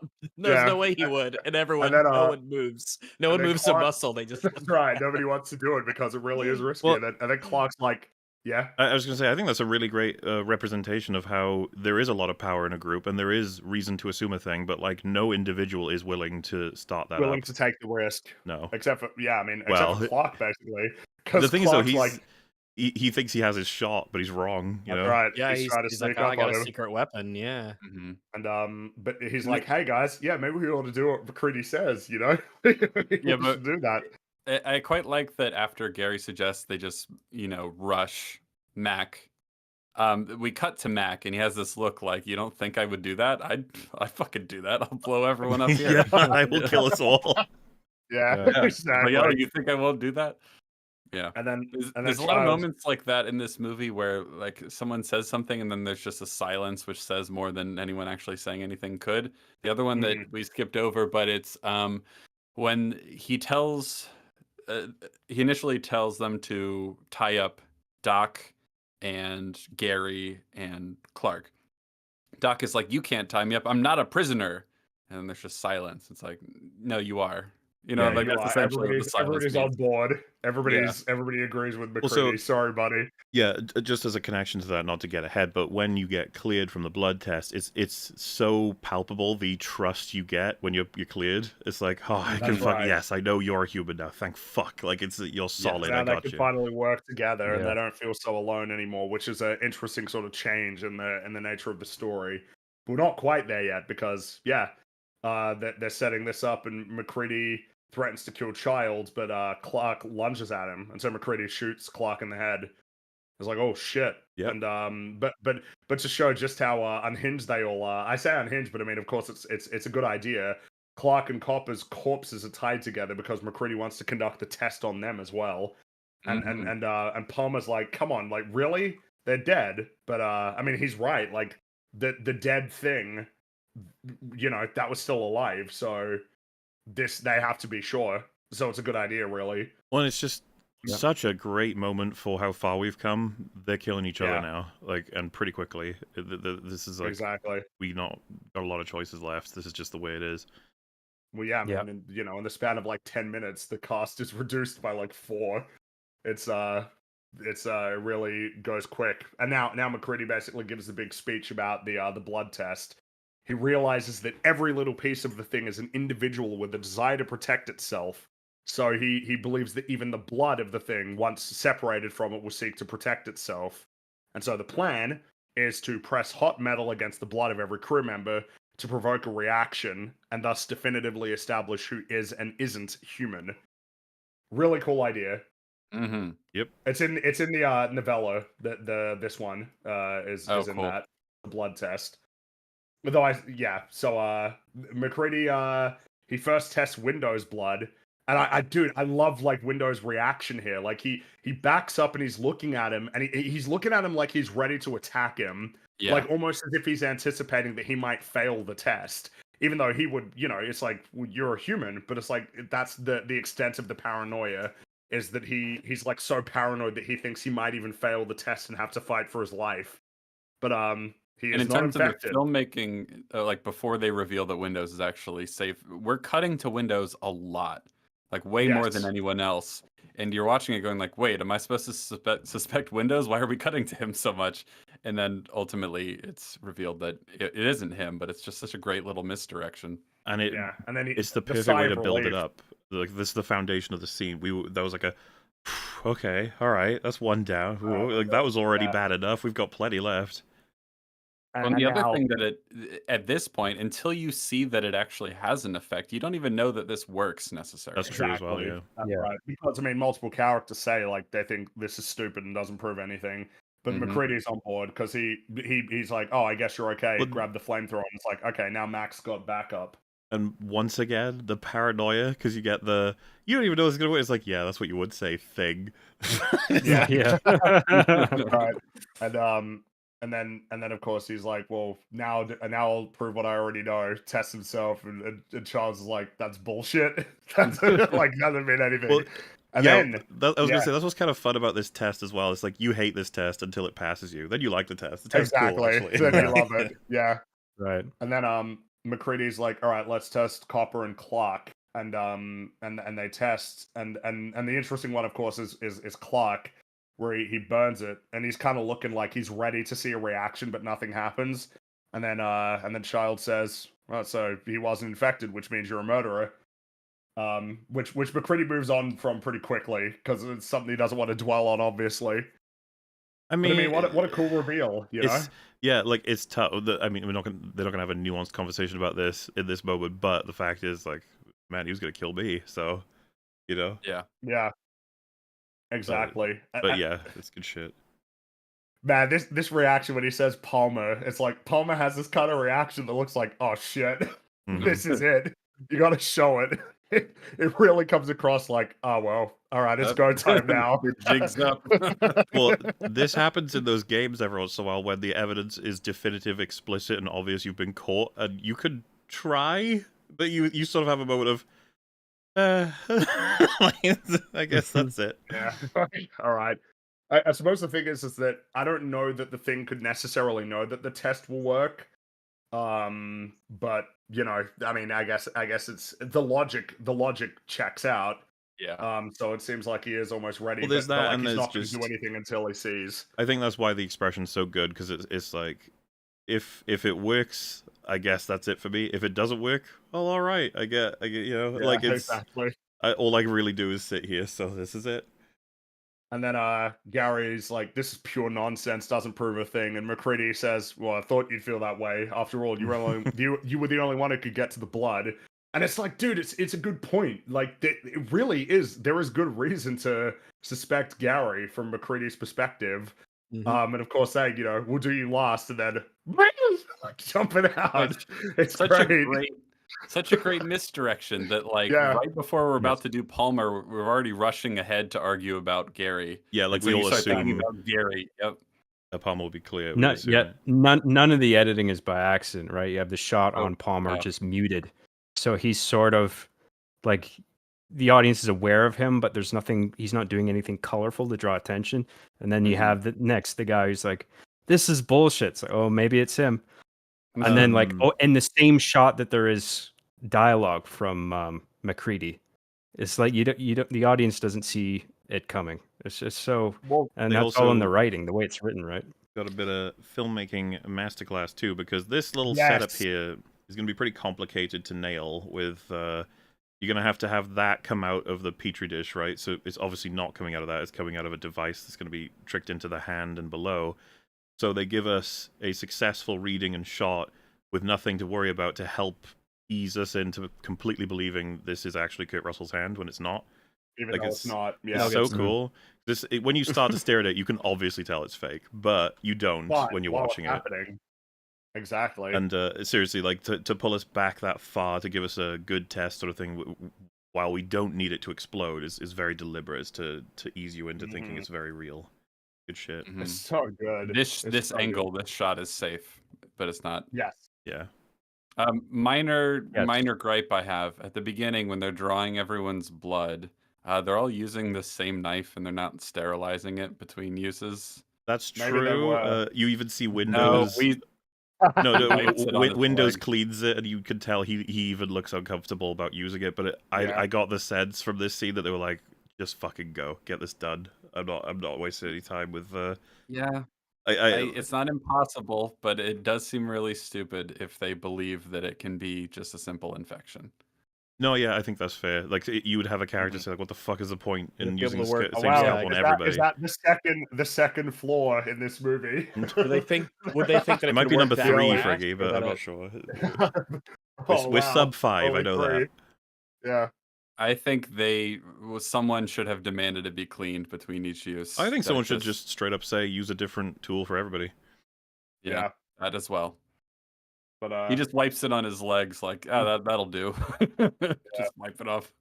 I don't want to But, get someone's Well, terrible it's not even get someone's diseases. blood; it's get someone's thing blood in me. You know. Yeah. Yeah. But and then the thing blood it screams, and then Goes, "Meh." because it startles McCready, he drops the flamethrower, which appears to damage it, and then the blood it starts kind of like running away, like, oh, I'm out of here. But Palmer, he's shaking a bit, he's shaking a lot, and starting to transform, but the flamethrower's not working, and poor Gary and Childs and Noel screaming as they're tied next to this monster that's transforming right next to them. Listen, I'll tell you, With okay, yet again amazing. be a nightmare to be any Yeah. of these people. However, fucking Gary, you're Gary. in the worst position. Yeah, Poor Gary. Because Yeah. there's a choice here of which one you'd want to be more than the others, and Gary's definitely losing that. Man, the eyeballs bulging out of his head. It's just Goddamn. grotesque, and you know the whole like the like it does that in almost all the sequences we see of it. It makes you wonder if it's just like powering up to start generating all kinds of mutations instantly of or shape changes, mass alteration. Like it is like the perfect creature for describing it as what the fuck is this thing? Like that's Exactly. It just captures it so well.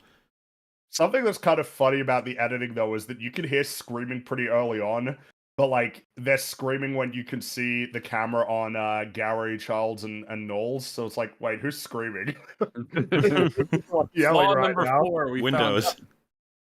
At this No, point, I'm not ready to believe that it can only make noises through its human mouth. It's got some other weird bullshit going on.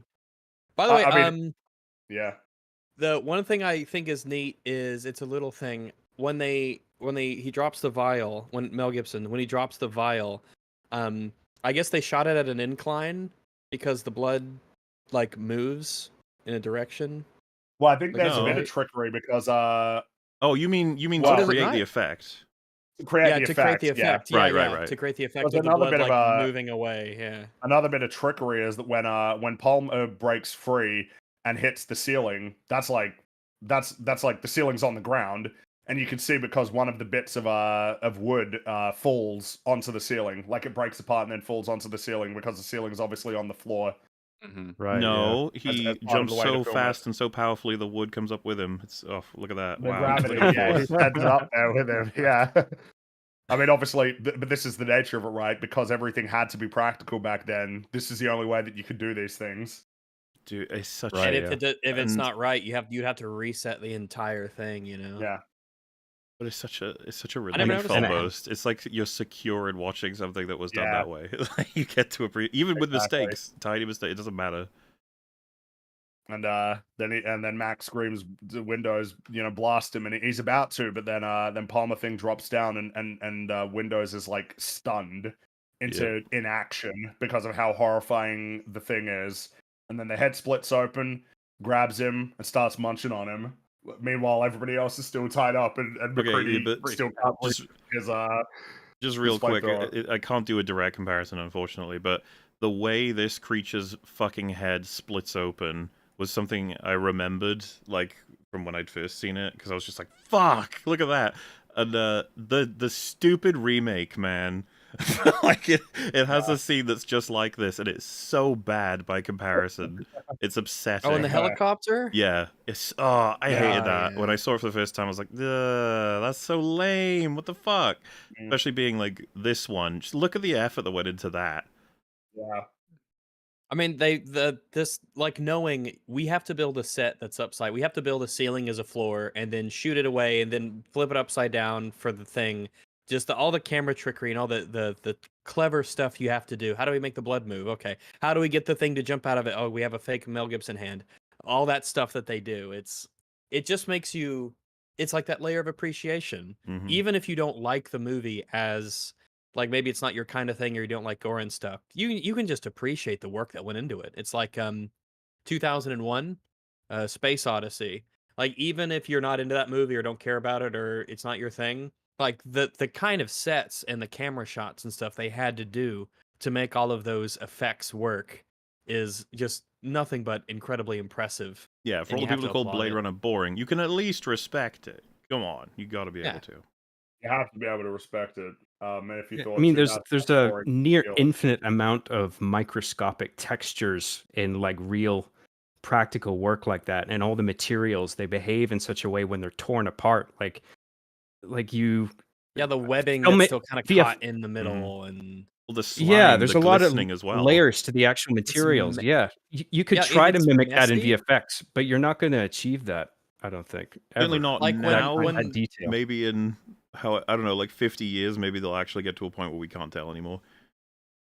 But Maybe. Yeah. I think a lot of it is the decision making of like when the head splits open, it doesn't like at first, there's still part of like the skin webbing that Mhm. doesn't snap yet. So it has that just like messy quality of when it happens. Yeah. It's not supposed to be clean and look like quote unquote look scary. It just does what it does. And so that's what kind of gives it the realism. It's not clean and quote unquote neat. It does make me think Yeah. that a lot of practical real shit does stuff that you may not even think to put into the CG one, you know? Like Yeah, you're I think so. trying to replicate it, but there's so much shit, so many variables that happen that make them look so So fucking many good. tiny things that like are hard to replicate when trying to make it actually look like it's in the room itself. Things, little tiny factors, the way the light reflects off things. Yeah, that's right. The way objects and lights and different materials react to each other in a real physical sense that you don't necessarily predict, even if you are a special effects artist. Like VFX is not going to capture all that stuff. Okay, like the way it like picks him up and it's like trying to eat him, and like he's Ugh, flinging dude, it's around that- his legs. The mouth is like sealed almost. You see it at one point. Yeah. Like that head, it gets so fucked up when we see Palmer drop down. Yeah, that's right. But McCready manages to get the flamethrower working, and he burns Palmer thing, crashes through the wall, and then McCready lights a little dynamite stick and throws it and blows him up. There's But even also a- window, yeah.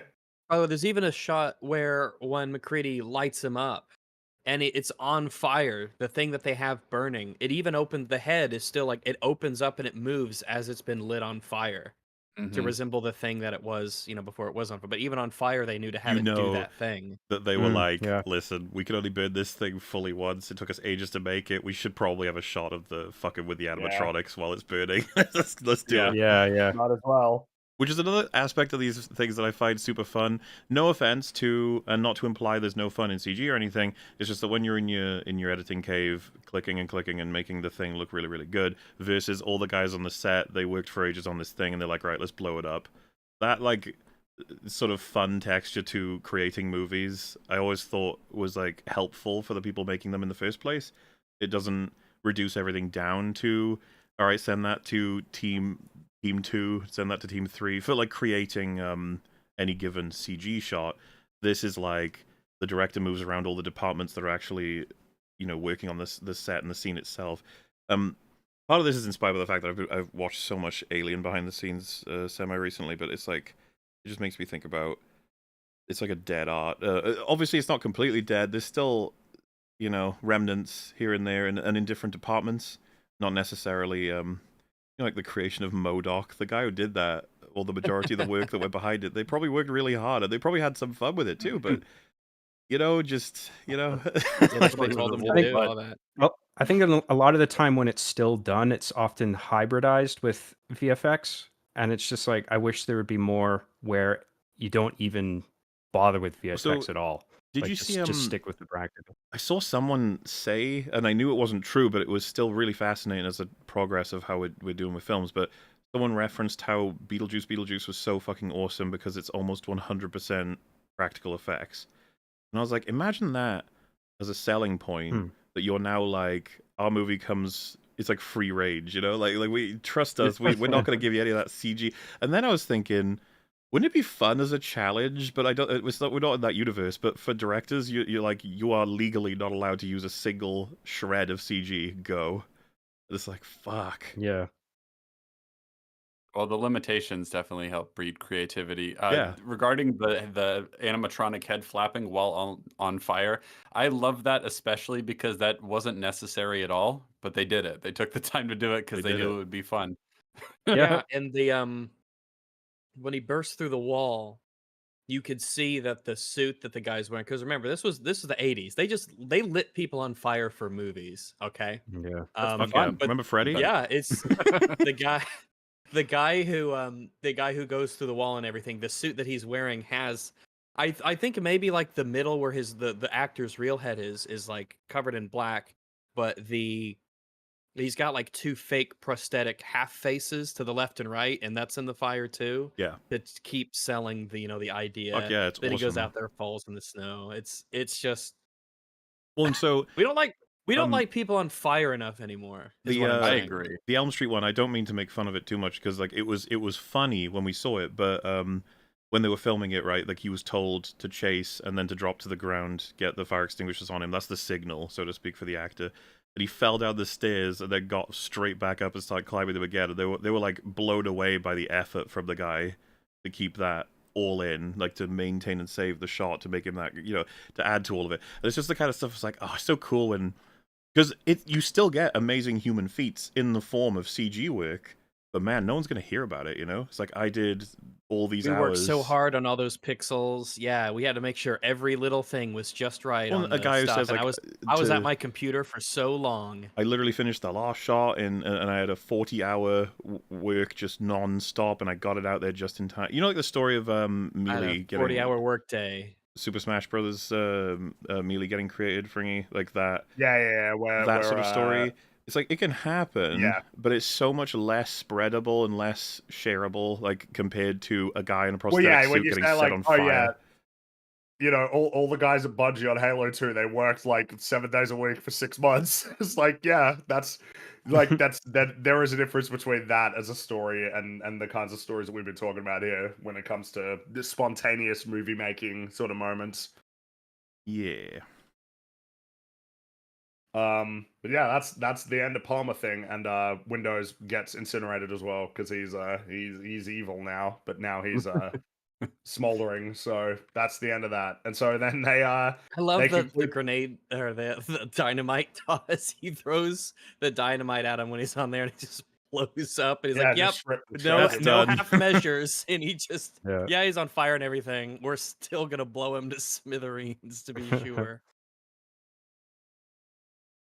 Yeah, I mean, as you do. And then they wrap up the blood test. There's something quite funny to me that they just go right back to the test after that. Yes, you know? it's so funny. Yeah, exactly. So anyway, yeah. Where were we? Yeah, there's you what we needed to fix that was McCready just saying, "Well, that just happened," and then we Oh got my on with it. Oh yeah, God. that punches it up. That would have been so Dank good. Farrick. Oh, Dank Farrick, yeah, that would have been great. Stop it. Well, But, one of the things yeah. I admire about this movie, it has moments of levity, but you honestly believe the reactions. Like the "you got to be fucking Natural. kidding me" thing. Mhm. Like I believe that they would react in that way. And none of the levity comes at the cost of the horror of No. what's going on. Feels very just naturally emergent. Sometimes people just say things that can be interpreted as amusing, you know? Well, I Yeah. mean, something that's funny is when they do the test on Childs and it confirms that he's fine. He's like, you know, just the screaming of "Cut me loose, get me the fuck out." Yeah, well, because he's It's now on their funny. team, and Yeah, we don't know about Gary yet, so you exactly. know. So cut me loose, god damn it! And then, of course, when Gary gets cleared, you know, I know you gentlemen have been through a lot, but when you find the time, I'd rather not spend the rest of the winter tied to this fucking couch. Right. Good shit, hilarious. Yeah. One of Really the things funny. it's interesting we're talking about like the emergent humor that comes from just human dialogue and emotions and how just sort of naturally it happens when people communicate. Um, when we were watching, this was something when we were watching Rings of Power, both seasons. The show is so joyless and sterile and lacking in like humor or joy that when you watch a movie like The Thing, which is like gritty and violent and bloody and gory and everything, and there are still points where like you laugh at it. It just makes the lacking humor in things so like noticeable and stark. Yeah, Like you have to go out of your Contrast. way to completely remove all of the humor and joy from something. right. Humor is a natural aspect of human psychology. Sometimes it crops up, and especially in situations that are incredibly dire. You know, Yep. there's a scene in Saving Private Ryan I always think of that's like so legendary to me. It's like it's the sort of intercut scene where the guys gets stabbed. Um, it cuts to this guy who's like he's just exhausted and he's shooting this German soldier, and they both run out of ammo, I think, and they both throw Oh their yeah, guns when at they each throw other, they and then throw they their both throw guns their and helmets. helmets at each other. Yeah. Yeah. And then he is being shot at, but the American soldier is so fucking tired and exhausted. He just kind of waddles behind cover like he doesn't even give a shit that he's about to get shot, and he's just like pissed off. And I find that amusing to watch, but I totally believe it at the same Yeah, time. It achieves that I've magical I've quality, been hurt. you know? Fuck Yeah. you. I'm Well, angry yeah, that I've and it been is struck. that Yeah. tonal contrast, right? Because Mellish getting slowly the blade like run through his heart, to then Horvath get into this goofy fight with this soldier, throwing their Yeah. hats and their helmets. Yeah, It's Genuinely, just you get to a point where you're just so exhausted you don't even care anymore. It's just like Well, if I get shot, fine, whatever. if well the we talked about this kind of earlier when Blair got captured in the room and he was destroying all the equipment. There's kind of this clumsiness to combat that Mhm. a lot of the times, because of how strict and rigid like video game combat can be, because there's limitations to animations and things. But like especially if you watch war footage or just random documentaries about wartime and battles and stuff, it's very like sloppy and messy, and a lot of it is just it's very like obviously it's unscripted. People just kind of doing their best. There's points where people just just do whatever, and it Yeah. gets captured in this movie really well. And Saving Private Ryan does that too. Like they're still people. Yeah, they've had training and stuff like that, and they know how to operate their equipment, and they have things built into their psyche for what to happen when an event happens. But they're still people, and people do the best they can, and you're not always firing on all cylinders, working at 100% mentally. When you, I think that works as a really good contrast to the fact that you have people getting killed and you'll have slow motion or dramatic music or different people screaming and a realization or like essentially exclaiming for your mother sort of thing. But Horvath actually in a way could come across as the most realistic, being like, fuck's sake, when you get shot. You're just like, great. yeah. It's like, oh, Yeah. damn it, I've been shot. Now this is a problem I have to deal with. Yeah. Yeah. It's There's This something didn't get very any human about worse. that. Yeah, a little bit. It feels very human of like just when you made like some kind of mistake and you're just like, fuck. All right, Yeah. now I'm like stuck with this problem. Like, Well, yeah, it that's happens me. in our lives. Like whenever I'm cutting this apple and my hand slips and I get like a little, even if it's like a little bitty nick on your finger and it doesn't really hurt that much, you're just like, you get angry. Like, Mhm. God, I'm so stupid. How could I have possibly? Yeah, no, I know. God Well, damn but it. I don't know why. The thing that comes to mind is the spilled milk thing. Do you remember that, Mola? Yes. Yeah, of When course. Well, you're not about to cry about it, are you? No, well, so what happened? I had milk and I knocked it over on my desk and it went fucking everywhere. And I was like, "Fuck! I've spilled my milk." And then Mola, because I was on a call with him, was just like, "Well, you know what they say, right?" Like, it's I can't remember yeah, if I know. I remember thinking like, well, there's No use trying.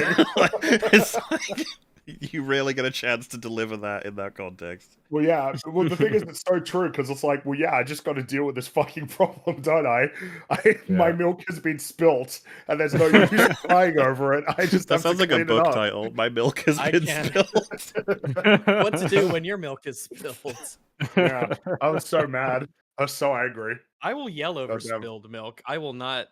Oh God, it's just happened. I dropped something, like it could be a milk jug or it could be a cup I've just poured, and it goes on the floor, and he's like, "Ah, fuck! I gotta clean this up. God damn it!" And he gets angry. Yep. It's annoying. Things were going so well. So we're basically in. This is the third act. This is the finale. Childs is on watch. She's looking out the window, and McCready says that he, Knowles, and Gary are going to go conduct the blood test on Blair. And so he needs to burn Blair if he attempts to get back inside the station. And so this is the last time that we know for sure that Childs isn't the thing. Mm-hmm. Regardless of what the conclusion is later, this is the last time that we know with certainty that this is a human. Question: why leave Childs behind? I think it's in this. I'm not sure, because in this case, it's like everybody's a human at this point. As far as they're aware, it's only Blair, and I guess they don't believe that Blair is in a position to have gotten out. So like, there's no risk. So I wonder why not just bring him. Stay together. All that. I'm not sure. Maybe it is the idea that if their fight broke out, and they're all out there, if Blair managed to get back inside and like lock them out, that could be a huge problem. That's better to have just one person even inside. I think I would buy 2 pairs of 2 more than I buy 1 pair, Yeah, 1 I 3 agree. and 1. I agree. But yeah, if it were me, I'd say all 4 of us are sticking together now because we all know that we're all not the thing. Exactly. It's not impossible that they make this decision. I could see people making this decision, but it strikes me as convenient narratively, though it's not the smartest thing to do, and I'm not sure why they would do it. But maybe if they, like you said, if they're worried about like Blair somehow getting out and locking them out, maybe that's probably the best that you can do for it. But, I mean, of course, considering that this will cause problems for them later. You know, this was an error, an erroneous judgment. Flaw number 4. At the same time, still. Well, yeah, but even is then, that a flaw with the film, or is it just the characters? This is just a little an example, bit. I think. I think it's a flaw if not for so they have the thing of like, you are gonna hold down this area, and that we need someone here. Like, I think that's what's missing there is why they would need someone there. If we can make a reason for that, maybe it would work a lot better. But yeah, like it's too important to the value of having the 4 of you having completed the test and then all in each other's eyesight going forward. That's huge right now. I think so too. They do leave him with a flamethrower, so maybe he thinks that, well, you can defend yourself if anyone who isn't us comes. It's just, why not take him with you? Maybe they're worried about it getting back in and ambushing him, or something getting back in. Like I see part of the logic, but sticking together it's pretty big, especially right after the test, fresh off the test. But I guess they thought, well, you're armed. We need someone to watch our back to make sure no one gets in.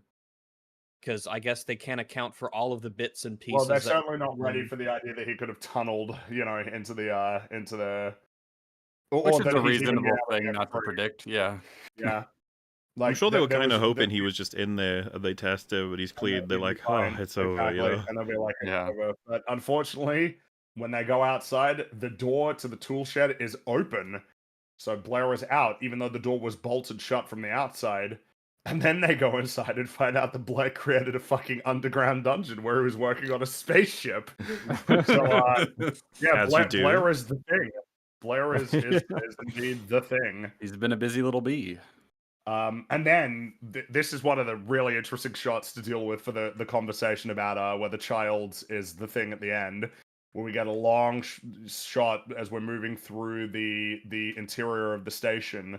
The front door is open. Childs is missing, and the interesting thing is the jacket on the that was sitting there next to him. It's there was a blue one there, but it's gone. It's like,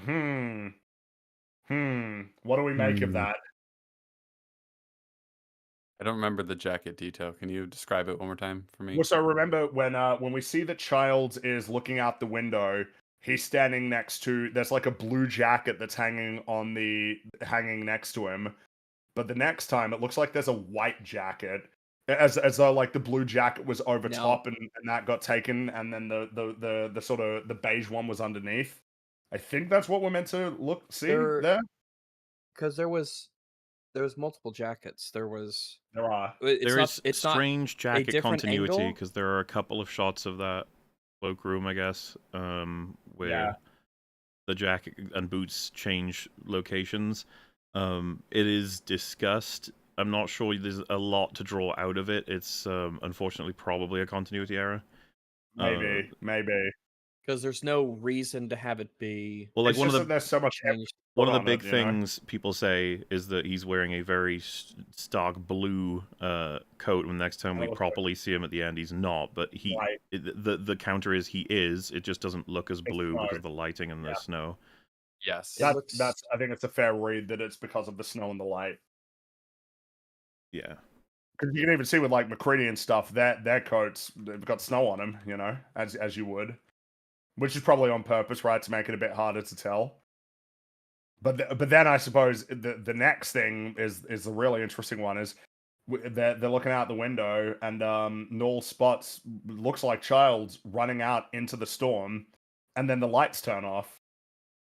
I was like, oh, what's going on? And then McCready concludes that the thing must have gone back inside and blown the generator, which means that the thing is going to try and freeze itself until it gets discovered by the rescue team in spring. That's like the best option available to it.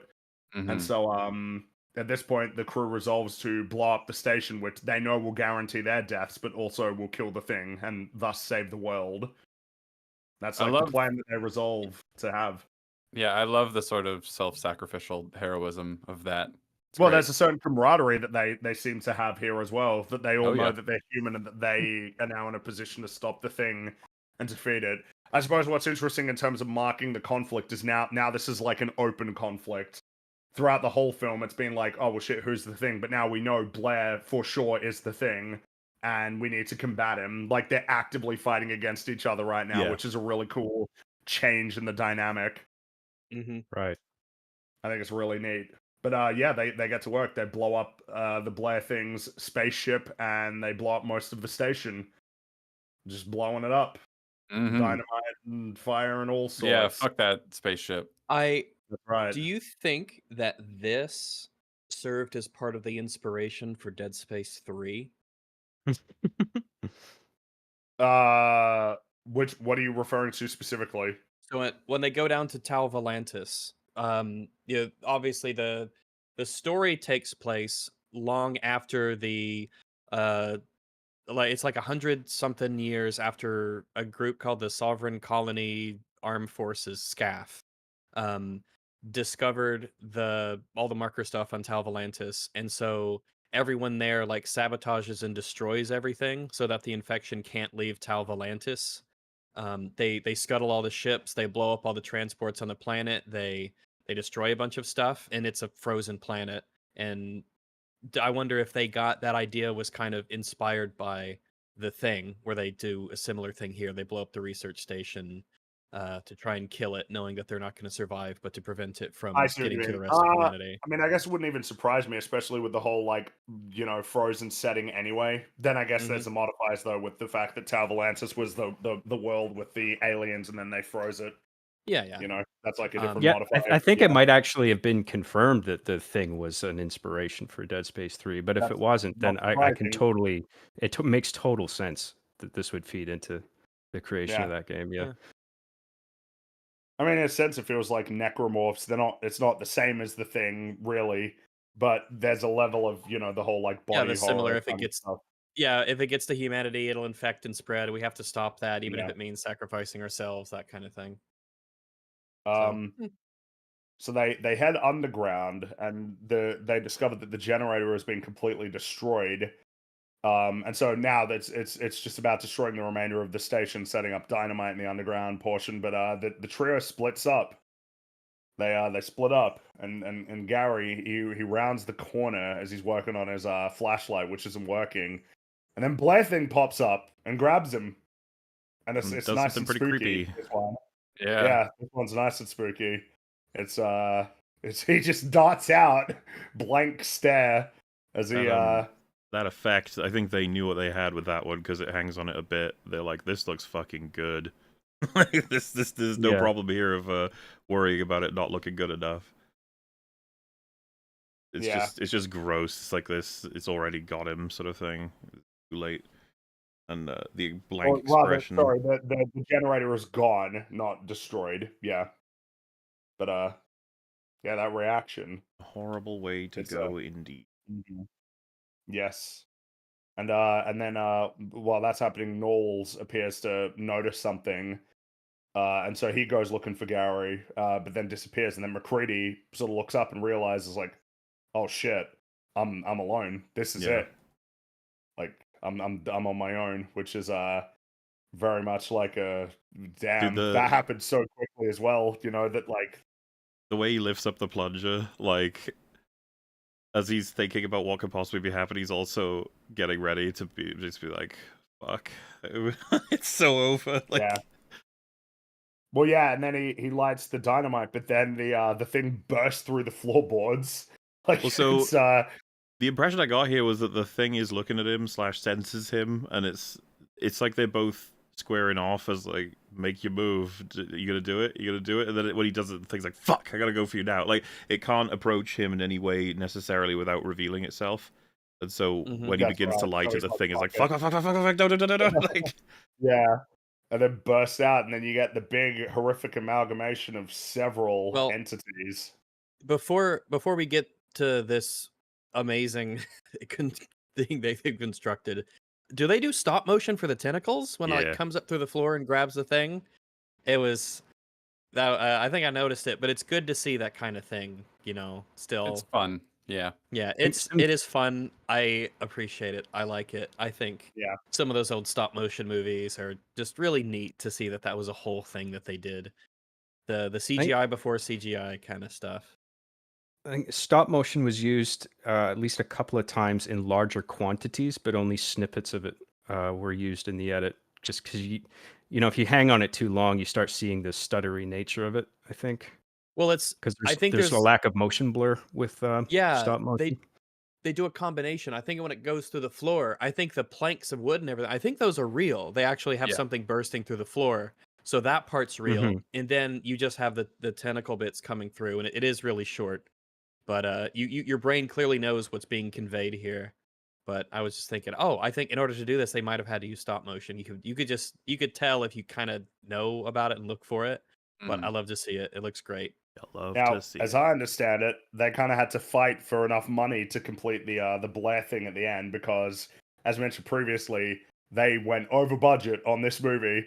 I think it initially had a $10 million budget. It ended up being $15 million, with about $1.5 million for the special effects, which actually resulted in a few things being cut. But Mhm. yeah, as I understand it, they had to fight for a little bit of extra money to make sure that they could create this one, which is yeah, it is a crazy one. This one is gnarly. I mean, They all are, but you know, spending $5 million to have people talk about your movie forever, especially in hindsight, you do think, 1.5 like, million. man- Yeah. Oh, 1.5 1.5. million. Okay. Yeah. I thought Well, I thought you said the budget was 10, but it went over. Oh yeah, I mean it went over, but the special effects budget wasn't meant to be 1.5 million itself. That went over as well. Okay. It's It's just it- that it kept going up because of a variety of different things. Okay. I get. Yeah. Early on, you mentioned shooting on location, delays, weather, and stuff. Yes, but rewriting the script so more stuff could take place outdoors. isn't it interesting that you have companies now who throw hundreds of millions of dollars time and time again at movies and shows that nobody gives a shit about 2 weeks later, let alone like when they release? And then this movie goes over, budget a bit to have a movie that people talk about for it. Like it's literally been generations at this point, I think. Or it's 2 years from being generations people have talked Well, I about mean, this movie. this film is So- 42 years old. Oh, 42. Oh, it's literally been generations that this movie has been talked about now. So it's crazy. Like the money, man. You could throw it at nothing or you can throw it at something. Yep. Yeah, and does it always get spent on something useful? I mean, the amount of money that gets pissed away in the industry on projects that are not, that don't have the script done, or there's a bunch of casting issues. I always think about that Kevin Smith story when he was making Die Hard 4, and there's a day where they're waiting for Bruce Willis to show up, and they pissed away like hundreds of thousands of dollars that day, and they didn't get anything done. And it's just like, yeah, fuck. Well, I mean, You it's could have funny done we- so much with that Go money, up you on know? set, yeah. It's That's funny to do whole a raw day gone. numbers conversation because it wasn't worth it technically for the box office wise, but perhaps maybe they made it back in like DVD and home video sales. They might have, because I think that may well have happened for a decent number of John Carpenter's films that they did better when they Someone released mentioned on that. home I was video. I was looking at some stuff about this movie, talking about, because I briefly looked like, what, this movie didn't sell well when it came out. Did it lose to anything at the box office? Did anything suck away all of its attention or whatever? Just kind It of looking wasn't into Blade it. Runner, that's for sure. No, it wasn't. Blade Runner Um, also didn't do well. Fucking But someone had mentioned that VHS played a role in kind of keeping this movie alive and really spreading it out. And I think the same thing was the case for Austin Powers too. I don't think it did the first one. It didn't do that great at the theaters, but then it was the VHSs and the extra sales afterwards that really just revitalized it to the point where it got sequels.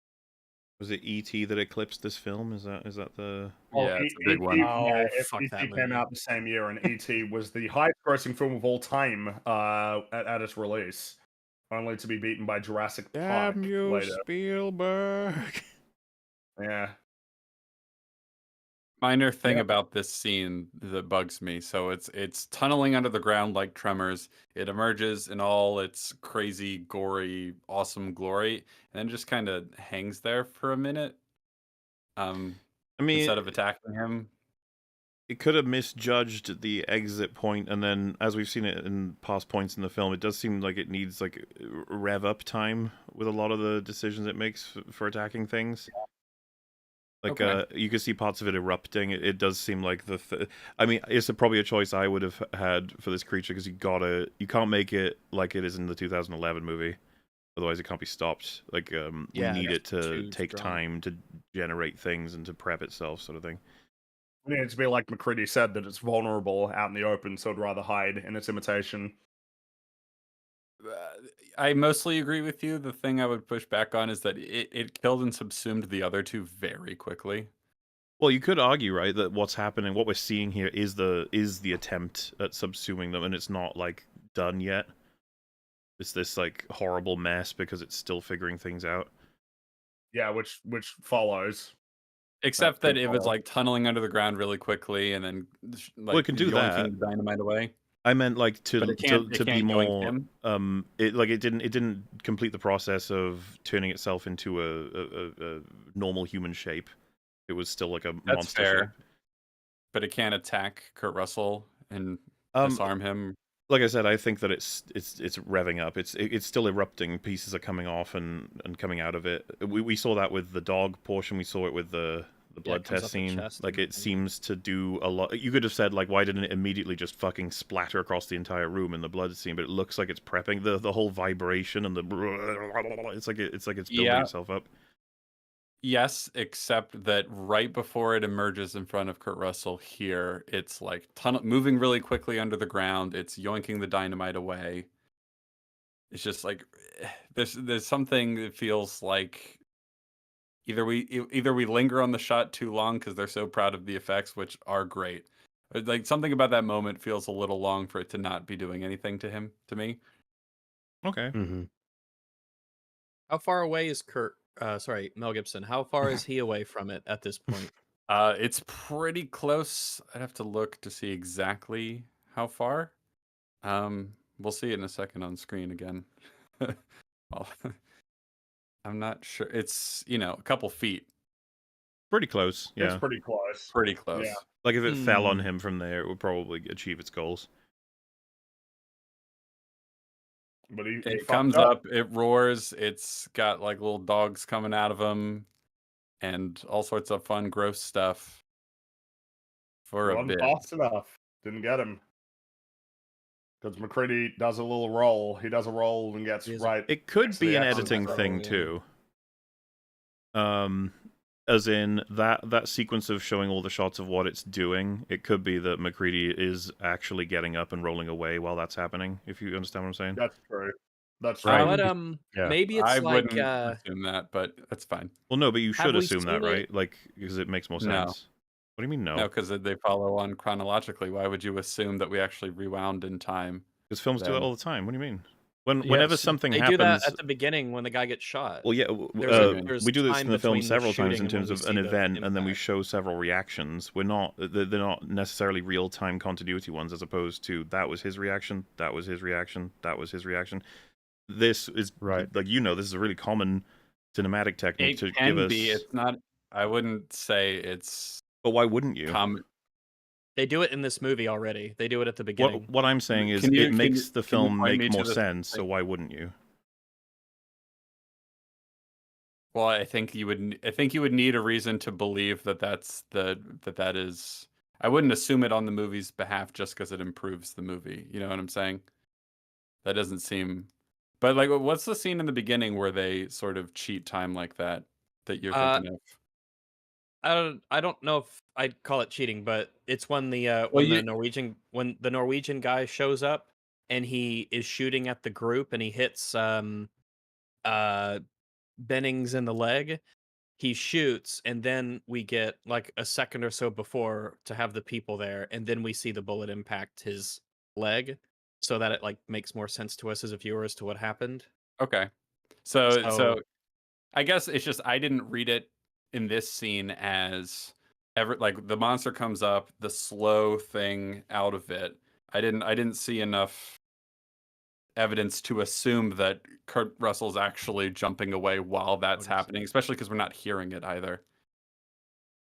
I wouldn't call it cheating personally, but I do Well, know what I'm you not mean saying because it like no, there's a I know moral what you mean component. because things are not happening in real time for that brief moment. But like sometimes, like there's a bunch of moments in movies where you need the audience to understand every beat of what's happening, but you can't, like, you obviously can't stack shots together. Well, Right. so let's So- say, for example, it bursts out. We show the Kurt Russell shot. We cut back for maybe 1 or 2 seconds of moving toward it. Then we cut back to Kurt getting up to grab the dynamite. Then we cut back to the thing as it's erupting one of the dog heads. Then we cut back to Kurt and he does the roll. Cut back to the thing roaring. Cut back to Kurt and then he's like, I could totally see in the editing room where they're like, this is way too choppy. Like if we do it You so that could we get cut longer. a few of those, but yes, I just don't. It doesn't read to me at all like what we're meant to assume is that while the dog is slowly bursting out, that Kurt Russell is jumping in that time, especially like I said, because we don't hear it. I don't think you need to hear it. I think you need to hear it. I think the It's camera happening, being it's as all close happening to in the the same thing room. making its noises. I don't need to hear the it rolling. Well, I would need something to assume that's what's happening. I don't know why it wouldn't be enough that it slots in. Would be why you'd assume that instead. What do you mean that it's Well, we do need to see him rolling, right? And if we heard him rolling over the previous shot, then seeing him rolling right after would make sense. No, but right. So it's better to preserve the sound for the shot that it belongs to, and we do need to see all those beats. and plus that's hearing the reasonable. same thing twice, two Yeah, different okay, scenes I'm with you exactly there. would probably just for Yeah, the sake no. of not being confusing. Yeah. I think you're right about that. Yeah, the only thing I take issue with is the logic that because it improves the moment, that's why I should assume that's what's happening. I've always felt that that's what we do with everything. When we have two options that both work, we'll pick the one that's more in line with what the movie's going for. That's just like good faith. I mean, Well, the fact that like every would- alien speaks in English is like such a commonly accepted version of this that we don't even think about it. I would say that's a whole different thing, but I would say sometimes there are things that there's no evidence to assume, and that assuming it on the part of the movie just seems like you're doing the work for them. That's as all. long as I'm not inventing anything, I completely disagree with that assessment. It's working with what they give me, and to not assume the worst, I'll assume the best. Doomer media moment. What the fuck are you talking about? Sorry, You're not. No, No, I completely understand what you're gave saying, and reasons. there are Yeah. times where Oh, that will no, be Cap Cap tested. offered an He's explanation. Yeah. referring why to he something, thinks- yeah, in chat. No, I know. That's what I'm saying. Cap is not having Yeah. a doomer moment. He's No, of course not. what he's doing is something that I Cap, know have I you have been watching done. movies for 30 years? There is. I can't think of anything off the top of my head, but there are definitely times in stories where there is one explanation that may make a thing work that is so not at all what I believe happened from what I saw that it's hard for me to be like, yeah, okay, that's what happened, sure. So I get it. That's all I'm getting at. But I do generally think we try to have that as a rule, that if there's an explanation and it's the only one that could possibly work, that we try to give the movie the benefit of the doubt, even movies we hate. Which, you know, when it's a fucking Marvel movie or a newest one, we'll run through like 1,000 excuses for why some dumbass spell from Doctor Strange doesn't or does work. And by the end of it, everyone's like, why are we still here? And it's like, just to make sure you understand how bad this is, that's all.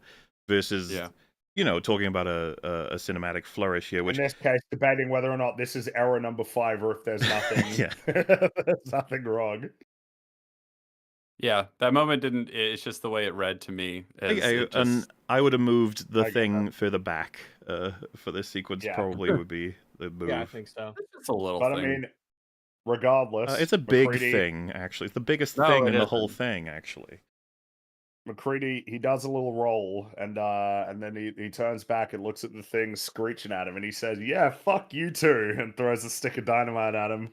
it's a Runs great away as it one-liner. blows up. I love it. Yeah. I just feel so raw of like, yeah, fuck off, dick. Like, I hate you. You're an asshole. Well, Now you're dead. Bye. I actually think it really does spell to us that he's recognized, as does the thing, as just like, yeah, this was a big old fight between you two at this point. Yeah, exactly. And the thing's pissed off at him for like, yeah, all right, I guess it's not over yet, and you know, fuck you too. It's just like, yeah. But he gets him. It's a great finishing line, and usually, like, when I see movies with like a line like that, where it's simply like, "Fuck you" or "Eat this" or something, like, Oh my god! a lot of the time I'll roll my eyes and be like, "Ugh, man, that's the best you could come up with." But here it actually works because he is taking into account what this monster must be thinking, and it's thinking, "Fuck the human race," and then he's thinking in response to that, "Well, fuck you as well." Like, we don't want you here.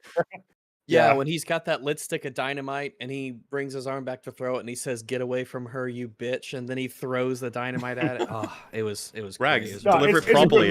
It's get away from her, you bitch. Stop it!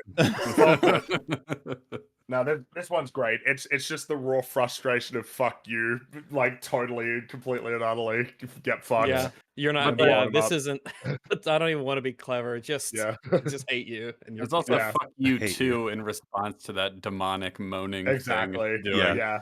I love it. It's the word "too" that makes it, right? If it was just fuck you, it'd be kind of lame. Yeah. It's really good. But that's it. And the whole station goes up and it explodes. A whole bunch of explosions. That's it. The station is absolutely ruined. Kablamo. I like the explosions in general. I don't know what it is about this one in particular. I think it's the contrast with the darkness. I really like this explosion. Like this one. It's beautiful. Well, it feels like a massive eruption against complete darkness, right? Yeah. In a sense. Like the explosion resisting the encroaching darkness. Well, this one last hurrah of you can combine that with the one-liner. It's the humanity saying one last fuck you to this creature we couldn't possibly understand. That's way more powerful than us. That is from a different world. It's like, yeah, fuck you. Mm-hmm. And of course, it's very cathartic for the ending of a film, especially when there aren't that many explosions in the movie. Yeah. You know, to end with a big one. It's one of those movies where all the dark values, like, are in terms of the picture, are really dark. Like the color grading is really well done. Well, it's also the film stock it was shot on. A lot of so many fucking great movies from the 70s and 80s are use this one particular film stock. I think it's called Eastman 100T. But that film stock was very, very high contrast, and it like really crunches blacks like that. So it's just pitch black, and of course it's the only source of light in the scene. So it really shines in contrast to everything else. It's not competing with the sunlight. Which brings us to the final scene of the film. No. McCready shuffles through the wreckage. He sits down, and Childs approaches from behind. And McCready asks, "You're the only one who made it." And McCready says, "Not the only one." And then Childs asks, "Did you kill it?" To which McCready asks the very apt question, "Where were you?" It's kind of the question on everybody's mind at this moment. Where did you go? And then Childs says he thought he saw Blair and went after him and got lost in the storm. This is strange. It's a strange story, isn't it? It's a bit like, did you? You know, like it's a little bit too. It's a little bit too odd of a cover story for what happened. You know, because of course they said like, well, if Blair comes back, burn him. But like, you ran out. The generator went off. You got lost in the storm. Like, I don't know about that, bro. Well, I mean, I actually don't think there's anything inherently. I I mean, obviously you can be suspicious of it, but I think the story works. I think it works. No, It's just It makes That's what I'm sense. saying. it gives you It's a people little bit sus. odd. That's all. Oh yeah, It's for it's sure. peepo sus. It's not implausible, but it's Yeah. not great. Yeah, the fact the Um, lights are off, and I don't know if there's anything for him to at this point. It's a I mean, risky earlier move, on, but you know. I guess if you Yeah. thought, that's the thing, that's the last. If we get him, it's all over. So I just gotta go. I'm Well, gonna get him. I assume that the lights are still on when he sees Blair scurrying about, and then he goes after him. Then the generator goes out, and now he's stuck out there in the darkness. He doesn't have like the rope tether that everyone else is Yeah, using to right. go. So now he's I mean, actually out there yeah. in the darkness. he could, but it almost feels like that emphasizes why did you do that? Why did you just stay inside? Where it was safer. Compared to if it was the thing, right? Like if he wants to get frozen, running out into the storm, that's a good way to do it. To then get discovered later. Even though that's not like a great plan, but still. Yeah. I love the line getting lost in the storm and beyond the literal. It's just like, this was so fucked up what we all went this through. whole thing was. And it's just Yeah. like, what does it even mean to be a human being at this point? To exist in a universe where a life form this bizarre and fucked up can exist and thrive, where part of its defense mechanism, part of the reason that it thrives is on being as terrifying and appalling as possible in a way that it disarms its victims, where it's just like, what the fuck? And then it takes advantage of that, them being frozen like a deer in headlights or something, like, what kind of That's both, universe allows for this? someone in chat has pointed out, like, he couldn't have seen Blair, right? Like, Blair would have had to have been inside working on the generator, because the generator goes off like so soon after he leaves that like either he thought he saw Blair, but like how could he? Because we know that all three of the guys were in the building, and Blair must have been inside of the station. So he could have seen what he thought was Blair, or he could be lying. Part of the thing, right? Is like Wait. I don't understand Yeah. why he couldn't have seen Blair. well, so he runs out into the storm, and then about 5 seconds later, the lights go out. Is it that quick? I can't remember. It's real quick. It's Okay. really, really quick. It just makes it really odd. But obviously there's still more to talk about in this scene. McCready signals pretty clearly like that he's very skeptical of him, and Charles is like, all right, like, what are you doing? And then McCready basically says, we're not really in much of a position to do anything about our predicament of figuring out who is the thing. And then, Charles is like, well, so what should we do? And McCready's like, why don't we just wait here a little while, see what happens? Which is a really fun line. I fucking love it, because there's so many things for us to talk about. One thing that's just on my mind right now is like, well, what if one of them suggested, let's do a blood test? And if you imagine yourself as McCready right now, like, yeah, we could do a blood test. We both bleed. We set up, and then if you're the thing, you just fucking kill me. You jump on me. You do whatever, because it's like, well, I'm not gonna let you corner me like that.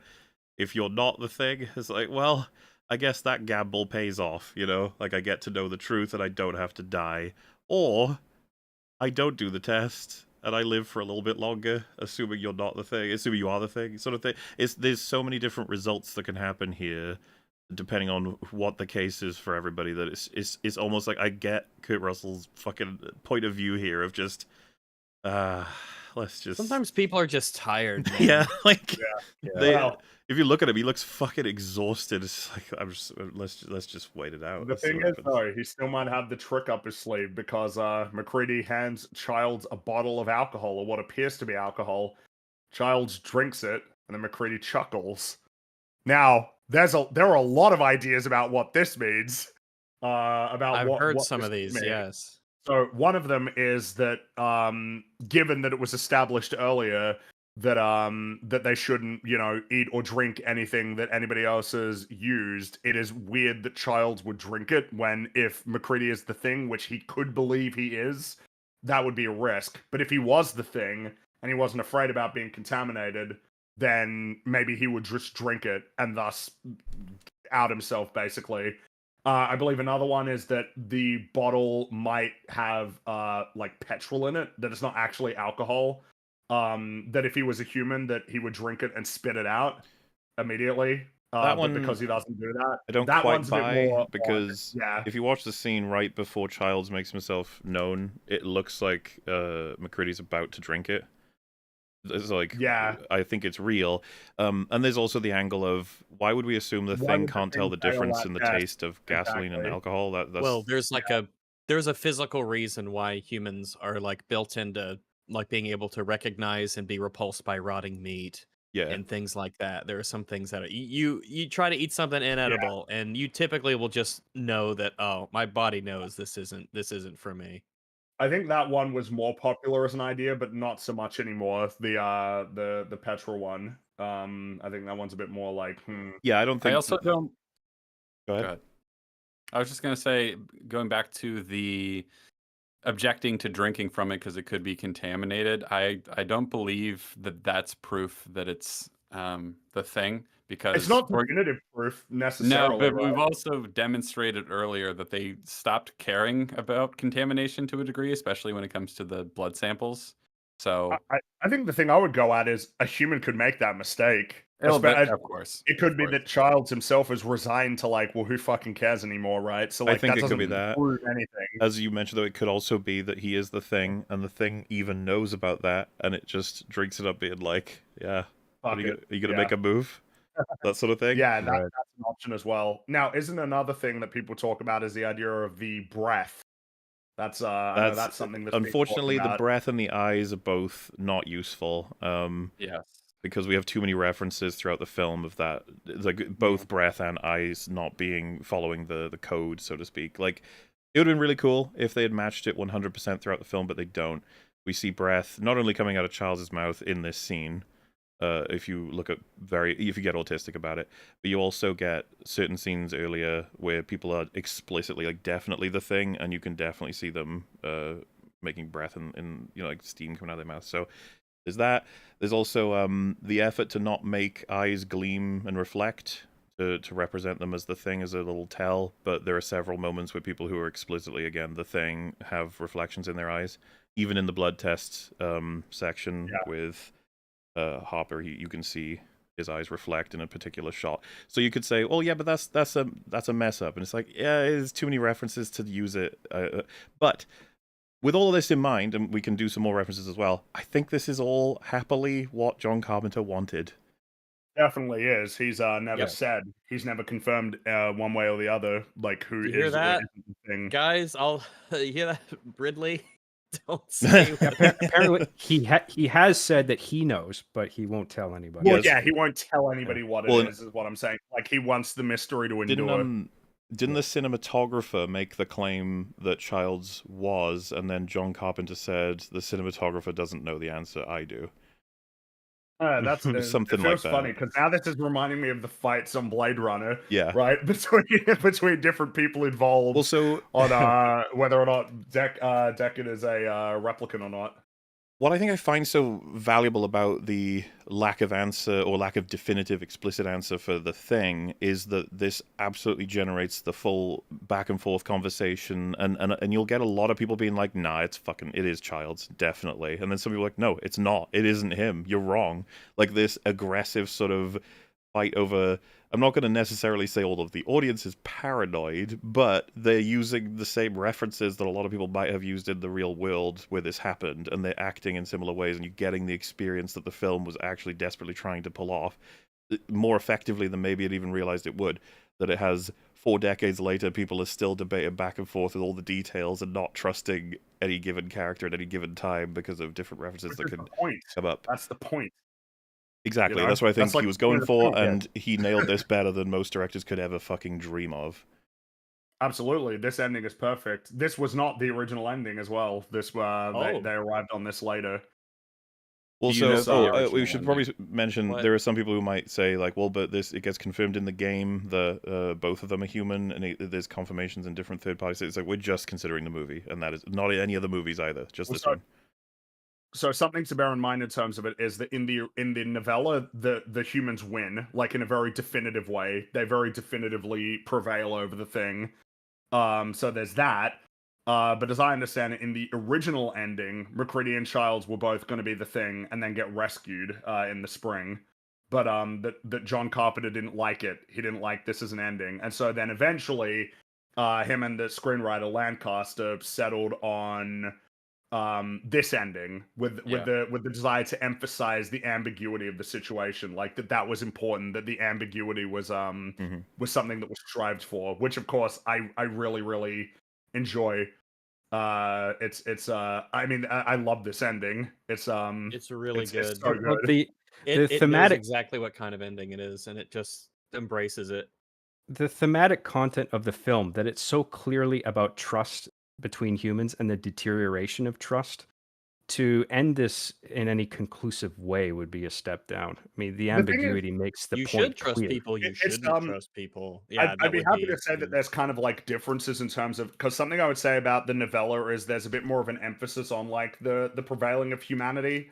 It's kind of like the sort of contrast between the distrust that they have of each other to when they know that they're all human, the camaraderie of working together and prevailing. There's like a really sharp contrast there.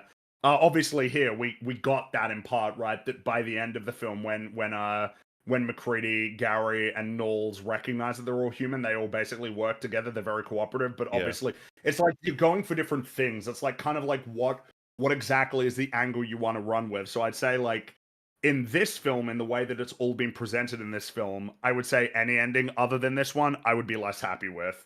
But like Yeah. as for having a different ending with the same premise going in different directions, that's a bit more like, well, it depends on what the goal is. But in this case, the goal is definitely to establish that, like, yeah, you don't know, don't you? And ain't that fucking scary? Also, Yeah. out of curiosity, would any of you label this ending, even partially or fully, nihilistic? No, I No. mean, No. I have a problem with the word Nihilistic. nihilistic because because what nihilism ought to mean based on the word itself is like a belief that there is no meaning at all, but usually what Like it's a just lack used of to mean value to things. Yeah. is just like extreme pessimism, which that's a pet peeve of mine. But I wouldn't call this pessimistic really because, I mean, obviously there's a 50-50 chance that they won in a sense. So I definitely Yeah. wouldn't call it So- nihilistic. I recently have found it very annoying how much films with what you would call sad endings, bad endings, tragic endings get called nihilistic, because that's not what that means, as you've just laid out. Yeah. One of the first times I've ever felt the need to call a film nihilistic was actually Joker 2. After seeing it, Yeah. it actively felt like it was taking meaning and destroying it. It was like, no, you're not allowed that, you're not allowed that, and it was just like, fuck me, dude. Values and meanings are bad This- things, and we hate them, and it's all shit. Yeah. This for me is a horror film through and through, and it fucking comes through on that. It gives, the only reason this has the effect it does is because of the contrast with what humanity is capable of, and it's showing like a darker side to the light side, as was just mentioned. The cooperation in this film almost gets them the win, like definitively. It really gets them close. It's just like that paranoia, that interest in self-preservation when you can't be sure of your fellow man sort of stuff. It's a real thing that humans deal with, and that to me is hyper meaningful to make you think about all the ways look at what they're able to accomplish. yeah, like, and that's what I see the point of horror films is to have a dark reflection on humanity and all of our like darkest moments, all of our failings, all of the ways we can be destroyed, and then obviously by things outside of ourselves. But this movie, as much as the Thing as a monster is incredibly effective, it's definitely making a point about humanity itself. Yeah. I mean, this ending, I could never regard it as nihilistic or pessimistic or whatever, because it doesn't serve to diminish the idea of trust between people. If anything, it's a cautionary tale about, like, we need to be able to trust each other. You know, in Well, order at the end, to yeah. get anywhere. Once they do the test, they cooperate and they do all this stuff, and that's what essentially And they become very probably effective yeah, once that absolutely. happens. It's really tough for a film to argue that cooperation is dumb, actually, and it's terrible, and you're strongest when you're alone. It's a really it's not a message you see often in films and stories. It's a tough sell. Yeah.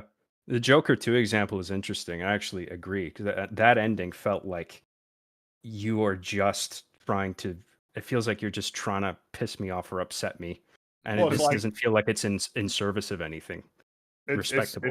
it's just kind of like a big fuck you, right, to the audience. It's just Right. Well, that whole film. with this film, like Joker 2 is closing doors throughout the film of meaning. It's like, can't be that one, not that one either, not this one. This one just kicks open a fucking coliseum of doors, and it's like, all right, go nuts, bye. And you're like, holy shit. Exactly, because the film is not. I mean, I suppose if nihilistic just means that they died, that's pretty stupid as a way of defining it as being nihilistic.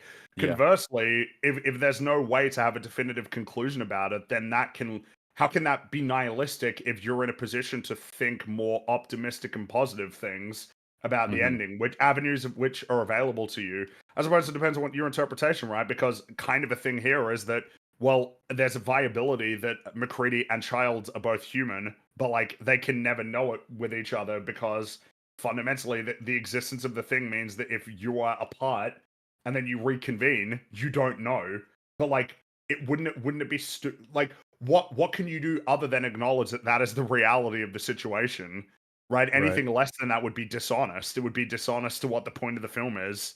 That's why that's why it's such a good ending, because it's really following through on what the film is about. This is the point of the film essentially distilled to its purest form, which is you don't know and you can't know.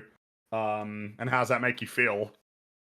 It reminded me a bit of the Conversation, made in the 70s. Gene Hackman. He's like like, I don't know if he's a government agent, but he works in surveillance. He's like a He's PI, like a something PI like that. surveillance guy, yeah. But he does that for a living, and at some point in the film, it turns on him where he believes he's being bugged, and by the end of the movie, tears apart his entire house, and he's left. The space that he's living in is just sort of a metaphor of his destroyed mindscape, because he's lost trust in everything. Was there a bug in his house? Wasn't there? It doesn't matter. The point is that he has been destroyed by his paranoia. Yeah, and that's sort of a similar thing here, where it's like the point is the ambiguity. That's its strength. It's good. It's a good ending. I like it. I Yeah, like it to think is. that they're both human and they died nobly. That's what I I, like. I don't know. Well, that's where I'm at, really. I was That's gonna what I say, hope the case is. not to Like, ruin that's what that, I hope but is the idea that they're case. both human, they both never believe that about each other, and they both die. Like, They died, yeah. you know, Well, I no, still think because that's then they saved You- the you- world. They saved correct. Yeah, humanity. that's Yeah. totally fair. And I'm with Fringy. I have no idea. I don't know. I don't know. find it all fascinating. I adore this movie. It's amazing. Yep. Yeah, Which it is one of the best. It is, like I said, 42 years, and we're still talking about it. And I am still. Yeah, I actually that's told right. someone messaged me as we were doing this, and they asked, "Hey, what, like a casual, what's up?" And I was like, "Yeah, I'm just doing a podcast. We're talking about The Thing, one of the best horror movies ever." And like they hadn't heard about it, which is odd to me. Maybe they live on Mars, but I was like, "Yeah, you need to see this movie. It's one of the greatest like movies ever." So as time goes on, video games are the same way. People come in, people go. It's like a cycle. People discovering the movie and enjoying it, and new people discovering the movie and enjoying it. And it's timeless. Nothing's gonna invalidate this. It is I the read goats. I've read a funny little test screening story where John Carpenter was present, and someone put their hand up, and they were like, "So which one's The Thing?" and he's like, "That's for you to decide." And the person responded, "Oh, I hate when that happens.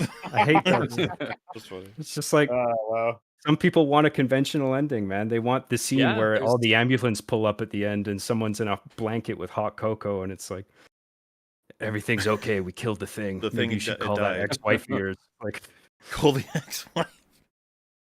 but yeah, that concludes The Thing, The one of the greatest Thing. movies The of all Thing. time. Oh, it's so good. What a Halloween not to a woman in spend sight. watching Wow. something like that. And hopefully this Yeah. was Oh, yeah. everything you guys in chat were hoping for in terms of us breaking I hope down so. Yeah, a 'cause, classic. this movie deserves to be praised extensively and thoroughly. Deserves the hype. Oh and yeah, it's super rewatchable, which is Yeah. another cool thing too. yes it Worth is. it. Oh, it's worth it. Oh yeah. goat Good top stuff. shelf Can't wait for a material. really neat sequel. What? Look, Mel Gibson's too old for it now, man. We can't No, get he it. isn't. He could do it. All right, fine. But yeah, that kind of wraps the conversation Yes, of The indeed. thing. we'll try to do some more of these over the years, you know, because I like talking about good movies. Fun. We did a Jurassic Park one. What else have we done? Train to Busan. We'll do more. It's There gonna will happen, be I more. swear. I know what I want us to do for Christmas. Ooh. Well, on my channel, we did one on Gone Girl, so you can go watch That's that. right. Yes, Which Only took on us way youtube.com. longer because holy shit, why did that take us so long? Wait, did it take us way longer? it's- Or am I misremembering? Well, bear in mind, Gone Girl is longer than The Thing. It took us a very long time because I went through autistically basically every line of the script and talked about how it's all so good, but When it you've is, got so it was worth it. 4 hyper autists power, like Yes, just that's right. yeah. Channeled into one conversation. Well, and what's on my creepier, channel, I right? covered a girl I wish was gone, but The Gone Girl monster or the Thing monster, which is scary. oh, women have it Women. easy. Right. Women, easily. yeah. Thank God there were no Because much women like in this the- movie. Much like The Thing, like they have the outward appearance of being human, but the kind of craziness that lurks within it's oh man. They're chaotic monsters. But that's a fantastic intentional segue there, Cap. You do indeed have Yes. that video on your channel, and you should all go check Mhm. it out if you want to hear me and Fringy gush about David Fincher's Gone Girl for hours on end with him. And what else are you up to on your channel right now, right this moment, right this second? A reaction video sort of thing about it's about a Sweet Baby Inc. employee who slanders Django Unchained. Oh, that And- video, Oh my yeah. god, Yeah, Rags Yeah, was that kind enough video's- to recommend it to me, so we're gonna be covering that in a big video coming out soon, only on YouTube.com. boy. Go check it out. Sweet. Yeah. That is quite a video. Yeah. John, my good man, what are you up to? What are you doing? John Graham on YouTube. I do Arby and the Chief. I'm a cinema series called Hard Justice. I'm still picking away at those. I've been doing a bunch of gaming streams as well. I'm going through all the Halo games. I noticed you were playing Um, Sonic. Are you playing the new Sonic Generations remake? I Remaster? was, yeah, but I kind of lost interest in it. I thought it was. I Oh. started off okay, but like, I thought it was kind of meh as it went along. Okay. Personally, but that's just my Yeah, onion. fair enough. Happens. But yeah, obviously, thank you both for joining us, and the links to the Yes. channels in the descriptions. Check them out. Fringy, Rags, is there anything you guys wanted to mention, any way, shape, or form? Well, I've got 2 videos out recently. I plan to do more, hopefully soonish. And I don't know what my Halloween plans are. My mom just came down with like some sort of cold or sickness or whatever, so she's under the weather right now. So we're trying to figure out what the family's gonna do with like Halloween plans. We don't know what's going on. And as far as the stream goes, I got my days mixed up. With like the Wednesdays and Thursdays and the Halloweens and the numbers. I thought I was originally going to do a bunker stream today, but we did this. So tomorrow I might end up doing like a late night bunker stream. I'm not Do exactly it. certain. Blinky So Bonko. we will see. We will see. Hopefully something, but either way, I'll be probably working on stuff. Oh, I just got a text. Oh my god. I just got a text from her and I mentioned her. Just a second. Let me. Oh, okay. Okay, well, yeah. So anyway, wow, while editing we were mode. thinging, Wow. while we were doing the big thing, it looks like Yes. we're almost completed on the 1K goals. Fringy has passed the Oh, God. the plushie goal, which means that is locked Which in means for that Wolf. Wolf is playing. All right. Yeah, Wolf is Wolf locked has in no for Gollum. choice now. Did it. And, Now Rags is still That's awesome, free guy. for another 10 hoodies. Wow, wait, just a second. Mahler, our plushies are at the exact number. We're neck and neck. We're both at 1,087. yes. That's wild. Holy shit. And the hoodie is but by the way, God, seriously, 990. thank you guys Well, I was so gonna much. say, I it's- really, Let's see. we really do appreciate this Yeah, it level is. of enthusiasm and support for It these is an plushies. It's an incredible amount of support that you guys give us with these. Makeshift does a great job. We really appreciate your patronage. It helps us out a lot, and it helps us get you more stuff. And it is legitimately really thrilling to see that we have an audience that is willing to support us and our endeavors and what we're doing and our streams. And it really means a lot. Thank you very, very much for doing that. Yeah, and obviously, like, I'm glad this one worked out, so to speak, in terms of like the designs. We try to give you stuff you guys will actually be interested in, as well as giving you the chance to sort of support the show in this avenue as well. And people are very hyped about the idea of clothing, so we're gonna have to try and figure that out the more time goes on, I think, because you know, there's all kinds of different things. Yeah, I don't like Rags of clothing Wolf- myself, but some people are really into it, so I'm really glad that there's an option for them if they wanna go Yeah. down that route. Looks like Rags is all but certainly going to be also playing Gollum as well. I don't think so. 990. I mean, there's still. I mean, You I don't- won't. I don't know. Yeah, Well- you're right. It'll be fine. yeah. I don't No think- one's Yeah, gonna it'll buy. be fine. I'll be fine. It'll be fine. no one will buy 10 of these incredibly comfy, well-fitting, neatly designed EFAP branded Creepy hoodies Halloween, that you yes, could with a wear great at illustration on Halloween them. and Yeah. around. Yeah, that's actually wild. That's crazy. But yes, but bear in mind, yes, you still have about a day left to Yes.